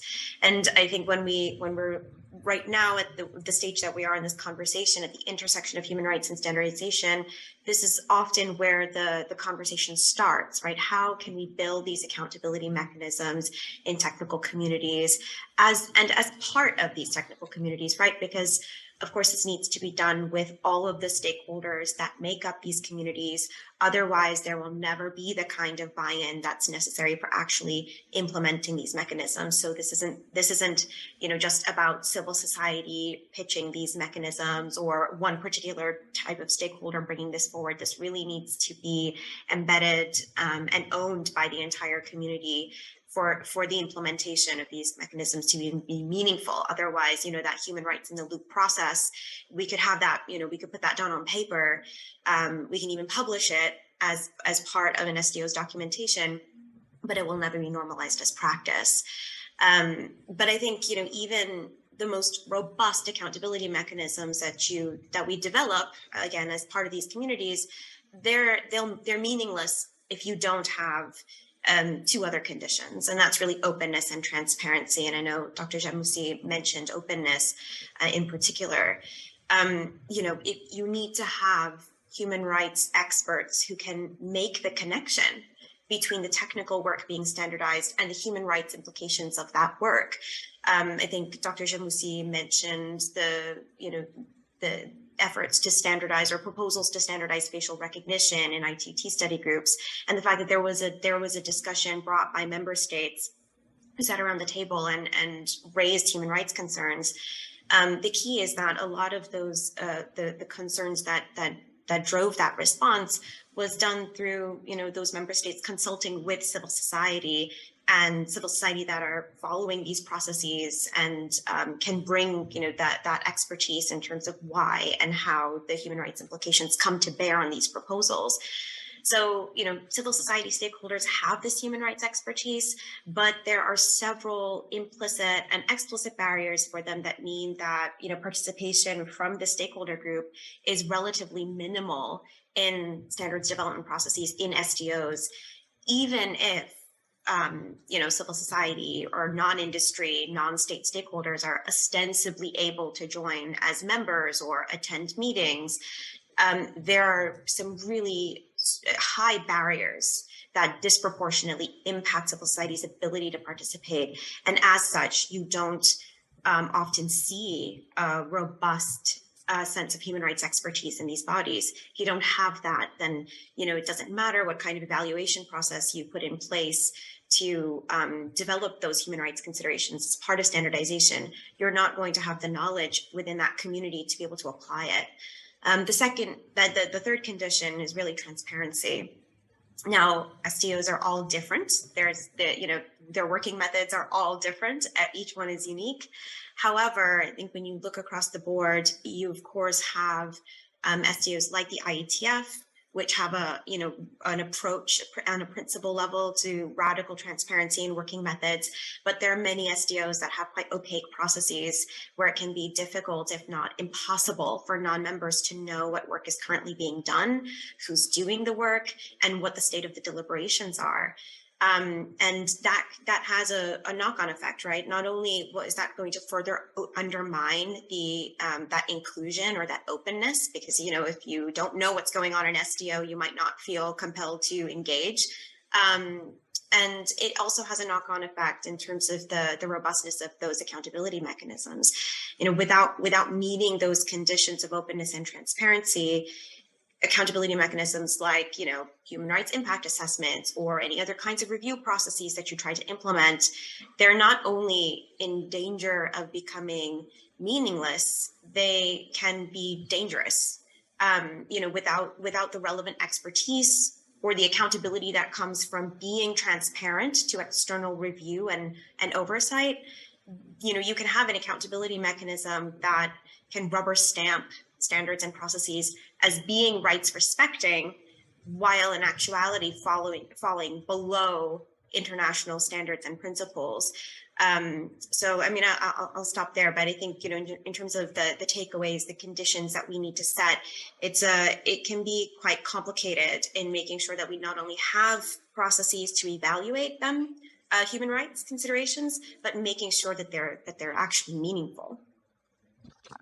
Thanks so much, Mawish. And it's really wonderful to hear both, from the perspective of a civil society organization that clearly, based on the expertise you've brought, is very much engaged in this process, but also, what it will take to broaden that engagement and make it applicable across the SDOs in a way that makes it consistent, sustainable, and actionable and accountable in the ways that you've said. And I take very much the point that we need to learn the lessons of where it's working to bring them forward into areas where it may not be working as well. And I certainly, on our part at the UN Human Rights Office, we've heard from civil society organizations as well, how difficult it can be due to the issues of opaqueness and transparency that Mawish talked about, but also just, the lack of resources and the need for ongoing engagement. These are not necessarily processes that are easy for actors to engage in on a one-time basis. It requires a substantial investment, which sometimes isn't there. So how can we reduce those engagement costs in a way that make it easier for the expertise that's necessary to be at the table? So that's our panel for you. We're really looking forward to engaging with you all as an audience, both here in the room and online. And I think we have the technology set up so that we will take questions. I don't know if we have any already in there, Eugen. All right, so why don't I let Eugen go to a couple of the questions first. If people in the room can think of their questions too and sort of raise your hand so I can see you, and we'll take 2 or 3 potentially, depending on the number of questions we have. And if you have a particular member of the panel that you'd like to address it to, please include that, or otherwise I'll just ask all of you if you want to come in. Thanks, everyone. And we have one question in the chat box, so I think that's a good question to start us off. And do feel free to raise your hand here or your digital hand. So Niels has asked regarding the ITU. He has directed a question to Dr. Jamousi about the commitment of openness of ITU and whether that means the participation in study groups will be open for civil society non-sector members. As you know, the participation fees are quite steep. So that's one question for Dr. Jamousi in particular. Would anyone in the room like to come in, take a couple more? Please, sir.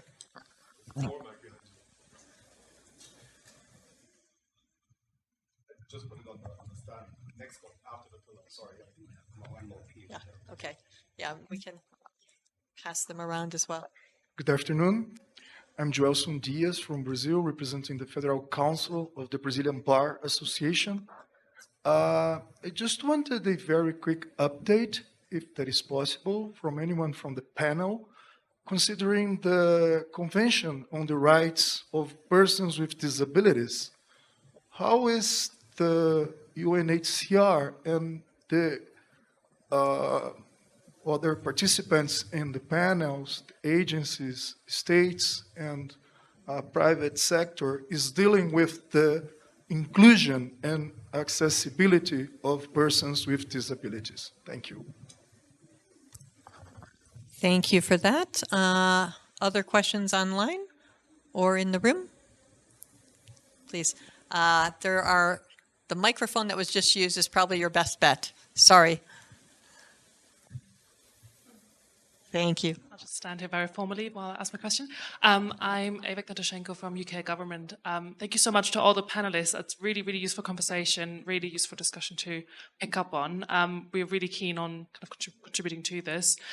One of the things I wanted to pick up on, especially maybe sort of talking about that interplay between technical standards, technical ability and understanding behind it, and human rights abilities. It's really, really difficult to find people that understand both in a lot of detail.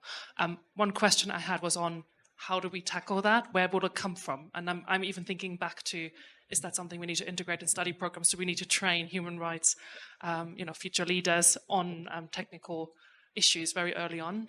The other question I had was on at what point human rights touches on the standards making process. We have proposals in early stages. You have the development process, just going back to the accessibility point as well. How accessible are standards making processes themselves? But actually, where we see a majority of human rights abuses is when standards hit the real world. Standards themselves don't abuse human rights. It's when it's being implemented in reality where we might see issues that are touching on human rights. So how do we address that problem that sometimes it might just be that in the implementation of a standard, human rights are becoming an issue that wasn't really visible while the standard is being developed as it was very technical. So any reflections from the panel on that? Thank you very much. Three very interesting and compelling questions for us. So I think we'll turn to the panel and you can pick amongst those questions which you might want to come in on. But if Dr. Janussi is with us, maybe I'll turn to you first as the first question went specifically to sort of the engagement by civil society and study groups and some of the barriers to participation there. Over to you. Sure. Yes, thank you very much for the question.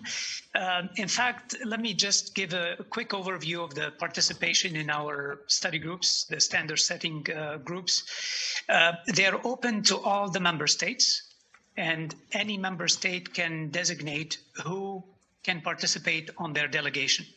So that is one possibility for civil society to join the member state delegation, and there is no cost for the member state to join any of the study group meetings.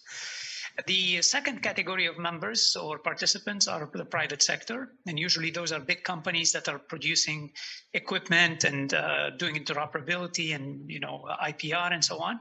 And any private sector company can have as many delegates on their delegation as they wish.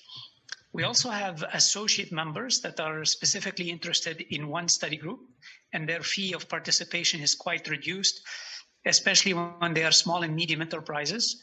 Or the final category is academia, and we have many universities and research institutes around the world with as little as 2,000 Swiss francs or $2,000.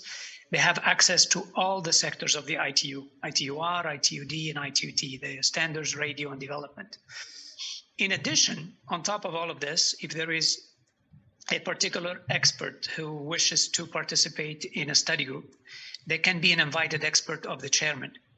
So that menu of options really makes it possible for anyone who is a stakeholder to either come in on a member state delegation, on a company delegation, on a university delegation, and if all that fails, they can be invited by the chairman of the group to participate in our study groups.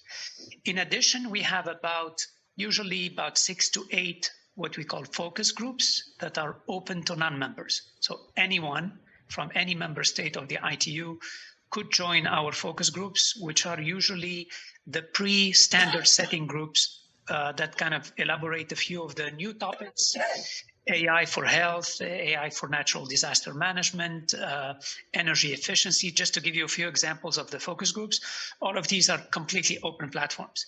Anyone can sign up, get a user account, join the meetings. So I think with that various options, I think the participation is quite flexible. There are many ways to enter the meetings and join the conversation. But if there are other ideas or proposals, we're happy to entertain them. Thank you.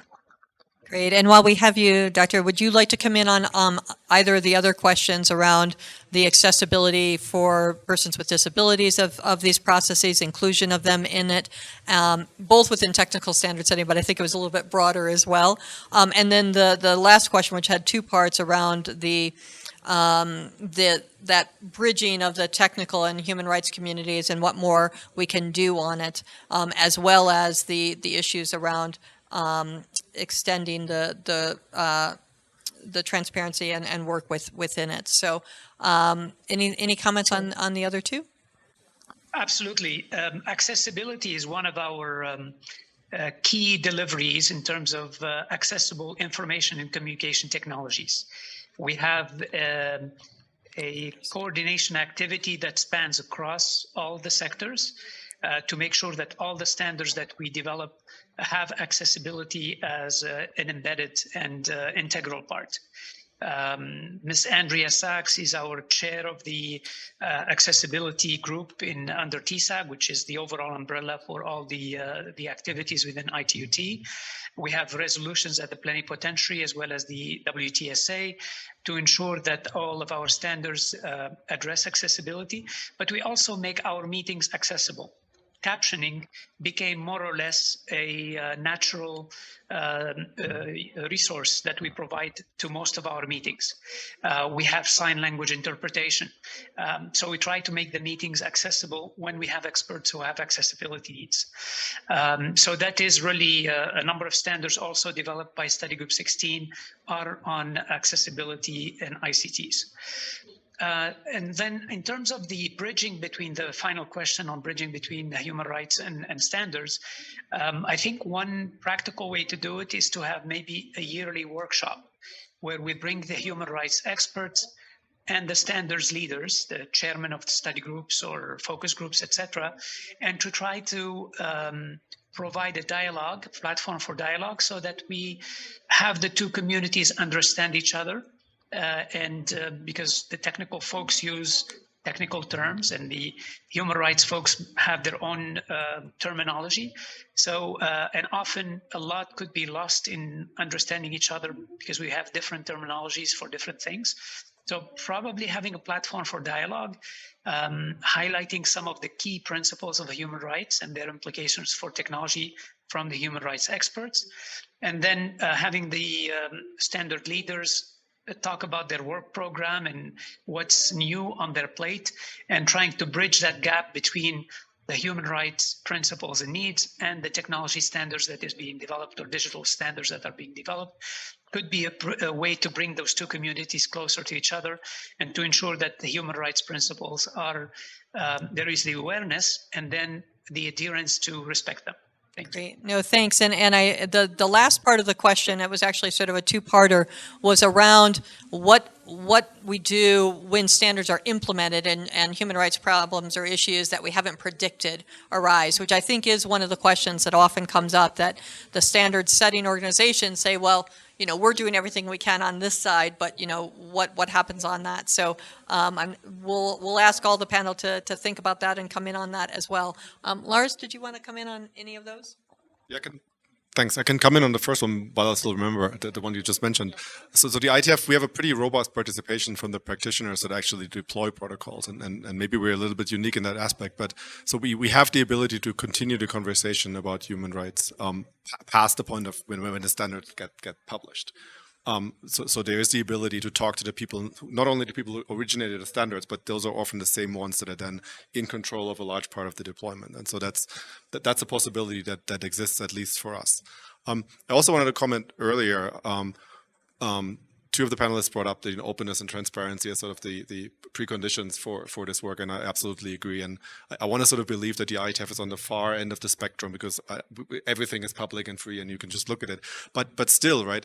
So one of the questions that we have at the moment in leadership is, how can we give structure to an ongoing conversation with human rights advocates that doesn't require them to like follow the technical work on an ongoing basis, because that is clearly not scalable and it's not worthwhile time investment for them, right? There's so much work that gets done where it's not, it makes no sense for somebody to look at this. On the other hand, right, oftentimes you hit these questions very quickly where you would like to have somebody in the room or available that you could have a conversation with on this. And sort of we're trying to figure out a way where we can create something, at least in the IETF. Maybe it's something broader. Bilal brought up the idea of this workshop, right? That could be good in terms of education, but I think especially for the IETF, I would like something to have the ability to start a conversation when a working group hits a certain issue, right? Or be informed by human rights advocates that a working group has hit a certain issue without requiring them to follow the technical work. Some of them do, and hats off to them, right? Because it's a lot of work, but it clearly doesn't scale, and we need to have a lighter weight way. And I'm all ears if anybody has ideas for what we should do here. We're willing to try anything. Thank you. I think that's a great answer to that question, because I do think that's part of what we're saying from the human rights side is we want to be involved in the right places, but don't necessarily have the capacity to be involved across the entire process in the way it's conceived currently. So yeah, great ideas on that. Dasling, would you like to come in on any other questions? No. I want to pick up one of the questions raised earlier. How can we bridge the knowledge gap that trainees or graduates or practitioners have on human rights? Normally in university or college, what we do is we teach students ethical hacking and so on and so on. I see human rights to have some elements of ethical dimensions. So if university curriculums, college curriculums can be oriented, if ethical dimensions, which also includes human rights aspects, are being considered in curriculums of colleges and universities, those sort of things, the gap that mentioned earlier can be to some extent bridged. I mentioned earlier our practical. For example, when I teach computer security to my students, I teach them also how to write virus and so on and so on. But I also tell them how to behave ethically. I am just showing them how the viruses are. They know viruses when they were taught introductory level courses, but for them not to be a black box, I have to teach them so that. But while I teach them that, and I also instruct them to behave professionally. The same is true to human rights considerations. So when we teach students, we can add some ethical dimensions, which also includes human rights aspect. On the human rights side, we can build in tech more often as well. I want to turn to Mawish and see if you have comments on the 4 questions that are on the table now. Sure, thank you very much. I think I wanted to pick up on some of the points that were raised. First, I want to push back on a little bit on the idea that that civil society, or when you have human rights expertise, that you can't also have technical expertise, or that civil society isn't capable of bridging both. I think public interest technologists.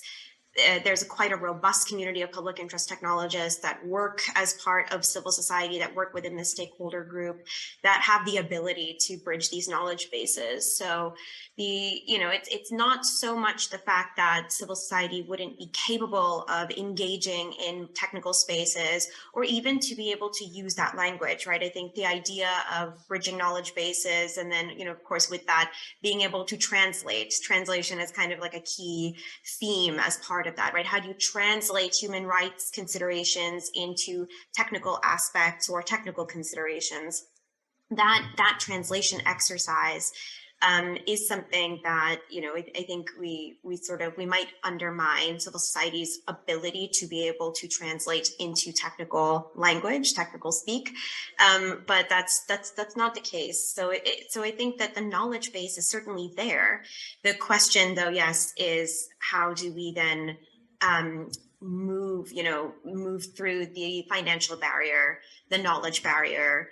And by knowledge barrier, I mean the very particular ways in which SDOs function, the histories, the politics within these spaces, between different stakeholders that make up the technical community of these spaces, the decision making, how that's done, and to be able to navigate through that in an effective way. And then also, the culture barrier. I think it can be, Dr. Jamusi mentioned that there are many ways for civil society to be able to participate as part of a government delegation, or, brought on as an expert, or working in a focus group.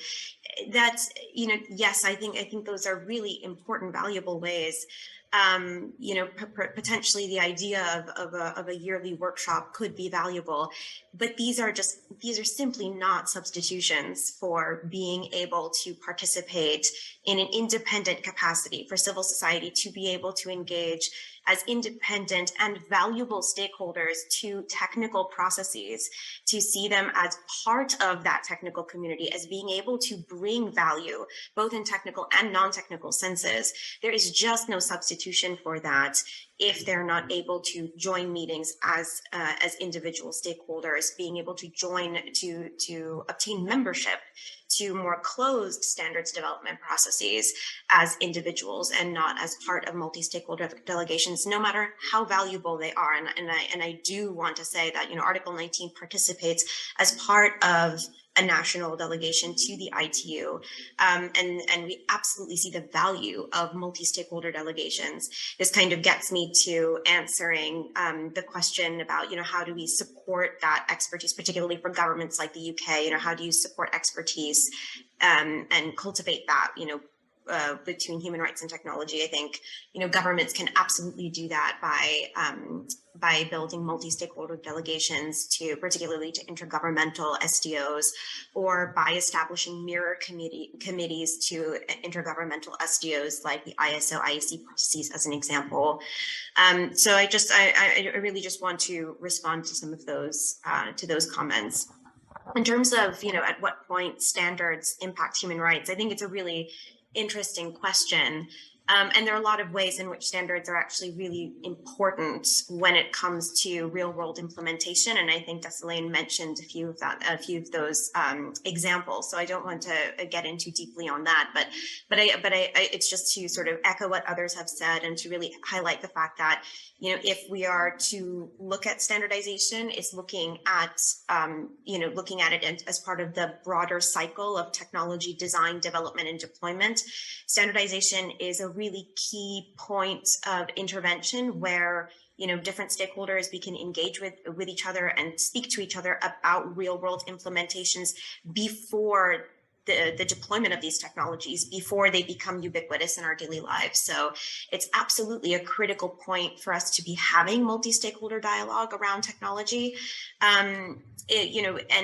But to only focus on this would be to confuse the means for the ends, right? So, recognizing that we should be developing these human rights considerations before deployment, standardization can be a key environment for us to be able to do that, but then to carry that through to where standards meet, government procurement or deployment mandates by regulators or implementations by the private sector, and really carrying that conversation through is something, again, speaking as part of a human rights organization, something that we're really thinking about as well from the civil society perspective. Great. Thanks very much, Moish. And I think very much point taken on the special and unique role that civil society can play in technical standard setting. And obviously that's part of what the whole initiative is about, is to figure out how we can break down barriers to make that happen more. I think, though, that the bridging question, and I think Dessalane's answer went to that, is much more focused on the questions of how, the way it's often phrased is how we get the technical side to really not see the human rights piece as an add-on or additional hurdle to jump over, but something that they have an interest and that they have expertise themselves to embed. So sort of a mainstreaming effort as well, where they're the ones that are pushing for civil society and others to be at the table and building allies within the technical community, which I think is a great starting point there. Eugene, do we have more questions online? We have 8 minutes left. Others in the room, please. I don't see any hands. Good, good. Well, we haven't solved the problems yet, but we've gotten some great ideas on how to get there. Maybe I'll ask if any of our panelists have any concluding comments they'd like to make. You could. Please, Lars. Sure. I just want to say thank you. This was an interesting panel, and thanks for the questions. They were very good as well. I just want to say I'm here all week. If anyone wants to chat about the IETF, and I can bore you with way more protocol acronyms than I did in this talk, I'm here. You can reach me at chair@ietf.org, and see you around. Thank you. Thanks, Lars. Bilal, Janisi, would you like to come back in? Any concluding thoughts? No, just wanted to thank you for the opportunity. Certainly enjoyed the conversation. And I would just add one other point is that in addition to the various entry points to participate, we also have a number of fee-exempt organizations, including civil society, who are members of the ITU. And so that is, of course, another venue that the ITU Council on a regular basis will admit members on a fee exemption basis when it is in the best interest of the community. So that is another element I wanted to add to the various possibilities of participating. But really enjoyed the being with you today remotely, and you can find me at itu.int or on LinkedIn if you want to continue the dialogue. Thank you.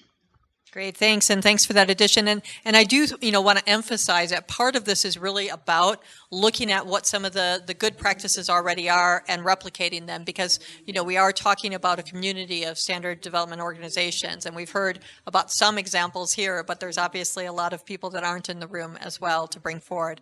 Mawish, would you like to come in with any concluding thoughts? Just to echo my co-panelists, and thank you very much for convening the session. I think it was a very interesting discussion.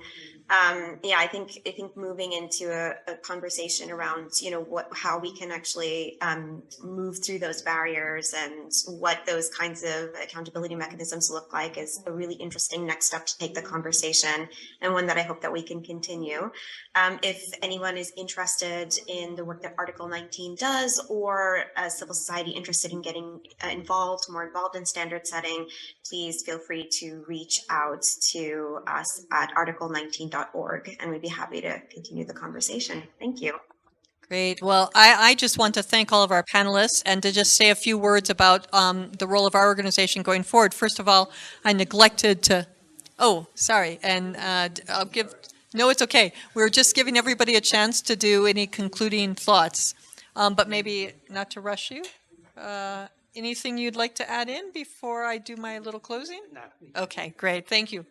I neglected to introduce my colleague Eugene Kim, who is our focal point on the technical standards setting and human rights project that we're engaged in at the Office of the High Commissioner for Human Rights. And we have online Scott Campbell, who heads up our work on digital technology and human rights. They're the best contact points for this. But we have a mandate from the UN Human Rights Council to really look at this issue, to look at the good practices, to look at gaps and areas where things might be able to be improved. And we're engaged already in a process of expert consultations. About a dozen or so have been done so far. And we're pulling together a larger expert consultation in February that will then feed into a report that will go to the UN Human Rights Council in June. So all of this will be food for that exercise. So thank you all so much for participating. We do see that as really just a first step. We hope to put things on the table that can as I said, spur things forward in terms of some of the areas that we identify as needing further improvement, but also spreading good practices and ideas that will be helpful. But as with the standards implementation as well, we see it as something that will require us to continue to engage over a period of time, and really look forward to your comments and thoughts on the role of our office in that process and how we can be helpful. So please feel free to give us feedback on this important topic as well. And thank you all for your active participation here today. Thanks. Thank you. Bye-bye.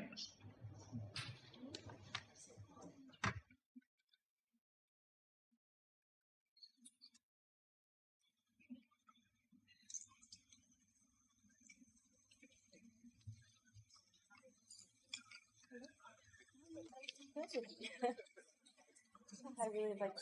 It was nice to have another overview of the ITM. I have a longer one. Oh yeah. It's 5 minutes. There's a meeting and I go through that. Just next week. It's basically here's how I can send you the link. Yeah, that'd be fun. So we're happy to like get this. It's can't talk. It is only recording. No, that's always helpful. I mean, it definitely adds to kind of our resources with. Yeah, nice to meet you. Yeah. You can play good production, but it has already done the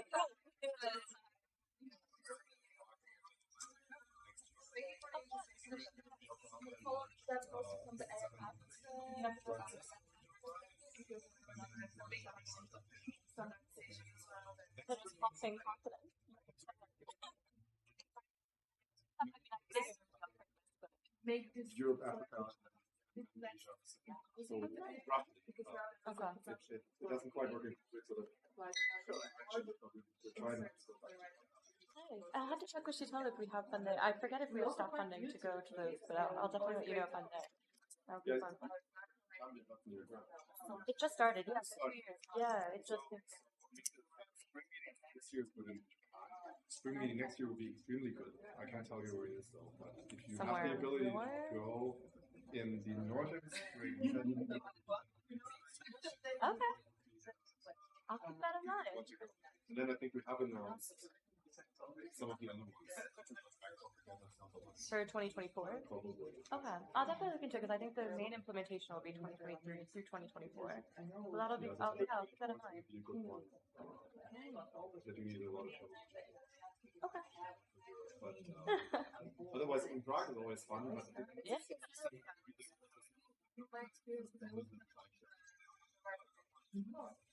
Okay, there you go. Understandable. Understandable. Well, if you're ready to ask that, but then people also kind of say, no, I can't.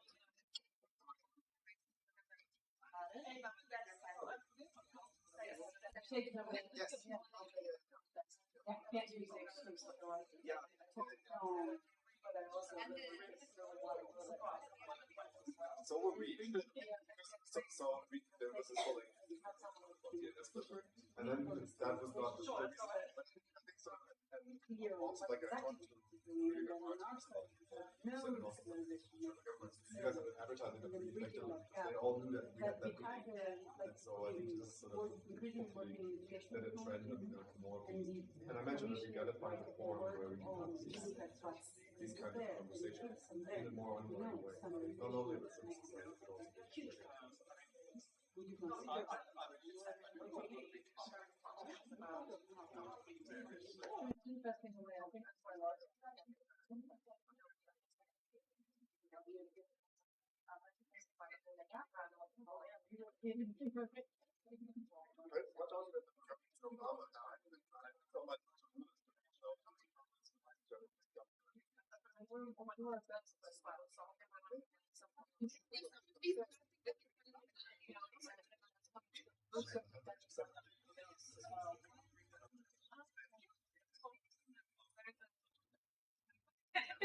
I'm sorry, Richard, said it last time.